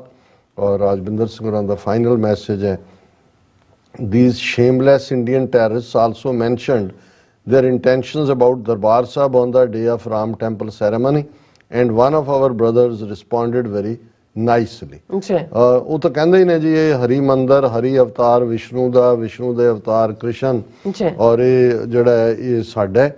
ਇਹਦਾ ਨਾਮ ਵੀ ਹੁਣ ਸਵਰਨ ਮੰਦਰ। ਤੁਸੀਂ ਕਦੇ ਵੀ ਦੇਖੋਗੇ ਦਰਬਾਰ ਸਾਹਿਬ ਲਫ਼ਜ਼ ਵੀ ਨਹੀਂ ਇਸਤੇਮਾਲ ਕਰਦੇ, ਅੱਛਾ ਔਰ ਅੰਗਰੇਜ਼ੀ ਚ ਵੀ, ਕਿਉਂਕਿ ਅੰਗਰੇਜ਼ਾਂ ਨੇ ਤਾਂ ਦੇਖਿਆ ਹੀ ਗੋਲਡ ਸੀ ਤੇ ਗੋਲਡਨ ਟੈਂਪਲ ਉਹਨਾਂ ਨੇ ਕਹਿ ਦਿੱਤਾ। ਬਿਲਕੁਲ। ਲੇਕਿਨ ਇਹਨਾਂ ਨੇ ਪਰਟੀਕੁਲਰਲੀ ਜਦੋਂ ਉਹ ਇੱਕ ਕਹਾਣੀ ਨਾਲ ਜੋੜ ਦਿੰਦੇ ਨੇ ਕਿ ਜੀ ਉਹ ਜਿਹੜਾ ਅੰਮ੍ਰਿਤ ਨਿਕਲਿਆ ਸਾਗਰ ਮੰਥਨ ਤੋਂ ਬਾਅਦ, ਉਹ ਖਿਚਾ ਦੇ ਵਿੱਚ ਕੁਝ ਬੂੰਦਾਂ ਇੱਥੇ ਵੀ ਡਿੱਗ ਪਈਆਂ। ਕੁਝ ਸਿੱਖਾਂ ਨੇ ਵੀ ਸ਼ੁਰੂ ਚ ਹਿਸਟਰੀ ਰਾਈਟਿੰਗ ਜੇ ਇਸ ਕਿਸਮ ਦੀਆਂ ਗੱਲਾਂ ਕੀਤੀਆਂ, ਉਹ ਕਹਿੰਦੇ ਇਹ ਤਾਂ ਵਿਸ਼ਨੂੰ ਮੰਦਰ ਹੈ। ਉਹਦੇ ਕੋਈ ਸ਼ੱਕ ਨਹੀਂ ਹੈ ਕਿ ਵੀ ਆਲਰੇਡੀ ਉਹਨਾਂ ਨੇ ਗੁਰਦੁਆਰਾ ਗਿਆਨ ਗੋਦੜੀ ਹਰਿਦੁਆਰ, ਡਾਂਗਮਾਰ ਸਿੱਕਮ, ਮੰਗੂ ਮੱਠ ਉੜੀਸਾ ਔਰ ਮਟਨ ਸਾਹਿਬ ਕਸ਼ਮੀਰ, ਇਹ 4 ਹਿਸਟੋਰੀਕਲ ਗੁਰਦੁਆਰੇ ਔਰ ਆਲਮੋਸਟ ਚਾਰੋਂ ਹੀ ਗੁਰੂ ਨਾਨਕ ਸਾਹਿਬ ਨਾਲ ਸੰਬੰਧਿਤ ਨੇ, ਔਰ ਉਹਨਾਂ ਤੇ ਇਹਨਾਂ ਨੇ ਕਬਜ਼ੇ ਕੀਤੇ ਨੇ। ਔਰ ਇਹ ਬਿਲਕੁਲ ਠੀਕ ਜਿਹੜਾ ਨੇ ਇਹ ਕਿਹਾ ਕਿ ਵੀ ਇਹ ਪਹਿਲਾਂ ਛਡਾ ਲਓ, ਫਿਰ ਜਾ ਕੇ ਰਾਮ ਮੰਦਰ ਦਾ ਜ਼ਰੂਰ ਜਿਹੜਾ ਉਹਨਾਂ ਦਾ ਥੈਂਕ ਯੂ ਕਰਿਓ ਕਿ ਜੀ ਪ੍ਰਾਣ ਪ੍ਰਤਿਸ਼ਠਾ ਲੱਲਾ ਜੀ ਬੋਲਣ ਲੱਗ ਗਏ ਨੇ, ਪਹਿਲਾਂ ਆਪਣੇ ਇਹ ਛਡਾਓ। ਔਰ ਅਸੀਂ ਅਖੀਰ ਦੇ ਵਿੱਚ ਭਾਵੇਂ ਵਕਤ ਤੋਂ ਅਸੀਂ ਕਾਫੀ ਅੱਗੇ ਚਲੇ ਗਏ, ਪਰ ਅੱਜ ਦਾ ਵਿਚਾਰ ਮੈਂ ਬਰੀਫ 'ਚ ਹੀ ਵਿਚਾਰਾਂਗਾ। ਸ਼ਲੋਕ ਮਹੱਲਾ ਤੀਜਾ। ਹਾਂਜੀ। ਪੰਡਤ ਪੜ ਪੜ ਉੱਚਾ ਕੂਕਦਾ, ਮਾਇਆ ਮੋਹੇ ਪਿਆਰ, ਅੰਤਰ ਬ੍ਰਹਮ ਨ ਚੀਨਈ, ਮਨ ਮੂਰਖ ਗਾਵਾਰ, ਦੂਜੈ ਪਾਏ ਜਗਤ ਪ੍ਰਬੋਧ ਦਾ, ਨਾ ਬੂਝੈ ਵਿਚਾਰ, ਬਿਰਥਾ ਜਨਮ ਗਵਾਇਆ, ਮਰ ਜੰਮੈ ਵਾਰੋ ਵਾਰ। ਕਿ ਪੰਡਤ ਬੜਾ ਉੱਚਾ ਉੱਚਾ ਕੂਕਦਾ। ਜਿਨ੍ਹਾਂ ਨੇ ਹੁਣ ਰਾਮ ਰੌਲਾ ਦੇਖਿਆ ਉਹ ਬੜੀ ਚੰਗੀ ਤਰ੍ਹਾਂ ਸਮਝਦੇ ਨੇ ਵੀ ਗੁਰੂ ਨਾਨਕ ਸਾਹਿਬ ਨੇ ਜਦੋਂ 5 ਸਦੀਆਂ ਪਹਿਲਾਂ ਇਹ ਕਿਹਾ, ਉਦੋਂ ਵੀ ਇਹੀ ਕੁਛ ਕਰਦੇ ਸੀ। ਉਹਨਾਂ ਕਿਹਾ ਇਹ ਬੜਾ ਉੱਚੀ ਉੱਚੀ ਪੰਡਤ ਪੜ ਪੜ ਉੱਚਾ ਕੂਕਦਾ, ਮਾਇਆ ਮੋਹ ਪਿਆਰ, ਫਸਿਆ ਮਾਇਆ ਦੇ ਵਿੱਚ ਹੀ ਹੋਇਆ, ਉਸੇ ਮਾਇਆ ਦੇ ਵਿੱਚ ਗਰਸਿਆ ਹੋਇਆ, ਮੋਹ ਦੇ ਵਿੱਚ। ਅੰਤਰ ਬ੍ਰਹਮ ਨਾ ਚੀਨਈ, ਮਨ ਮੂਰਖ ਗਾਵਾਰ। ਅੰਦਰ ਇਹਦੇ ਕੋਈ ਰੱਬ ਨਹੀਂ ਹੈ, ਇਹ ਮਹਾਮੂਰਖ ਹੈ, ਗਵਾਰ ਹੈ, ਕਿਉਂਕਿ ਰੱਬ ਦੇ ਗਿਆਨ ਤੋਂ ਸਖਣਾ। ਦੂਜੇ ਪਾਏ ਜਗਤ ਪ੍ਰਬੋਧ ਦਾ, ਨਾ ਬੂਝੈ ਵਿਚਾਰ। ਕਿ ਵੀ ਇਹ ਆਪ ਫਸਿਆ ਹੋਇਆ ਮਾਇਆ 'ਚ, ਦੂਜਿਆਂ ਨੂੰ ਗਿਆਨ ਦਿੰਦਾ ਕਿ ਭਾਈ ਇਹ ਉਹਨਾਂ ਨੂੰ ਦਾ ਬ੍ਰਹਮ ਗਿਆਨ ਸਵਰਗ 'ਚ ਉਹਨਾਂ ਦੀਆਂ ਜਿਹੜੀਆਂ ਨੇ ਉਹ ਕਰ ਰਿਹਾ। ਜਿਵੇਂ ਇੱਕ ਨੇ ਕਿਹਾ ਕਿ ਜੀ ਉਹ ਇੱਕ ਪੰਡਤ ਉਹਨੂੰ ਕਹਿੰਦਾ ਕਿਸੇ ਨੂੰ ਕਿ ਜੀ ਮੈਨੂੰ ਦਕਸ਼ਣਾ ਦੇ, ਤੈਨੂੰ ਸਵਰਗ ਮਿਲੇਗਾ। ਉਹ ਕਹਿੰਦਾ ਕਿ ਜੀ ਮੈਂ ਤੈਨੂੰ ਦਿੱਲੀ ਦਕਸ਼ਣਾ 'ਚ ਦਿੱਤੀ। ਤੇ ਪੰਡਤ ਕਹਿੰਦਾ ਹੈ ਕਿ ਤੇਰੇ ਕੋਲ ਕਿੱਥੇ ਦਿੱਲੀ ਦਾ ਕੰਟਰੋਲ ਹੈ? ਕਹਿੰਦਾ ਤੇਰੇ ਕੋਲ ਸਵਰਗ ਦਾ ਹੈਗਾ ਜਿਹੜਾ ਤੂੰ ਮੈਨੂੰ ਦੇ ਰਿਹਾ। ਹੁਣ ਸੋ ਇਹੀ ਗੱਲਾਂ 'ਚ ਜਿਹੜਾ ਇਹਨਾਂ ਨੇ ਇਸ ਕਿਸਮ ਦਾ ਇਹ ਸਵਰਗ ਤੁਹਾਨੂੰ ਟਿਕਟਾਂ ਦੇ ਦਿੰਦੇ ਨੇ। ਉਹਨਾਂ ਕਿਹਾ ਦੂਜਾ ਭਾਏ ਜਗਤ ਪ੍ਰਬੋਧ ਦਾ, ਨਾ ਬੂਝੈ ਵਿਚਾਰ। ਲੋਕਾਂ ਨੂੰ ਫਸਾਉਣ ਦੀ ਲਾਈਨ ਹੈ, ਪਰ ਇਹਨਾਂ ਦੇ ਪੱਲੇ ਕੁਛ ਨਹੀਂ ਹੈ। ਬਿਰਥਾ ਜਨਮ ਗਵਾਇਆ, ਮਰ ਜੰਮੈ ਵਾਰੋ ਵਾਰੇ। ਪੰਡਤ ਜਿਹੜੇ ਨੇ ਗਏ ਥੋੜੀ ਨੇ, ਉਹ ਪਤਾ ਨਹੀਂ ਕਦੋਂ ਦੇ ਜੰਮ ਕੇ ਫਿਰ ਆ ਜਾਂਦੇ ਨੇ, ਕਿਉਂਕਿ ਇਹ ਉਸ ਦੇ ਵਿੱਚ ਹੀ ਫਸੇ ਹੋਏ ਨੇ। ਫਿਰ ਗੁਰੂ ਸਾਹਿਬ ਨੇ ਮਹੱਲਾ ਤੀਜਾ ਦੇ ਥੱਲੇ ਜਿਹੜਾ ਇਹ ਵੀ ਤੀਸਰੇ ਪਾਤਸ਼ਾਹ ਦਾ ਸ਼ਲੋਕ ਹੈ, ਜਿਨੀ ਸਤਿਗੁਰ ਸੇਵਿਆ ਤਿਨੀ ਨਾਉ ਪਾਇਆ, ਬੂਝੈ ਕਰ ਵਿਚਾਰ, ਸਦਾ ਸ਼ਾਂਤ ਮਨ ਸੁਖ ਵਸੈ, ਚੁੱਕੈ ਕੂਕ। ਇੱਕ ਪੰਡਤ ਨੇ, ਉਹਨਾਂ ਦੇ ਪਿੱਛੇ ਲੱਗੇ ਹੋਏ, ਬਿਲਕੁਲ ਗਵਾਚੇ ਹੋਏ ਔਰ ਅਕਲੋਂ ਅੰਨੇ, ਖਾਲੀ ਬਿਲਕੁਲ। ਇੱਕ ਉਹ ਨੇ ਜਿਨ੍ਹਾਂ ਨੇ ਸਤਿਗੁਰੂ ਨੂੰ ਸੇਵਿਆ, ਉਹਨਾਂ ਦੇ ਅੰਦਰ ਵਾਹਿਗੁਰੂ ਦਾ ਨਾਮ ਵਸਿਆ, ਉਹਨਾਂ ਨੇ ਜਿਹੜਾ ਉਹਨਾਂ ਦੇ ਅੰਦਰ ਹਮੇਸ਼ਾ ਸ਼ਾਂਤੀ ਹੁੰਦੀ ਹੈ, ਸਦਾ ਸ਼ਾਂਤ ਸੁਖ ਮਨ ਵਸੈ, ਚੁੱਕੈ ਕੂਕ ਪੁਕਾਰ। ਉਹਨਾਂ ਦੀਆਂ ਜਿਹੜਾ ਚੀਖ ਪੁਕਾਰ ਸ਼ਿਕਾਇਤਾਂ ਜ਼ਿੰਦਗੀ ਤੋਂ ਇਹ ਵੀ ਨਹੀਂ, ਉਹ ਮੁੱਕ ਜਾਂਦੀਆਂ ਨੇ, ਉਹ ਸਹਿਜ ਦੇ ਵਿੱਚ ਜਿਉਂਦੇ ਨੇ। ਆਪੇ ਨੂੰ ਆਪ ਖਾਏ ਮਨ ਨਿਰਮਲ ਹੋਵੇ, ਗੁਰ ਸ਼ਬਦੀ ਵਿਚਾਰ। ਕਿ ਉਹਨਾਂ ਦੇ ਆਪਣੇ ਅੰਦਰ ਜਿਹੜੇ ਨੇ ਮਨ ਨੂੰ ਪਿਓਰ ਕਰ ਲਿਆ, ਆਪਣੇ ਗੁਰੂ ਦੇ ਸ਼ਬਦ ਤੇ ਵਿਚਾਰ ਕਰਕੇ ਉਹਨਾਂ ਨੇ ਆਪੇ ਨੂੰ, ਹਉਮੈ ਨੂੰ ਖਤਮ ਕਰ ਦਿੱਤਾ ਗੁਰੂ ਦੇ ਸ਼ਬਦ ਦੇ ਵਿਚਾਰ ਨਾਲ। ਨਾਨਕ ਸ਼ਬਦ ਰਤੇ ਸੇ ਮੁਕਤ ਹੈ, ਹਰ ਜੀਉ ਹੇਤ ਪਿਆਰ। ਕਿ ਤੀਸਰੇ ਪਾਤਸ਼ਾਹ ਫਰਮਾਉਂਦੇ ਨੇ ਕਿ ਭਾਈ ਇਹੋ ਜਿਹੀਆਂ ਰੂਹਾਂ ਜਿਹੜੀਆਂ ਸ਼ਬਦ ਦੇ ਵਿੱਚ ਰੰਗੀਆਂ ਹੋਈਆਂ ਨੇ, ਰਤੀਆਂ ਹੋਈਆਂ ਨੇ, ਉਹ ਮੁਕਤ ਨੇ ਔਰ ਉਹ ਆਪਣੇ ਪਿਆਰੇ ਨਿਰੰਕਾਰ ਨੂੰ ਇੰਤਹਾ ਪਿਆਰ ਕਰਦੀਆਂ ਨੇ। ਔਰ ਇਸੇ ਦੋਨੋਂ ਸ਼ਲੋਕਾਂ ਦਾ ਫਿਰ ਕੰਟੀਨਿਊਸ ਪਾਰਟ ਪੌੜੀ ਦੇ ਰੂਪ 'ਚ ਹੈ। ਹਰ ਕੀ ਸੇਵਾ ਸਫਲ ਹੈ, ਗੁਰਮੁਖ ਪਾਵੈ ਥਾਏ, ਜਿਸ ਹਰ ਭਾਵੈ ਤਿਸ ਗੁਰ ਮਿਲੈ, ਸੋ ਹਰ ਨਾਮ ਧਿਆਏ, ਗੁਰ ਸ਼ਬਦੀ ਹਰ ਪਾਈਐ, ਹਰ ਪਾਰ ਲੰਘਾਏ, ਮਨ ਹਟ ਕਿਨੈ ਨ ਪਾਇਓ, ਪੁੱਛੈ ਪੁੱਛੋ ਵੇਦਾਂ ਜਾਏ, ਨਾਨਕ ਹਰ ਕੀ ਸੇਵਾ ਸੋ ਕਰੇ, ਜਿਸ ਲੈ ਹਰ ਲਾਏ। ਕਿ ਜਿਹੜੇ ਸਤਿਗੁਰੂ ਦੀ ਰਹਿਮਤ ਦੇ ਨਾਲ ਗੁਰਮੁਖ ਬਣ ਜਾਂਦੇ ਨੇ, ਉਹਨਾਂ ਨੂੰ ਇਸ ਗੱਲ ਦੀ ਸਮਝ ਆਉਂਦੀ ਹੈ ਕਿ ਭਾਈ ਇਹ ਵਾਹਿਗੁਰੂ ਦੀ ਸੇਵਾ ਦੇ ਵਿੱਚ ਆਪਣਾ ਜੀਵਨ ਗੁਜ਼ਾਰਨਾ ਇਹ ਫਰੂਟਫੁਲ ਹੈ, ਇਹ ਸਫਲ ਹੈ, ਇਹ ਵਿਫਲ ਨਹੀਂ ਜਾਂਦਾ। ਔਰ ਇਹਦੇ ਨਾਲ ਹੀ ਗੁਰਮੁਖ ਨੂੰ ਨਿਰੰਕਾਰ ਦੀ ਦਰਗਾਹ ਦੇ ਵਿੱਚ ਜਿਹੜਾ ਹੈ ਉਹ ਰੁਤਬਾ ਮਿਲਦਾ ਹੈ। ਗੁਰਮੁਖ ਪਾਵੈ ਥਾਏ, ਜਿਸ ਹਰ ਭਾਵੈ ਤਿਸ ਗੁਰ ਮਿਲੈ, ਸੋ ਹਰ ਨਾਮ ਧਿਆਏ। ਪਰ ਇਵੇਂ ਗੁਰਮੁਖ ਬਣ ਸਕਣਾ, ਨਿਰੰਕਾਰ ਦੀ ਬੰਦਗੀ ਦੇ ਵਿੱਚ ਲੱਗ ਸਕਣਾ ਵੀ ਅਕਾਲ ਪੁਰਖ ਦੀ ਬਖਸ਼ਿਸ਼ ਦੇ ਨਾਲ ਹੀ ਸੰਭਵ ਹੁੰਦਾ ਹੈ। ਉਹਦੇ ਕਰਮ ਦੇ ਨਾਲ, ਉਹਦੇ ਰਹਿਮਤ ਦੇ ਨਾਲ, ਉਹਦੀ ਬਖਸ਼ਿਸ਼ ਦੇ ਨਾਲ। ਗੁਰ ਸ਼ਬਦੀ ਹਰ ਪਾਈ ਹੈ, ਹਰ ਪਾਰ ਲੰਘਾਏ। ਔਰ ਅਕਾਲ ਪੁਰਖ ਦੀ ਜਦੋਂ ਰਹਿਮਤ ਹੁੰਦੀ ਹੈ, ਗੁਰੂ ਦਾ ਸ਼ਬਦ ਤੁਰ ਅੰਦਰ ਵਸਦਾ ਹੈ, ਵਾਹਿਗੁਰੂ ਨੂੰ ਮਿਲ ਕੇ ਫਿਰ ਇਸ ਮਾਇਆ ਦੇ ਭਵ ਸਾਗਰ ਤੋਂ ਮਨੁੱਖ ਪਾਰ ਹੁੰਦਾ ਹੈ। ਔਰ ਇਹਦੇ 'ਚ ਜਿਹੜਾ ਹੱਠ ਕਰਨਾ ਹੈ, ਕਿਉਂਕਿ ਆ ਜਿੰਨਾ ਯੋਗਾ ਯਾਗਾ ਇਹ ਸਭ ਹੱਠ ਧਰਮ ਹੈ ਔਰ ਅਸ਼ਟਾਂਗ ਯੋਗਾ ਪਤੰਜਲੀ ਦਾ ਸਭ ਹੱਠ ਹੈ। ਗੁਰੂ ਸਾਹਿਬ ਨੇ ਸਹਿਜ ਦਾ ਰਸਤਾ ਦਿੱਤਾ। ਉਹਨਾਂ ਨੇ ਕਿਹਾ ਮਨ ਹੱਠ ਕਿਨੇ ਨਾ ਪਾਇਓ, ਪੁੱਛੋ ਵੇਦਾਂ ਜਾਏ। ਕਿ ਭਾਈ ਕਿਤੇ ਵੀ ਲਰਨਿੰਗ 'ਚੋਂ ਤੁਸੀਂ ਇਹ ਸਿੱਖ ਸਕਦੇ ਹੋ ਕਿ ਹੱਠ ਦੇ ਨਾਲ ਉਹ ਵਾਹਿਗੁਰੂ ਨਹੀਂ ਮਿਲਦਾ। ਨਾਨਕ ਹਰ ਕੀ ਸੇਵਾ ਸੋ ਕਰੇ, ਜਿਸ ਲੈ ਹਰ ਲਾਏ। ਕਿ ਉਹੀ ਵਾਹਿਗੁਰੂ ਦੀ ਸੇਵਾ ਦੇ ਵਿੱਚ ਲੱਗਦਾ ਜਿਸ ਨੂੰ ਸਤਿਗੁਰੂ ਨਿਰੰਕਾਰ ਖੁਦ ਰਹਿਮਤ ਕਰਕੇ ਜੋੜਦੇ ਨੇ। ਇਹ ਅੱਜ ਦਾ ਵਿਚਾਰ ਹੈ ਜੀ। ਡਾਕਟਰ ਸਾਹਿਬ ਤੁਹਾਡਾ ਬਹੁਤ ਬਹੁਤ ਸ਼ੁਕਰੀਆ। ਸੋ ਇਸ ਤਰ੍ਹਾਂ ਆਪਣੇ ਵਿਊਜ਼ ਕੋਲ ਨੇ ਇਜਾਜ਼ਤ। ਵਿਊਅਰਸ, ਸਾਡੇ ਪ੍ਰੋਗਰਾਮ ਦਾ ਸਮਾਂ ਇੱਥੇ ਮੁੱਕਦਾ। ਤੁਸੀਂ ਆਪਣੀ ਰਾਏ ਤੇ ਸੁਝਾਅ ਸਾਨੂੰ ਭੇਜਣਾ ਭੁੱਲਣਾ ਸਾਡੇ ਇਸ ਪਤੇ ਤੇ SOS@tvrefor.tv ਤੇ। ਅਸੀਂ ਆਪਣਾ ਪ੍ਰੋਗਰਾਮ ਲੈ ਕੇ ਫਿਰ ਦੁਬਾਰਾ ਤੁਹਾਡੇ ਸਾਹਮਣੇ ਹੋਵਾਂਗੇ। ਤਦ ਤੱਕ ਲਈ ਮੈਨੂੰ ਤੇ ਆਪਣਾ ਸੁਣਾ ਗਿਆ ਦੋ ਦੇਖਦੇ ਰਹੋ TV ਰਿਫੋ। ਬੁਲਾ ਦਿਓ ਫਤਿਹ। ਵਾਹਿਗੁਰੂ ਜੀ ਕਾ ਖਾਲਸਾ, ਵਾਹਿਗੁਰੂ ਜੀ ਕੀ ਫਤਿਹ। ਰੱਬ ਰਾਖਾ।